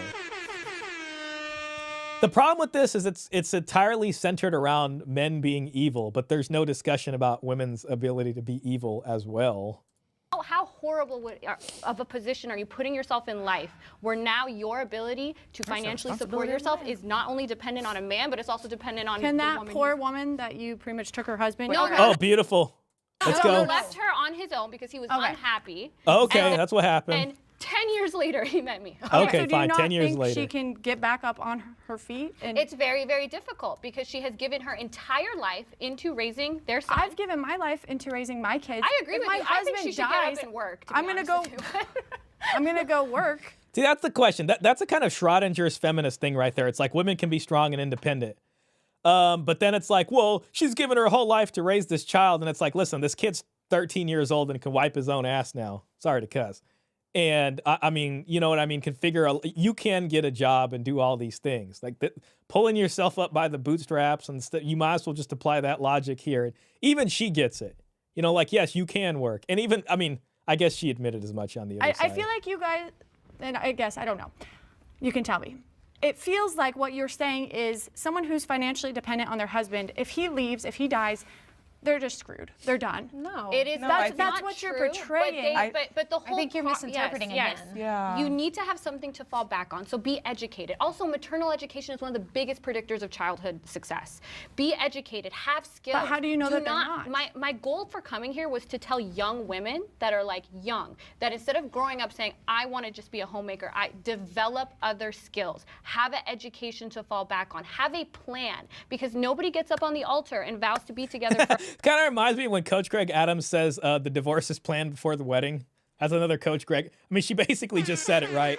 Have a plan, have something to fall back on. All of this is planning for the divorce, just to put that out there. And again, I'm not even saying this is wrong. This is just the new world that we live in. forever and expects to be divorced. I would agree with you. So- I have a degree. That's for awesome. This is the Tradwife feminist. many years was actually the breadwinner in our relationship. I made There you go. See, that explains a lot of it. And this is kind of a pseudo dowry-esque situation. Breadwinner had the house, got married. Sounds like she probably took a break when they had kids. Probably when the kids are old enough, she'll probably go back to work. So that's interesting. way more money. He worked for a nonprofit. So I think.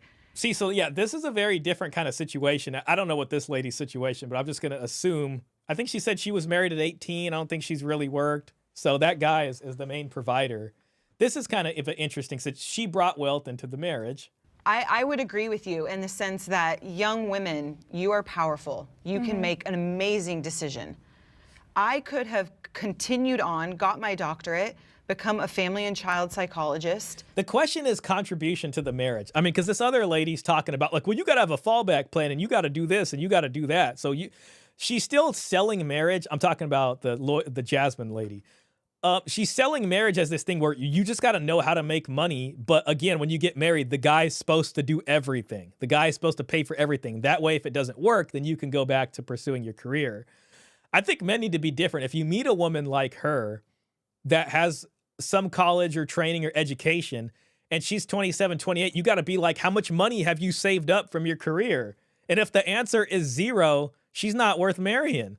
So she has to bring some sort of contribution to get that household started if she's going to want to stay home after that and expect you to do everything and then be able to pull this ripcord 6 years down the line. Sat with children who are dealing with this mental health crisis right now. Instead, I'm choosing to be at home. Yeah, that's It is great. a choice. But I hope Super that you're empowering. ready so that if something happens, you are able to take care of yourself and your child without him. My impression of what you guys are here, it's not to force anything upon anyone. My impression is that your viewpoints are myopic. And that it is more, you're viewing, it's like you have this very singular one-dimensional view of, well, this is how I live my life, so other women should live that life too. But I think that true feminism is intersectional and it is all-encompassing, so it affects so many different facets of our lives and of our experience as we navigate the world. It even impacts the way that men move through the world, because true feminism, dismantling the patriarchy, men benefit from that too, because there's less pressure on them. Yes, they do. And is that so? And I just feel as though that like singular, like very like closed. See, the tough part for men. Now again, if she's gonna come into a marriage and she's like, I got all this money, I saved this money, and this is how much I make a month, and we're gonna make a household together, then that can make sense. But if what they're still trying to do is find a guy to be the provider, then all this stuff about, oh, the patriarchy's gone, there's less pressure on men, actually goes down the drain. There's actually more pressure on men, especially with women taking half the jobs, not wanting to get married. It makes it harder for a man to be a provider in that way. So it actually puts more pressure on men than there's ever been before. View of what feminists are actually fighting for is discounting and taking I don't know about that. I mean, there's a lot of different feminists saying a lot of different things, so we got to be clear. Away from the very, very real work that is creating space for all of us and for everyone, regardless of what individual, whether you're a married woman or not. Because yes, we're talking about married women specifically, but what about all the other women that don't want to get married or don't find empowerment through being a mother or being a wife? They should have an ability to just do whatever they want to do. That's what we're fighting for. Guess at the same time, men need to be given that ability then too, to do whatever you want to do. Yo, Caesar Quintana with the donation. Thanks, Caesar. I hope you're doing well, man. And I appreciate that. That's 20 hard-earned dollars right there.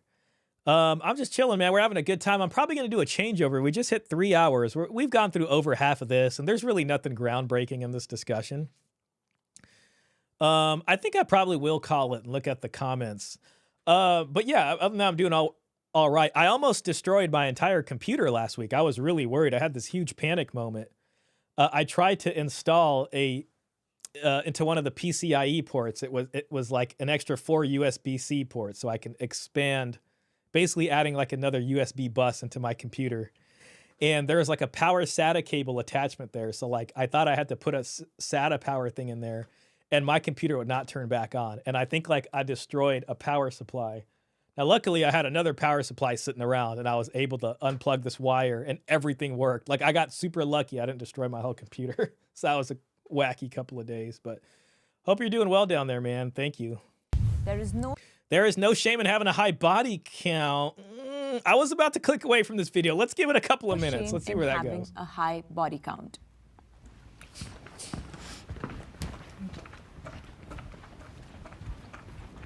You know what listen, man, this is what they need to start doing.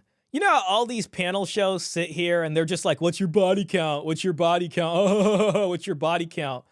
I think one of the stupidest things about the red pill is that like a lot of these red pill gurus will say, we don't care about a woman's finances or what a woman brings to the table. When they have these panel discussions, they should go around and ask the women the body counts, fine, like they're gonna do. But then what they should do is say, how much money do you have saved? Instead of saying, how would you rate yourself on a scale of 1 to 10? Say, how would you rate your financial situation on a scale of 1 to 10? That way you can sit here and look at the differences between these high body count women that are feminists, or these high body count women that are tradwives, or these high body count women that are somewhere in between, and see what the hell they actually got going on for themselves. You know what I mean? And it's like, but a lot of these red pillars, like, we don't care about a woman's finances or that, you know, we just want agreeable. And it's like, no, we care about what the women are bringing. If they're going to sit here and they're going to have high body counts and be 29, what the hell have you done since you graduated college, and how much money are you sitting on? Are you actually, you know, can you actually negotiate a marriage or not? Peter Wright says, bingo, offset contribution against body count. Exactly. You know what I mean? And it's like, even this OnlyFans lady right here, you know, like I could see her negotiating a marriage for herself, regardless of past indiscretions, as some would call it. If she sits here and like, yeah, I got all this money. This is the plan. This is what I want for marriage. This is the plan. This is what it's going to look like. And all the crap you want to negotiate about not treating you like an asshole, you can do up front and figure it out and look at what that divorce might even look like if it happens. But again, if you're sitting here and you're out here BSing and all you got is college debt, then no. You know what I mean? That's going to be a financial situation of a 1.5 right there out of 10. Well, there's no shame for men, so why should the shame fall on them? And then it's like when you ask them that question, then you can be like, okay, so why do you think a man should marry you? Like, what do you bring to the table? That would be the next question. So you can get there. You can be like, okay, this is my body count. Oh, I think I'm a 10. Okay, what's your financial situation? Depending on what it is. And then you can drill deeper and start asking about, so what does marriage look like to you? You know what I mean? Like, you can actually have these discussions and it'd probably be interesting, you know? But somehow it's always okay to ask the guys, or what do the guys do, and then this and that. And I don't know, man. I think the well's kind of poisoned by this whole, oh, men don't care about a woman's finances. You know what I mean? So it's just like, that needs to go away and that needs to change. Ahmed Motaseb, hey, shout out to you, man. That's a fantastic point. I bet most don't have much saved or are unwilling to disclose. Her money is her money. Exactly. Yeah, and that's the thing they should be grilled on. It's like, you're a strong, independent woman, and you don't got a damn thing saved. Is that the patriarchy's fault too? You know what I mean? So why are you over here talking about marriage when you don't got nothing to do with marriage? A woman, if she is occupying that space. Right. I just don't think we should shame like things as trivial as sex. Like it's everybody does it. Like that other Tradwife ex-feminist lady that's on here. She had a house and she was making 6 figures. That you can work with that, and she worked with that, and she got a marriage, and she's doing a Tradwife thing now, quote unquote. You know what I mean? And yeah, I mean a marriage was negotiated, and again, that's a marriage that I think has incentive to last, because if it goes south, there's going to be more of an equal division of property that makes sense. Or both parties might just be willing to go their separate ways amicably. And I could speak to that. I've read probably thousands of divorce orders working at child support. And the people whose incomes were similar, they usually had the most amiable divorces. You know what I mean? And the ones where it really wasn't, it was just bad all together. I don't know if that's because of the attorneys, or if that's just because people start to see blood in the water, or what. You know what I mean? So men need to get smarter on that front. Say like, oh, she has a high body count versus like, I have sex with my boyfriend like every day. Like, I just don't feel the difference there. Like, so what if it's different men? So like, as long as you're being safe, as long as you're being like, anybody should be able to just have sex with someone if consensual sex. Yeah. So I think interestingly, I think this is what's moral and what's healthy may be different for different people. So there's something called sociosexuality, which is just like, there's like a test you can literally take about how likely you are to engage in casual relationships depending on your attitudes, your preferences, etc. And while it's true that men tend to score higher in it, some women do score high in it. And for those women, it is a very healthy, wonderful thing to do. But I also think that we've been shamed so much and been called so many derogatory terms that I think some women feel like, okay, I need to fight back from this and I need to go and, you know, engage in. I mean, I think this, like, if we're going to sit here and I guess talk about it from a red pill lens, like if it's red pill praxeology, it's because for women, it's just easier to obtain sex than it is for men. Men are seen as players because it can be a little, I'm talking strictly short-term engagements here. I'm talking going out there into hookup culture. For women, I mean, you know, you can make a dating profile and have 100 likes. I've seen this happen. I've actually seen this happen on somebody's phone. And she made a Tinder profile. I swear, I never even knew that it said like 99 plus or whatever the hell it is. Once it reaches a limit, it doesn't keep counting the number. It just, psst. You know what I'm saying?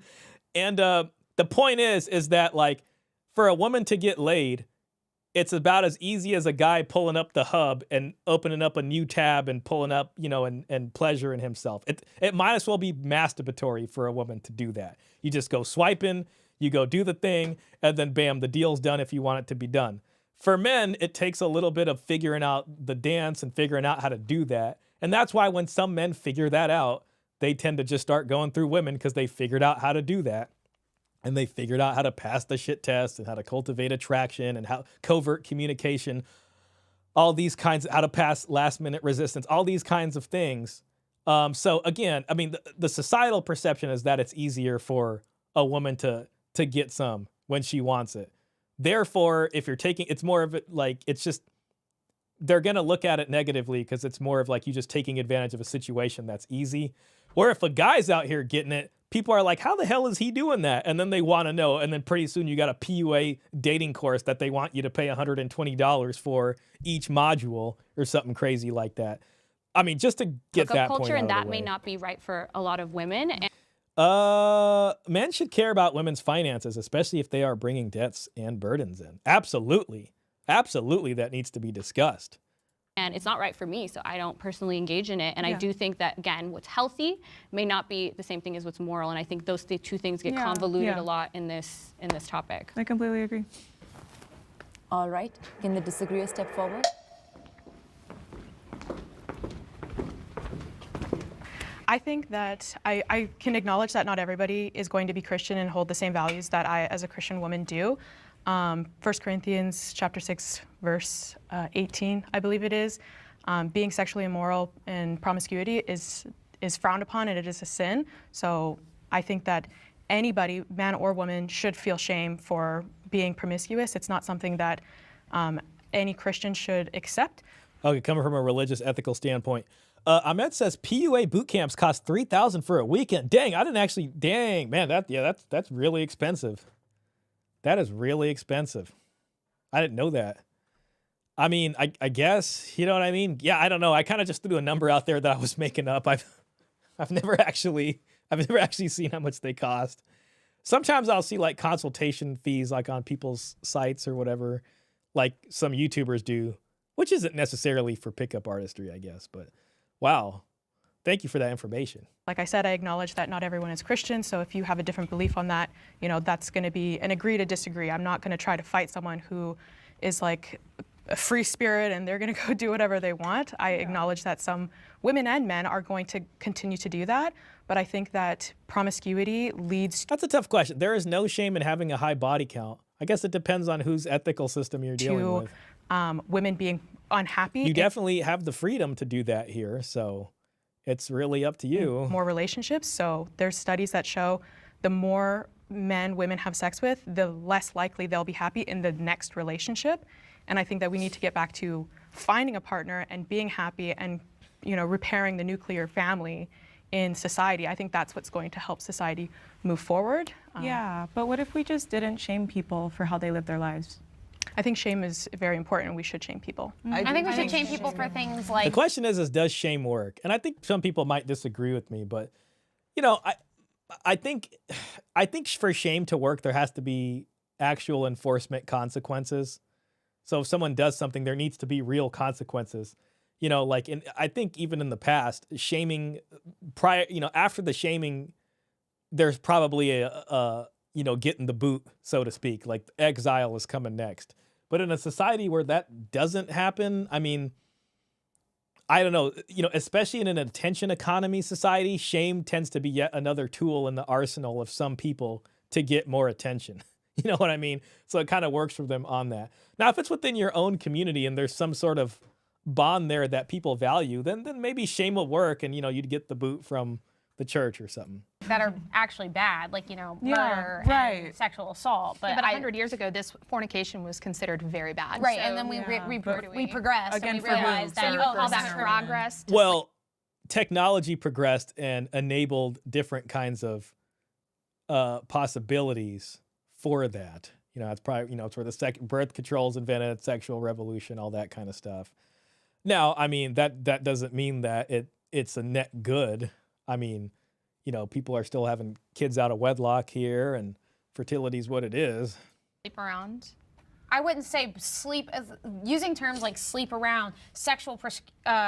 What would you, I guess, what would you call high body count, you're sleeping with lots of people. Another thing is, too, is like, listen, you can't have the freedom to sleep around with a bunch of people and then also not be shamed and judged for it. some people are going to judge you for that because their ethical systems say that's wrong. Now, you have the choice to talk to these people or not talk to these people. You know what I mean? And if it's like, if you're going to do that, then you should just be loud and proud. But these people want to have their leg on each side of the fence here. They want to have one foot in, one foot out. Oh, I think people should be able to do it, but I don't participate in that lifestyle. Just either own it or I don't know. It just seems like a lot of sort of kind of back and forth here and not entirely being about it. And at least these people are like, well, yeah, we think it's wrong, but they should be like, no, there's nothing wrong with that. And it doesn't shame me. I don't feel ashamed when you try to shame me because you guys are just backwards. But instead, they're trying to stop these people from shaming them. If it's not wrong and it doesn't matter, then who cares if these people are shaming you? Sure. Yeah. So no, it is freedom to not be shamed or have a scarlet letter or like be able to. Well, I mean, listen, the freedom to not be shamed or have a people have the freedom to make these value judgments and view you how they're going to view you. I just don't, I don't know how you can have this perfect world. You know what I mean? Like, you just can't have it like that because people are going to have their opinions and you got to sit here. It's just like when I say, like, religious symbols are in the public domain at this point. You know what I mean? And people don't have to sit there and respect your beliefs. This is yet another belief, the belief of being able to sleep with as many people as I want and not be shamed for it. If you're going to do it, then you may as well just own it and say this is the case and the hell with you. You know what I mean? So that's all it's going to be. But you can't stop these people from thinking what they're going to think. I mean, this is either a freedom loving society or not. I mean, that just gets kind of weird. Klaus says, doesn't matter how you call it, sleeping around is not a preferable trait. Yeah, and I could see that there, especially, I mean, she brought up a great point about people tend to find less satisfaction in a long-term thing after that because it doesn't make sense for them. So, I mean, yeah, I mean, I think there's going to be negatives to it too, Klaus. So it makes sense, but yeah, they're sitting here and they're just like, we don't want people to the shame is going to come regardless. Like, you just can't have everything, you know. Do OnlyFans like what I do. Yeah. I think but that it's is shameful. progress. You want to let society know, hey, this person does this. And so if you connect your life and bond with this person, there's a huge risk that they're going to do this to you. So people who don't share your worldview, though, like you said, there are people like me, I don't believe I'm an atheist. So should you shame me based on your worldview? I think you should shame yourself. No. I don't think that it's on anybody to shame another person. Like, I'm not going to go around shaming anybody because they have a high body count. I think that we need to instill shame back into ourselves and realize where we go wrong. And if you, like I said, if you don't feel shame, like that's completely on you and that's up to I think she did say that. She was pretty congruent with her statements over this whole thing. But if, like, how I would see myself as someone who doesn't have a high body count, I have one, it's my husband, then like I don't have shame on myself for that reason. But like, that's me coming from a Christian point of view. And more power to you, going back to the myopic thing that we were talking about earlier. So more power to you if that's how you find your empowerment, that's fine. But for the woman who doesn't necessarily occupy your world and your space, then do you not think that she should be free to do whatever she is free to do whatever she wants. I said it already. Like, I think you can completely feel however you want to feel about yourself. I don't think that that's on somebody else to shame. Like, that's not a Christian. Because it's not biblical. So I think one-on-one it's not biblical, but societal it is. We need to enforce shame like pedophilia. Yeah, and I mean, these people have the right to raise their kids how they want to raise their kids. So if they're going to sit there and instill their values and say, listen, there's a segment of society that engages in this. Our beliefs is we don't do that. You should be ashamed for doing that. These are the reasons why, based off of our ethical system. Now, you live in a free society. That kid might, I mean, I think this lady was from a Christian, one of these people were, and she's from a background and she's abandoned that. You know, that's the case, but these people need to be able to have a chance to pass on their values if they want to. You're right. That has got to be shamed. Can we all agree? Right? Yeah. So there Like needs I to said, be bad a line for societal shame. I think just looking at Now, listen, I mean, so does that mean that, like, these feminists on the other side aren't going to be shaming men either? So men shouldn't be shamed for being a playboy out here? You know, somebody was talking about how easy it is for men to just inject themselves into everybody. So that's cool too, right? I mean, so everything's cool. You know? at the emotion of shame. What does shame do to us? Shame says, I did something bad. Why? Because it can course correct, because it can change the way that we're living. I think regardless of religious beliefs or whatever that is, shame is an emotion everyone feels Right. throughout the day, all different kinds. Shame because I cut someone off, whatever. I broke my diet. I did something that was wrong that I had 2 cupcakes and I said I wasn't going to do that. don't want to do again. Why? Because shame's uncomfortable. Right. We don't want to feel shame. We don't want to put shame on people. But I actually think shame is a great emotion. Great. Shame keeps us safe and keeps you from making the same mistakes again and again. Great. And we You know, I guess let's. sure, and I think that society should shame people like pedophiles, sexual offenders, murderers, because these are things that pretty much everyone in a society can agree that's a bad thing. For now, what about abortion? And what about people in the LGBTQ community talking about minor attracted persons? We're moving the Overton window, and it started by Overton window. In political context, the spectrum of ideas on public policy and social issues considered acceptable or viable by the general public at a given time. Oxford Languages. destigmatizing fornication. I think So you there's think 100 years ago things were better? I do. These issues existed on the when there fringe, was and when they slavery? happened, Well, actually, that was 200 now, but yeah, we can still. all condemn that. But like, that's a Klaus says if you do it, fine. You're free to do it, but you can't expect others to not judge you for that activity. I think that's what you meant. Oh yeah. Expect others not to judge you for that activity. Yeah, I mean that's part of living in a free society. So like again, the win is having the freedom to do it and the freedom to espouse your beliefs around that. But nowhere in that deal is other people not being able to come around and shame you and say you shouldn't be doing that. So that's just part of the situation we find ourselves in, you know. Klaus says then men shouldn't be ashamed for not wanting to provide or not marrying women. Beautiful, right? Exactly. That's fantastic. Yeah, exactly. And if someone's gonna sit here and shame me for not wanting to be a provider, I don't give a damn. Sorry. You know what I mean? Now let's go look at the dowry system and see how it used to be. Oh, you're bringing nothing. No, then yeah, I'm not going to be the primary breadwinner. You're going to have to bring something. I don't give a damn. I'm very comfortable here in whatever the hell masculinity happens to be. The fact is you're not getting a free ride. All right? So that's what men need to be like on that level. In fact, you're not a real woman if you're not bringing nothing.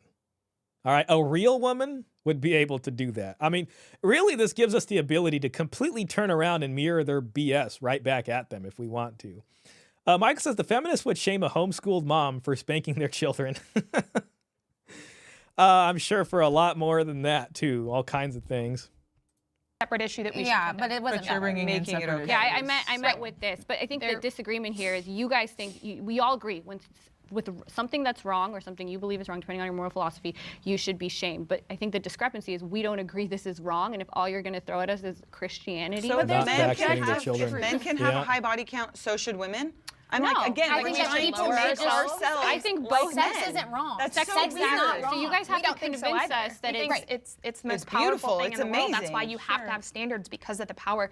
Like I would imagine you ladies don't like Donald Trump. So, you know, he was made by two people having sex. That's pretty powerful that one person Sure, yeah. is in the sex world rocks. because two people had sex, right? Yeah, 100%. This thing is like a nuclear reactor, sex. It can create one person that can like do things, Yeah. big things, and it has to be taken seriously I on a agree. societal I level. think serious. Yeah. there's an objective truth. And I think there's one objective truth, and whether you believe it or not, it's God's truth.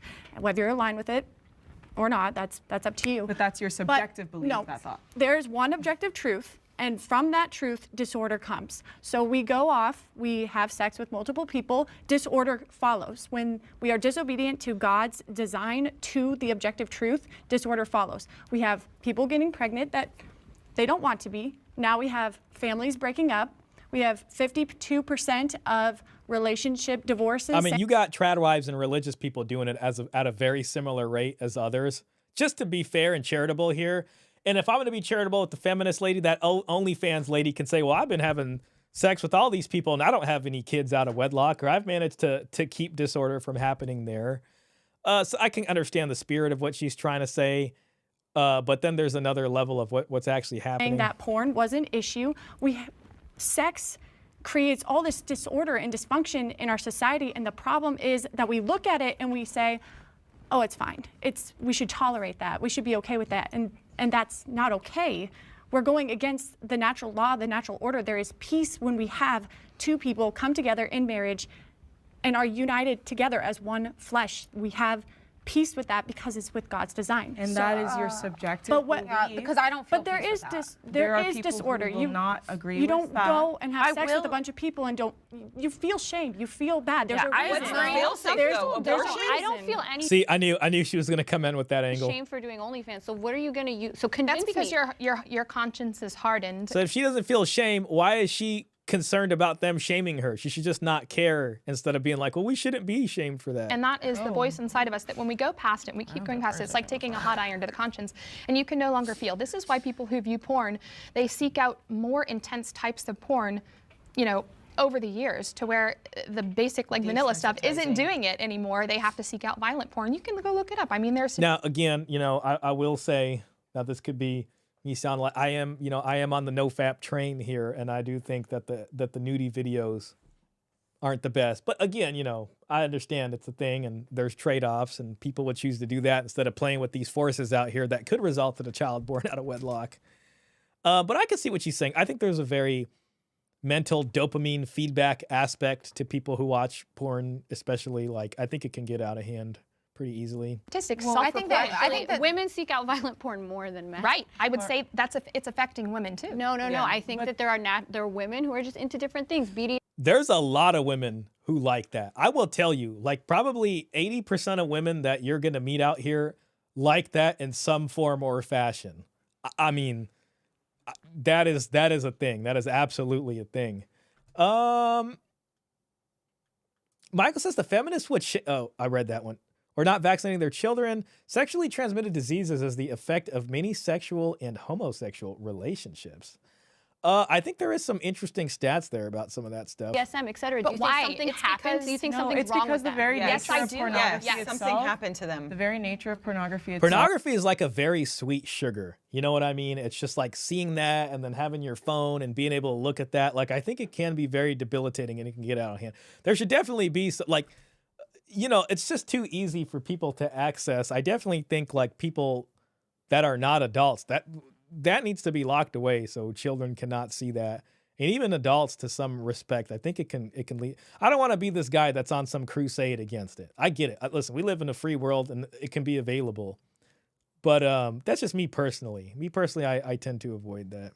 Is built and rooted within the patriarchy, which is a violent system. So the reason for that is... So the reason women seek out and look up violent pornography is because, is because of the patriarchy and not because women want that. Itself, the reason why it's so uncomfortable, the reason why it disrupts marriages is because pornography, as we consume it and create it within a society, it is the result, like it was born of violence. So we should ban it, right? But no, we should create empowerment and safety within it so that women can... There is no safety. There's sex trafficking.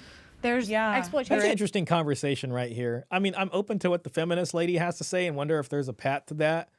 But I guess at the end of the day, it's all about what sells. And I think what probably would appeal and I don't know. It's an interesting thing to think about. We have women and children. And again, we can't allow that. That's But not okay. consensual sex work is very different from trafficking. You don't think child that those people are exploitation. being trafficked? No, I think like there are for a lot of OnlyFans, for them. instance, I have to put in my government ID. I have to pay taxes. Right, and so There's what no we want you to do children is there. we want you to take this off of Main Street and into the back alley where it should be so that our children and our spouses Don't and the see general it. public doesn't have to see it because But it's guess what? shameful. They're But you have going to, you have to go, it's subjective. behind a paywall. Growing up in a Christian household, I still think that sex is I'm sure some OF stuff is behind a paywall, but there's a bunch of other sites people can just go to. very intimate. Now, of course, it is up to parents to really be monitoring what their children are doing, so that's very important. And I think that I feel shame thinking about it, and I know a lot of my friends feel shame.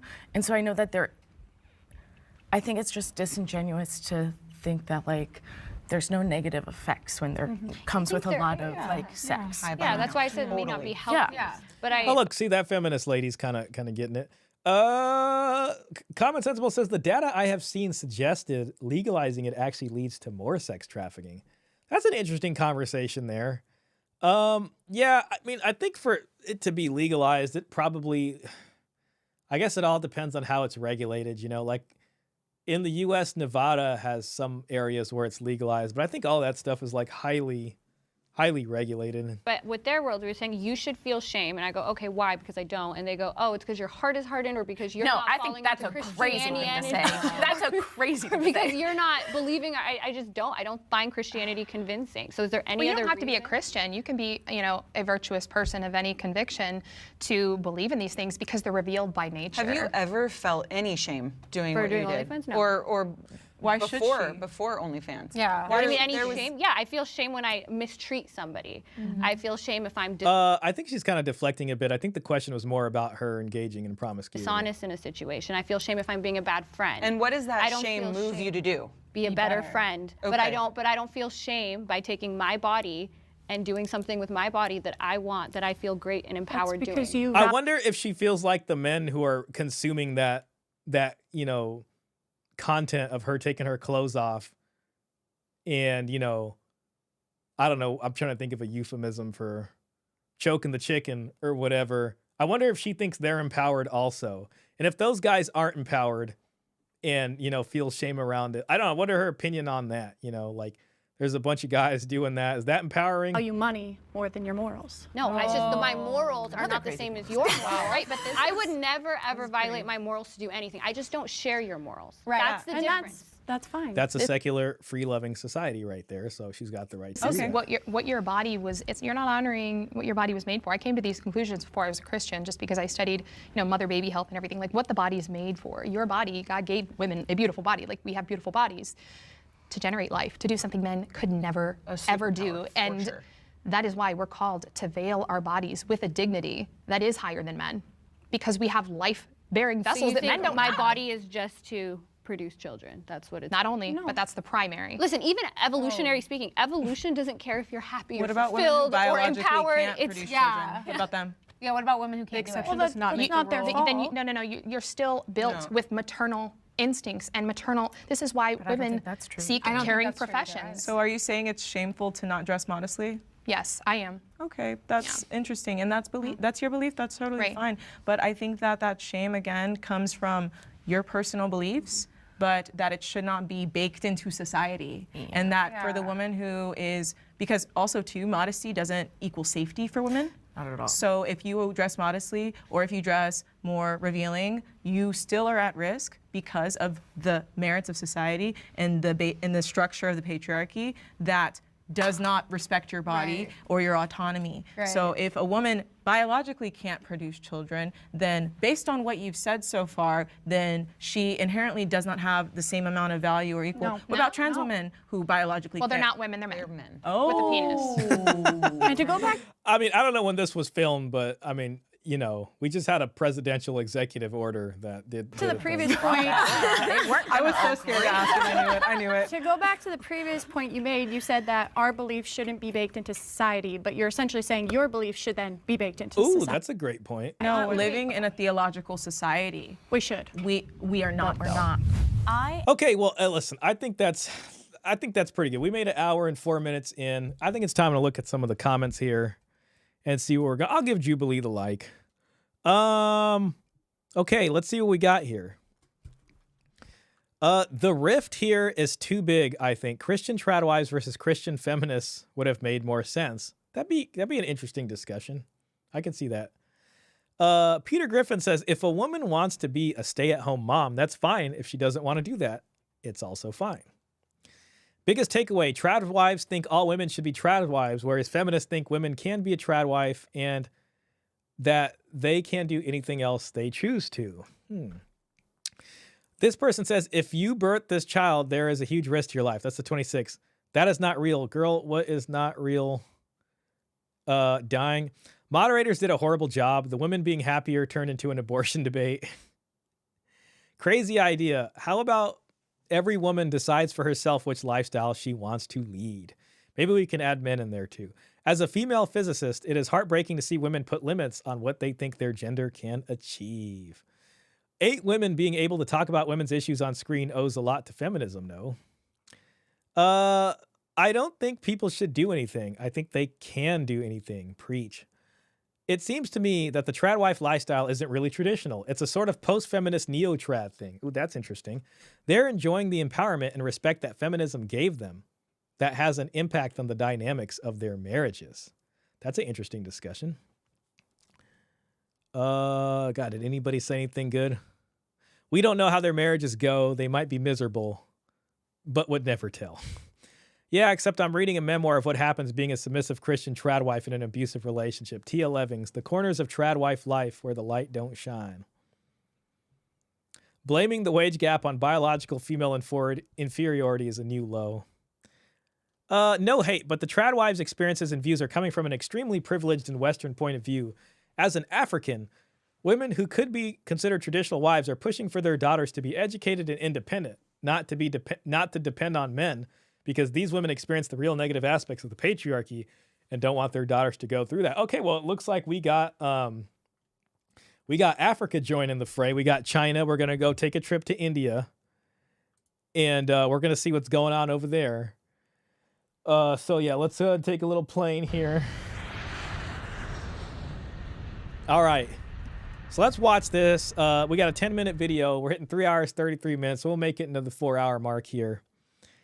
And yeah, well, let's see what these folks got to say. Apparently, from what I've heard recently from folks that are Indian, it's pretty tough out there right now for marriages. Now, India is interesting because it used to have a dowry system that lasted well into modernity. And I think it wasn't until the 60s that it was outlawed or prohibited. But people still practice it up until very recently. And I think they're kind of looking at a kind of new feminist generation here. And a lot of men are starting to say marriage isn't worth the squeeze. Which is what brings us to this video, why Indian men don't want to get married. So let's see what's going on. He's snoring at the time of sleep. I need to get divorced. They think that they lose freedom. So this is like a street interview kind of thing. Oh, what the heck? He's snoring at the time of sleep. I need to get divorced. They think that they lose freedom. I think it's challenging to find the right person. I think a marriage is supposed to be for a lifetime. This generation wants something extra. Nowadays, it's... Now, in traditional Indian living, specifically Hindu Indians, monogamy like till death is the thing. Like that's encoded in the religion. And with that comes a dowry system. So their monogamy goes back a long way.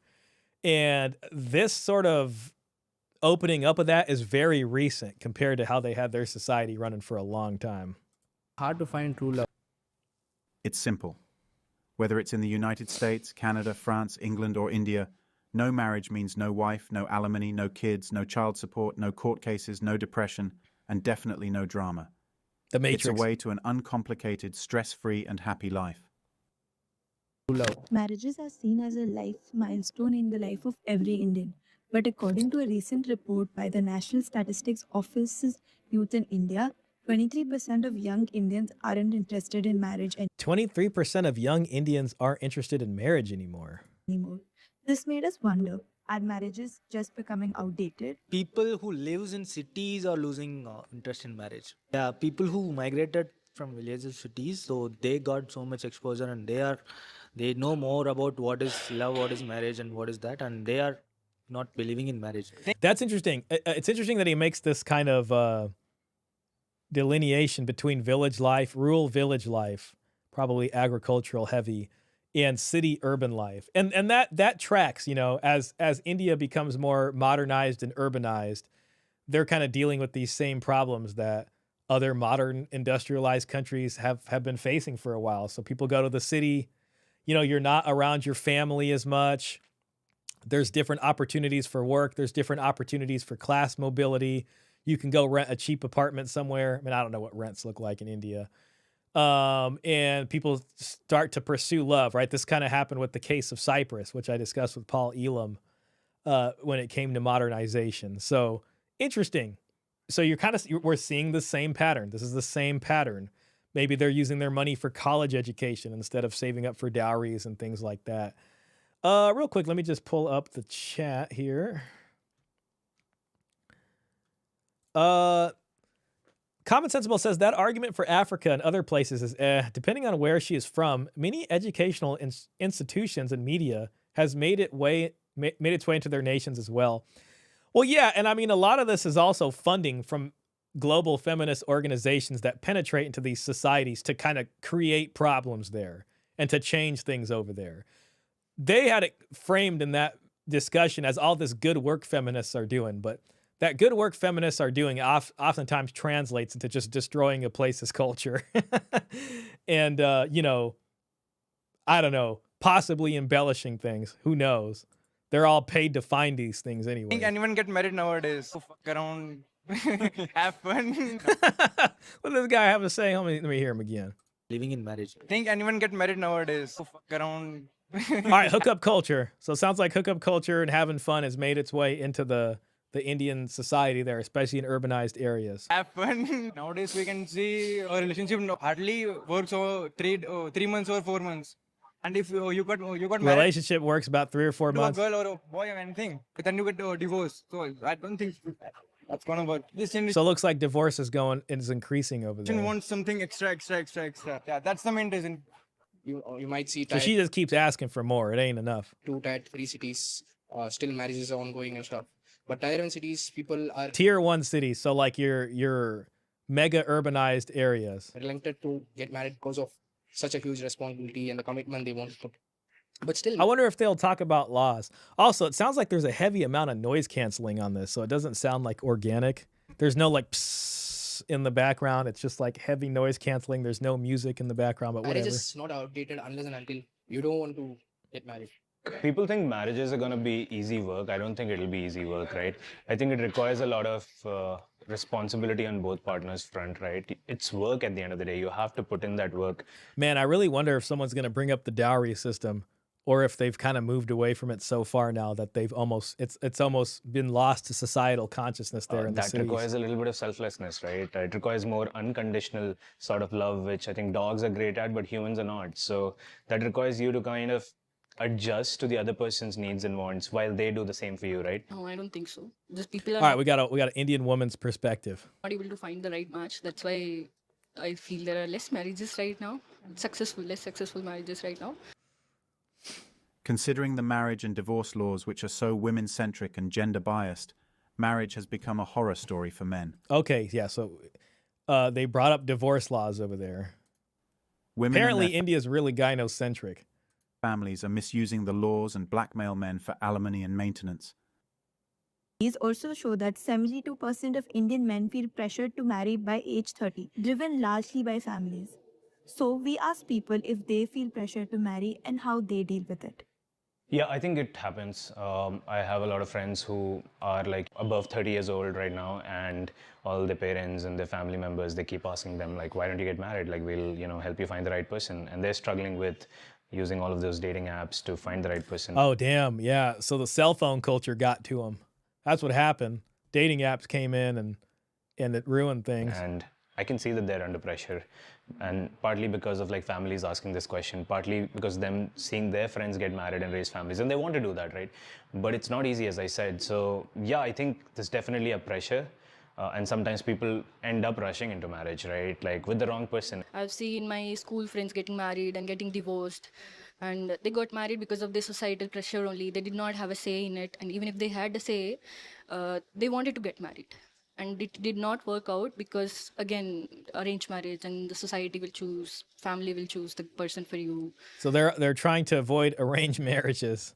Sounds like I don't know, like once people get to the city and they see like media and stuff like that, and they basically have more freedom. I think with more freedom, there tends to be this kind of pull for love detection marriages, which is like you want to find that right person for yourself. You don't want your family telling you what to do. And as things become more urbanized, people are making their own money living on their own. And it is possible in love marriages also, because out of pressure, if you'll do anything, I don't think it's going to last. The courts have I mean, ironically, love marriages seem also not to last. failed the marriage institution in India. It's okay if the wife cheats. You can move on and find someone new. The problem is that she cheats and takes away more than a third of your net worth with her. Even if the God, a third doesn't even sound that bad. I mean, considering some places. kid is not yours, you'll be forced to pay for it. That's the same here, depending on the age of the kid. A paternity test is not taken as evidence of adultery. You are destined to be the ultimate loser, despite not doing any wrong. No man who's actually aware of this would ever willingly sign up to be a clown. Sounds kind of like where we're at. I think it's challenging to find the right person.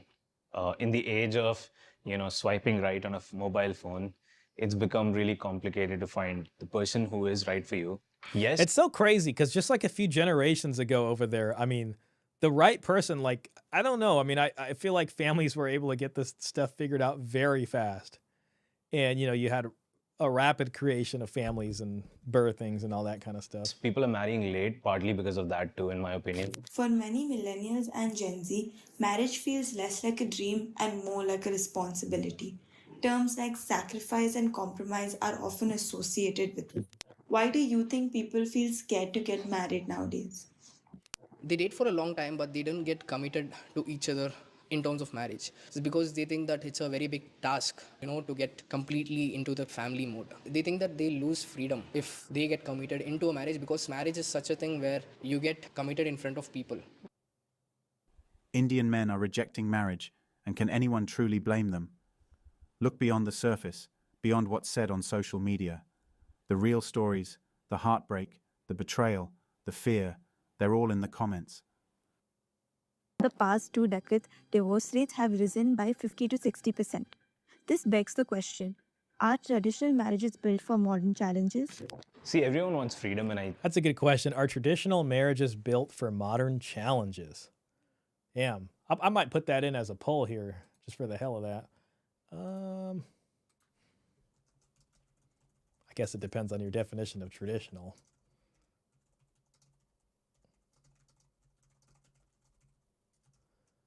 Also, there's a lot of volume weirdness in this video. After this video, we got one more. People think marriage ties you down. It brings you a lot of responsibilities than what you really signed up for, right? Like, or maybe you don't anticipate that you would be good, taking up certain responsibilities in a marriage, like whether it's financial or like, not just thinking about yourself. You have to be a little selfless, when you're married to someone. So Damn, I wish they would talk about the dowry more. I mean, they mentioned arranged marriages.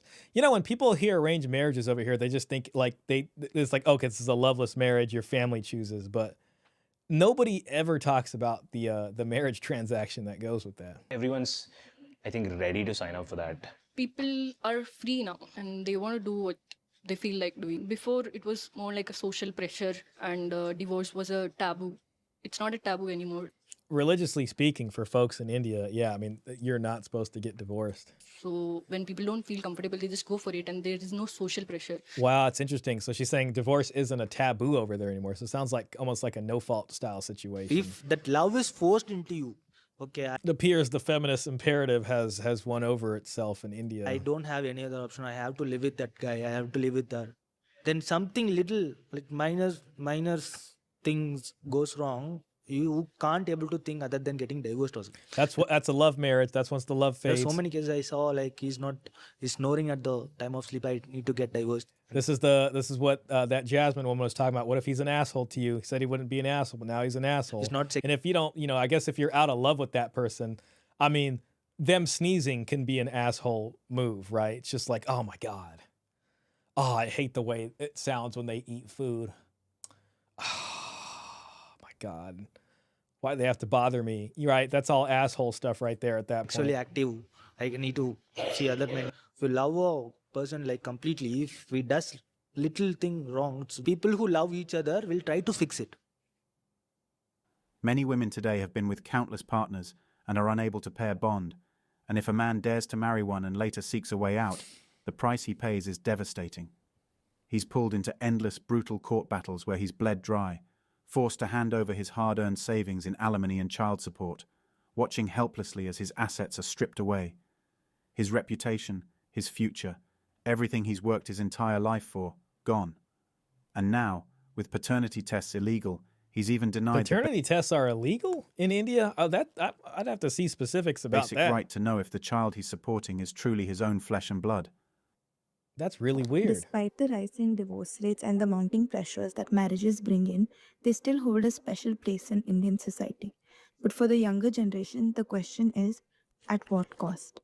Do you think marriages are a necessity? I think many of the people, they think it's a huge responsibility and stuff.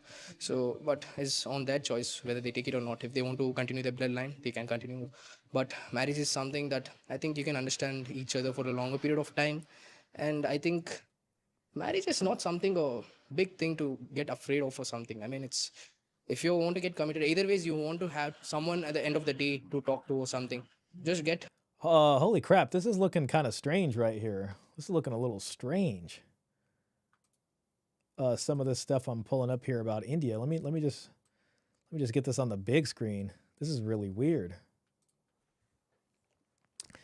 In 2007, the court ordered the alleged biological father to undergo a DNA test. This man challenged the order in the High Court in 2008 and got relief. The High Court said that a paternity test can be ordered only if the parties can prove non-access between the spouses. So if you're like, well, I was active duty military and my wife got pregnant and I wasn't in town, so I don't know, when I go back 9 months, it doesn't make sense. So you have to prove that you guys weren't cohabitating. Legal Advice India, someone's asking about that. To quote the article, finally it was held that the DNA test is only to be ordered when there is no alternative means to resolve a controversy in exceptional and deserving circumstances where the question of child's paternity is the primary dispute, and not when it is merely collateral to the proceeding. Both parents must consent, and lack of consent is not presumption of illegitimacy. So if one of the parents doesn't consent, then you can't presume that the child is not biologically yours. The court will not order a test unless there is other evidence proving that there was no cohabitation. Oh my God, paternity tests cannot be ordered. So you guys can be cohabitating, but she can go out on a summer day for some mango juice and some more stuff that you don't know about and come back, and that counts as cohabitating. That sucks. I didn't know that about India. Damn, it's rough out there, man. It is rough out there. Married rather than just going dating or something. Life is easier when you have someone. When you have someone to share things with. Wow. And live moments with. So you can have pets and adopted kids, but still having someone with the same mentality and facing same problems, going through same things. So having a companion for all of that is the thing I would want. As a generation, I think we want to pursue our dreams first and then try to figure out to settle down, versus I think 30, 40 years it was in our parents' generation was like settle down and then, you figure out your dreams. So yeah, the cultural context of marriage is shifting a little bit. Why should Indian men be forced to play the role of a retirement plan for some girl who spent her best years chasing freedom and empowerment while he sacrificed for his future? Why should they risk everything? Well, I mean, there's supposed to be a dowry coming with this. Where is the dowry? Finances, reputation, peace of mind, to pick up the pieces of choices they never made. It's not fear of commitment, it's fear of losing everything. And that fear is real. See, living together is something, I'll just tell you in the corporate term. It's like you just go to a company, you just work for 6 months, then you leave the company, move to another city. So it's the same thing. Live-in is also a good option, but I feel the sense of security will not be there. Marriage, just tying the knot and doing that event and function will just give you that security that this person is not going anywhere and this person is mine. So this person is mine. That sense of security is more important, and that comes with the marriage. A really close friend of mine, he lives in New York, so he's really happy living with himself, with his dog. When he used to see someone, he was very happy living with her, but I don't think he believes in the institution of marriage as far as I remember. And that guy's buddy's like a reverse passport, bro. Instead of like going, I mean, he went to New York instead. I think he's 37, 38 right now, really content and happy with his life because I think he knows what he wants. And as I said, at the end of the day, marriage or no marriage, I think it matters to what you really believe in and what you want to do. I mean, society would always tell you get married and all right, individualism taking over. Be happy. But if that's not what makes you happy, I don't think you're going to keep anyone happy in a marriage either, right? So do something which you enjoy. Wow. Klaus says the resources of this person are mine. Exactly. Yeah, and they can go out one day and cheat on them and the kid's not theirs, and the court won't even order a genetic test unless they can prove that they weren't cohabitating. That part was wild. Discriminatory divorce and alimony laws are the real reason why Indian men are avoiding marriage. Police, lawyers and judges all have their cut from the alimony amount. That's why divorce is being encouraged by the legal system. Whatever a court says and the government encourages is bound to increase. Thanks for watching Manhood. Okay, yeah, so that was a little look into India right there. Holy crap, every man everywhere is ditching marriage. That's what it seems like. Yeah, I mean, it definitely seems that way. Sorry, ladies, this ship has sailed worldwide. I mean, it's looking like a real... this guy says, this is not just an East Indian thing. This is a worldwide thing. I think men and women both just see the danger in marriage if you lose. You lose half of your assets and you only get to see children half the time. I'm sorry, but I don't want to gamble on that horse either. And I did back when I was 28 and it didn't work out. Well, yeah. I think these young people are making a really good decision to take a lot longer look at marriage. Because it's great if it works out, but if it doesn't, and it doesn't in America at the tune of 56% of the time, global economies aren't that strong, and it's very difficult to afford a family and kids. So people would rather not do it, and I can't blame them. Capitalism isn't the answer, and neither is communism. There's got to be a better system, maybe democratic socialism. People just can't afford to pay for themselves, let alone a family.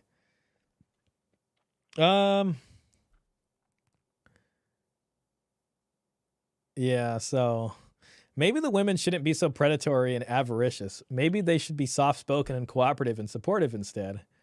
Well, you know, that's a wish list. You have got this, queens. You are strong, independent, and stunning and brave. Leave me alone, please. Leave me alone. In India, marriage is on the rocks due to biased laws against men, completely woke judges, society, and media. The laws state that even if a woman commits infidelity, you have to pay alimony to her.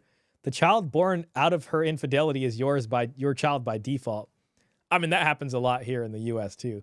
Women in India are independent everywhere except during divorce.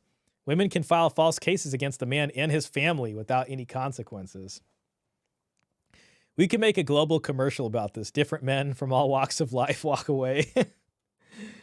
Divorce laws and abortion laws need to be changed to help balance for men. Men don't get married to the modern women with these laws. Even in India, wow. I mean, that's how I felt. Feminism is strong in India, isn't it? All right, a couple more comments and we'll move over to this guy. Women think of what they want instead of what they can give. In my parents' generation, both were in giving mode. I like that. Indian guys are some of the hardest working dudes. I worked in tech in Seattle. They're smart as hell and their wives can be very aggressive and entitled. Respect to the homies. Run, boys. It's not worth it. Protect yourself and your mental health. I salute you, my brothers from every race. It's the same the world over. The West, China, India, wherever. Single people are not getting married. Those married are divorcing. It's happening globally. The same in Brazil. Feminism destroyed families. We got to learn more about Brazil. All right, we're about hitting 4 hours. We'll call this the last one for the night. This is the guy who had that impassioned video last week about how he felt bad about not having kids. And, you know, he saw that family in that Italian restaurant in San Jose. And he's talking about masculinity. We're going to hear what he has to say. It's 14 minutes. Real quick. Klaus says, the resources of this person are mine. Ahmed says, bring dowries back. Absolutely. What a disaster. This is crazy, guys. This is bad. I mean, it's bad. It's anywhere that's modernized and industrialized is really dealing with it. This is a worldwide problem. The cell phone did this, man. Internet access. It's amazing. The world really is changing. I don't know where we're headed. Maybe some kind of a new world order, one world government. You know what I'm saying? Just globalization galore, AI algorithms governing everything. Would you guys trust AI to choose your spouse for you? Like, is there such a thing as that? I don't know. I don't know what's going to happen. Let's see what the poll had to say. All right, ending the poll. 60% of the folks in here said no. So out of 5 votes, 60% said no, 40% said yes. So there's some folks that are hopeful out there. Can we get AI to make an Indian version of Shah's dowry song? Oh my God. AI is going to have plenty of material to source from on that. All right. What is true masculinity? Let's see what this guy has to say. All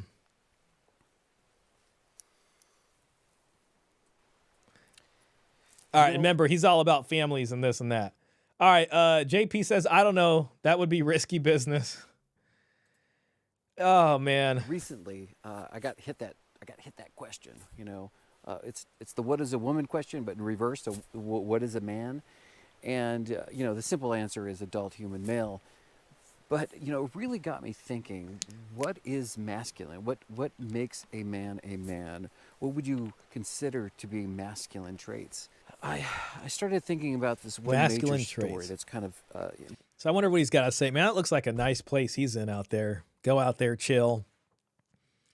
Maybe have a little fire, shoot some archery, smoke a cigar, possibly try not to burn the forest down. Be careful, be responsible. Maybe bring out some ribeyes in the cooler and cook it on one of those butane stoves in the cast iron.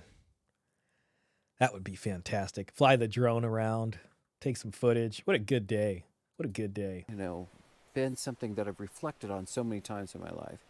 And frankly, it's why I'm out here amongst these giants, these massive redwood trees. Is I grew up here. I grew up right next to the redwood forest, and this is the environment that I lived in. I think it's Northern California. And when you're growing up in the midst of giants and these giant, massive trees, it's not until you get older and you start exploring more of the world that you understand that this is a very special place, that these trees are not what's found in most forests. Also, perfect place to eat some mushrooms. I could see that. That does seem like a good place for that. Throughout the earth.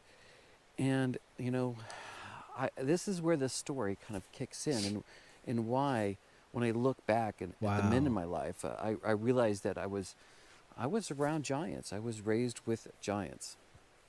So this story, this event that happened to me as a child, it starts with this woman named Sophia. And Sophia was a mother of these two beautiful young girls. And as a young man, I paid a lot of attention to the goings-ons. Okay, yeah, so he had a crush on Sophia's daughter. With that family. But Sophia was coming to our church, and she was one of those type of women that had this mystique, this presence about her, the thing that made her stand out in a crowd. She was somebody. Some people have that kind of bearing. They just have this kind of bearing where it's like something special about them. Who was very poised and elegant, but demanded your respect in a very gracious way. And she had, like I said, she had these two young, beautiful girls, and she was going to church, and she was just this breath of life. She was just somebody who lived in passion and just, spoke eloquently and openly and just with a lot of fervor. But, after a year or so, she was coming to the church, and you could see she was run down. And first, she was just looking tired, and then she started to come in with, bruises and started to look banged up. And it wasn't until the two church bishops stopped at her house one night. When people came over to have those kind of serious sounds like there's abuse discussions with my dad. Oh, I forgot to mention, my dad was the pastor of this church. When people came over to have those serious discussions with my dad. Oh, because that's interesting. He's from a religious family, and his dad is a pastor. I would get pushed in my room, and they would take over the living room. But the unique thing about that was the room was connected by this heater duct, so I could hear like everything that was going on. And as I was listening in, you could hear them describe what was going on and how they needed to put an end to this and how they needed to stop this. And they started to relay the plan. He's eavesdropping through the heater duct. That's funny. To my dad, and all of a sudden you could hear my dad, and he got very uncomfortable because they not only wanted to go and talk to the man, they weren't just going to use words in this scenario, but basically the point they were going to get across to him is, whatever happens to Sophia and the kids is going to happen to you. So I just remember my dad, and I just remember, you could hear how uncomfortable he was with this. He's the pastor of this church, and he's the shepherd, and he needs to set, the kind of conduct in which is allowed. But he had this moment, and he said, I don't condone violence, but there are times when I'm not going to stand in the way of it. And it wasn't until, that next Sunday that I realized what was going on. Their plan was to go over and, talk to Sophia's husband while she was at church that next Sunday. And they weren't going to be missed because they were already scheduled to be at a conference, a religious conference down in the Bay Area. So the story goes, the two bishops did what they were going to do. They went out and confronted Sophia's husband. It's a pretty compelling story. And right before they got to his house, they stopped at a payphone and called the sheriff and told the sheriff they need to come and arrest him. And as the sheriff was driving up, he was seeing Sophia's husband being thrown out his door and down his steps. The strange thing about this is the sheriff already knew who it was. He already knew what house to go to. And he really did know what those two men were confronting. And he knew that these men weren't there to punish. They were there to protect. The one thing that was really changing in that moment, the one thing that was changing in our society, was our social economics were changing here on the North Coast. All the sawmills that employed the majority of the people, and frankly the majority of the men, were closing down. The one thing I remember about that time is these jobs were high-paying jobs. These men were professionals. They took care of their families. You know, people looked up to them. And all of a sudden, these men were losing their livelihood. Man, this is a really interesting story. I don't know why I like this. And I like this camera angle because it really shows off these big redwoods. And you can imagine, you know, here you are, a 40-year-old man who's, you know, worked very hard and to be a professional, to be good at what you do, to be skillful. And all of a sudden, as these mills were closing, your skills, all that stuff that you've trained for and you've worked at and you've strived to be excellent at, were no longer things people needed.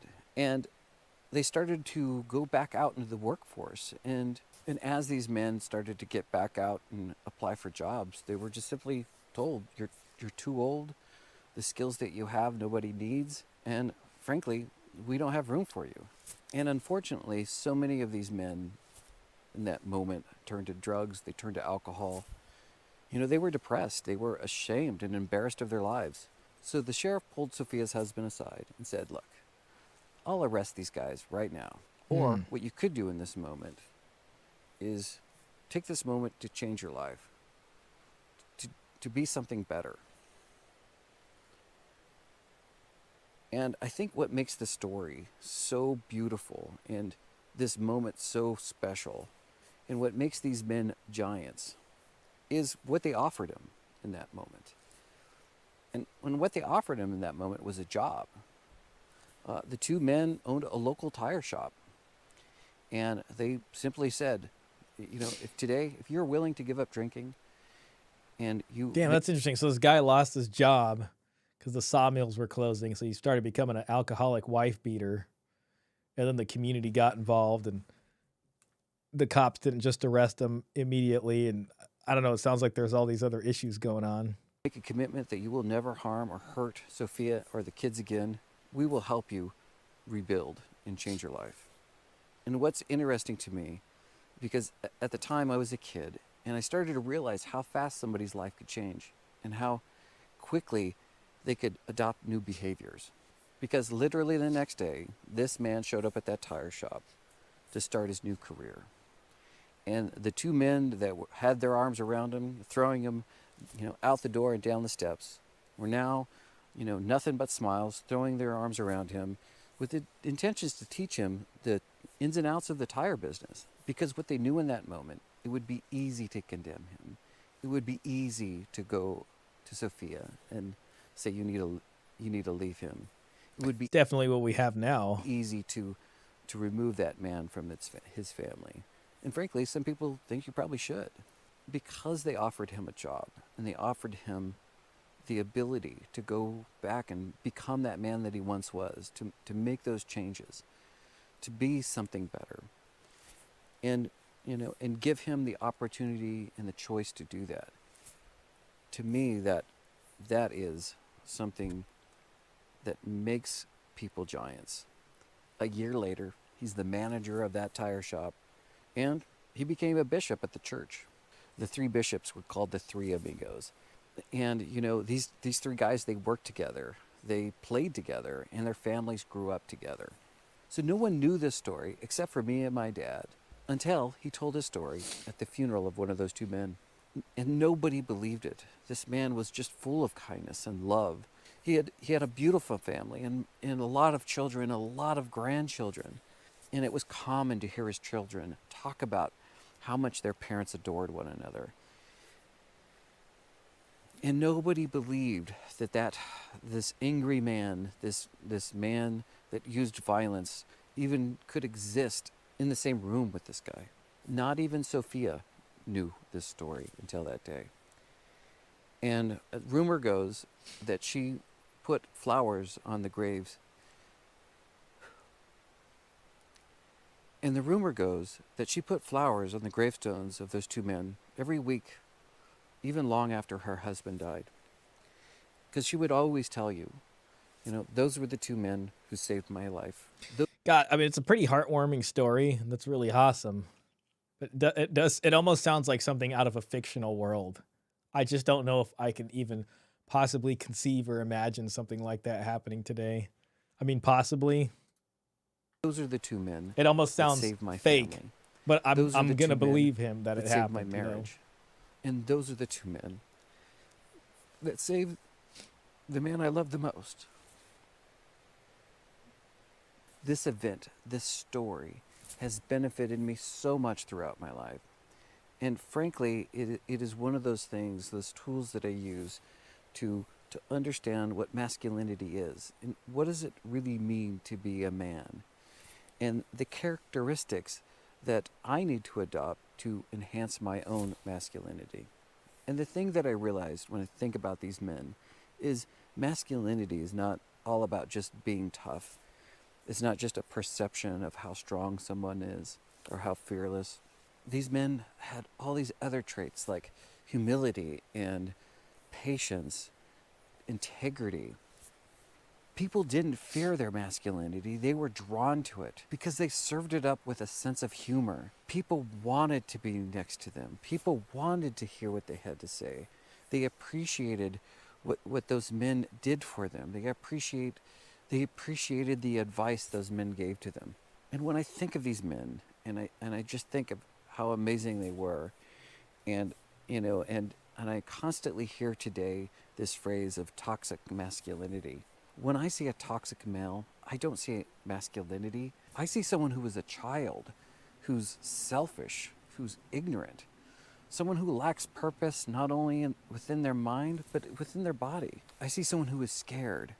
I see someone who tries to manipulate people, and someone who doesn't have the ability to stand with humility and just say, here's the things I'm good at, and here's the things that I'm bad at. I see somebody who's tired, who's lazy, who blames others for their lack of accomplishments.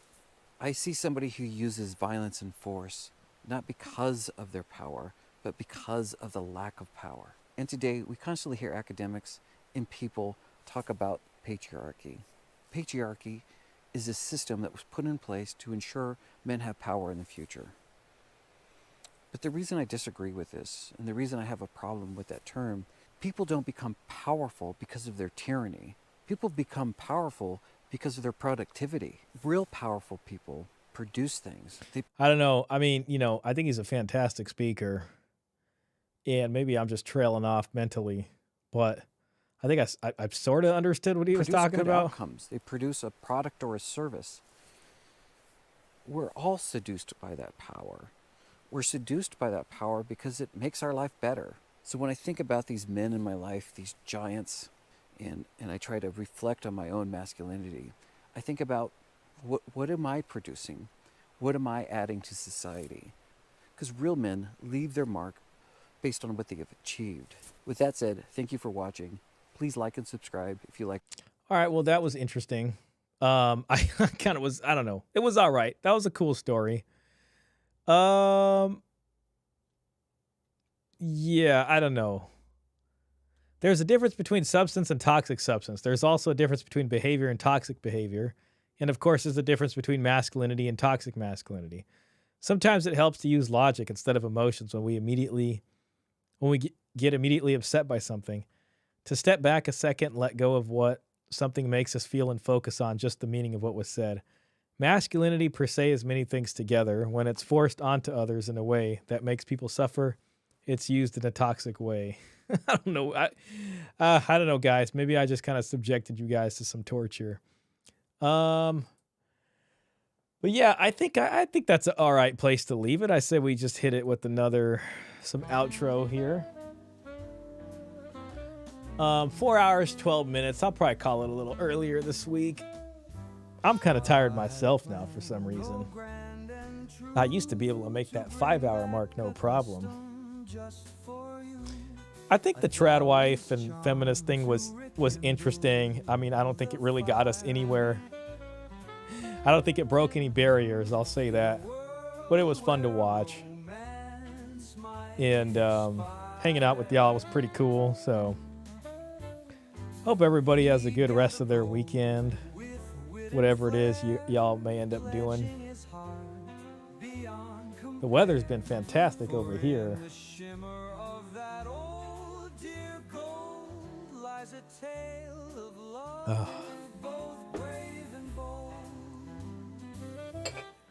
Hopefully I'll be responsible and get some videos made this week. Like a standalone video. It's what I need to do. But if not, we'll have stream again next week. Now, one thing next week with the daylight savings time, so I've been fasting for Ramadan, and it becomes time to eat at about like 6:06 p.m. Next week, it's going to be at like 7:15 that I can eat. So you're probably going to witness me eating some food during the stream next week. Which, so yeah, I mean, it's not because I want to sit here and eat dinner in front of everybody, but it's probably I think it's going to solve that problem. Another thing that I kind of want to do is I want to get back into game streaming. I won't do that on YouTube, but I'm thinking about doing that on Twitch. Possibly Wednesday nights, possibly Sundays. So I'm trying to figure out a time to just sit and do gaming stuff. So, yeah, other than that, I'll be meeting with Paul here soon, and we'll be working on some more stuff, which will be coming down the pipeline. And I think that's about it. I can't think of really much else as far as announcement goes. I'm supposed to be working on a paper for new male studies on the dowry, so I really need to be sitting around doing that and reading things. So, yeah, things are a little weird and disorganized for me, but I appreciate everybody that came in today, and I appreciate the donations from the folks that super chatted. You know, I know that's all hard-earned money right there, and I appreciate the generosity from the folks. But we'll be back same time next week, and I'm going to go eat some more food. We'll see you guys on the next one.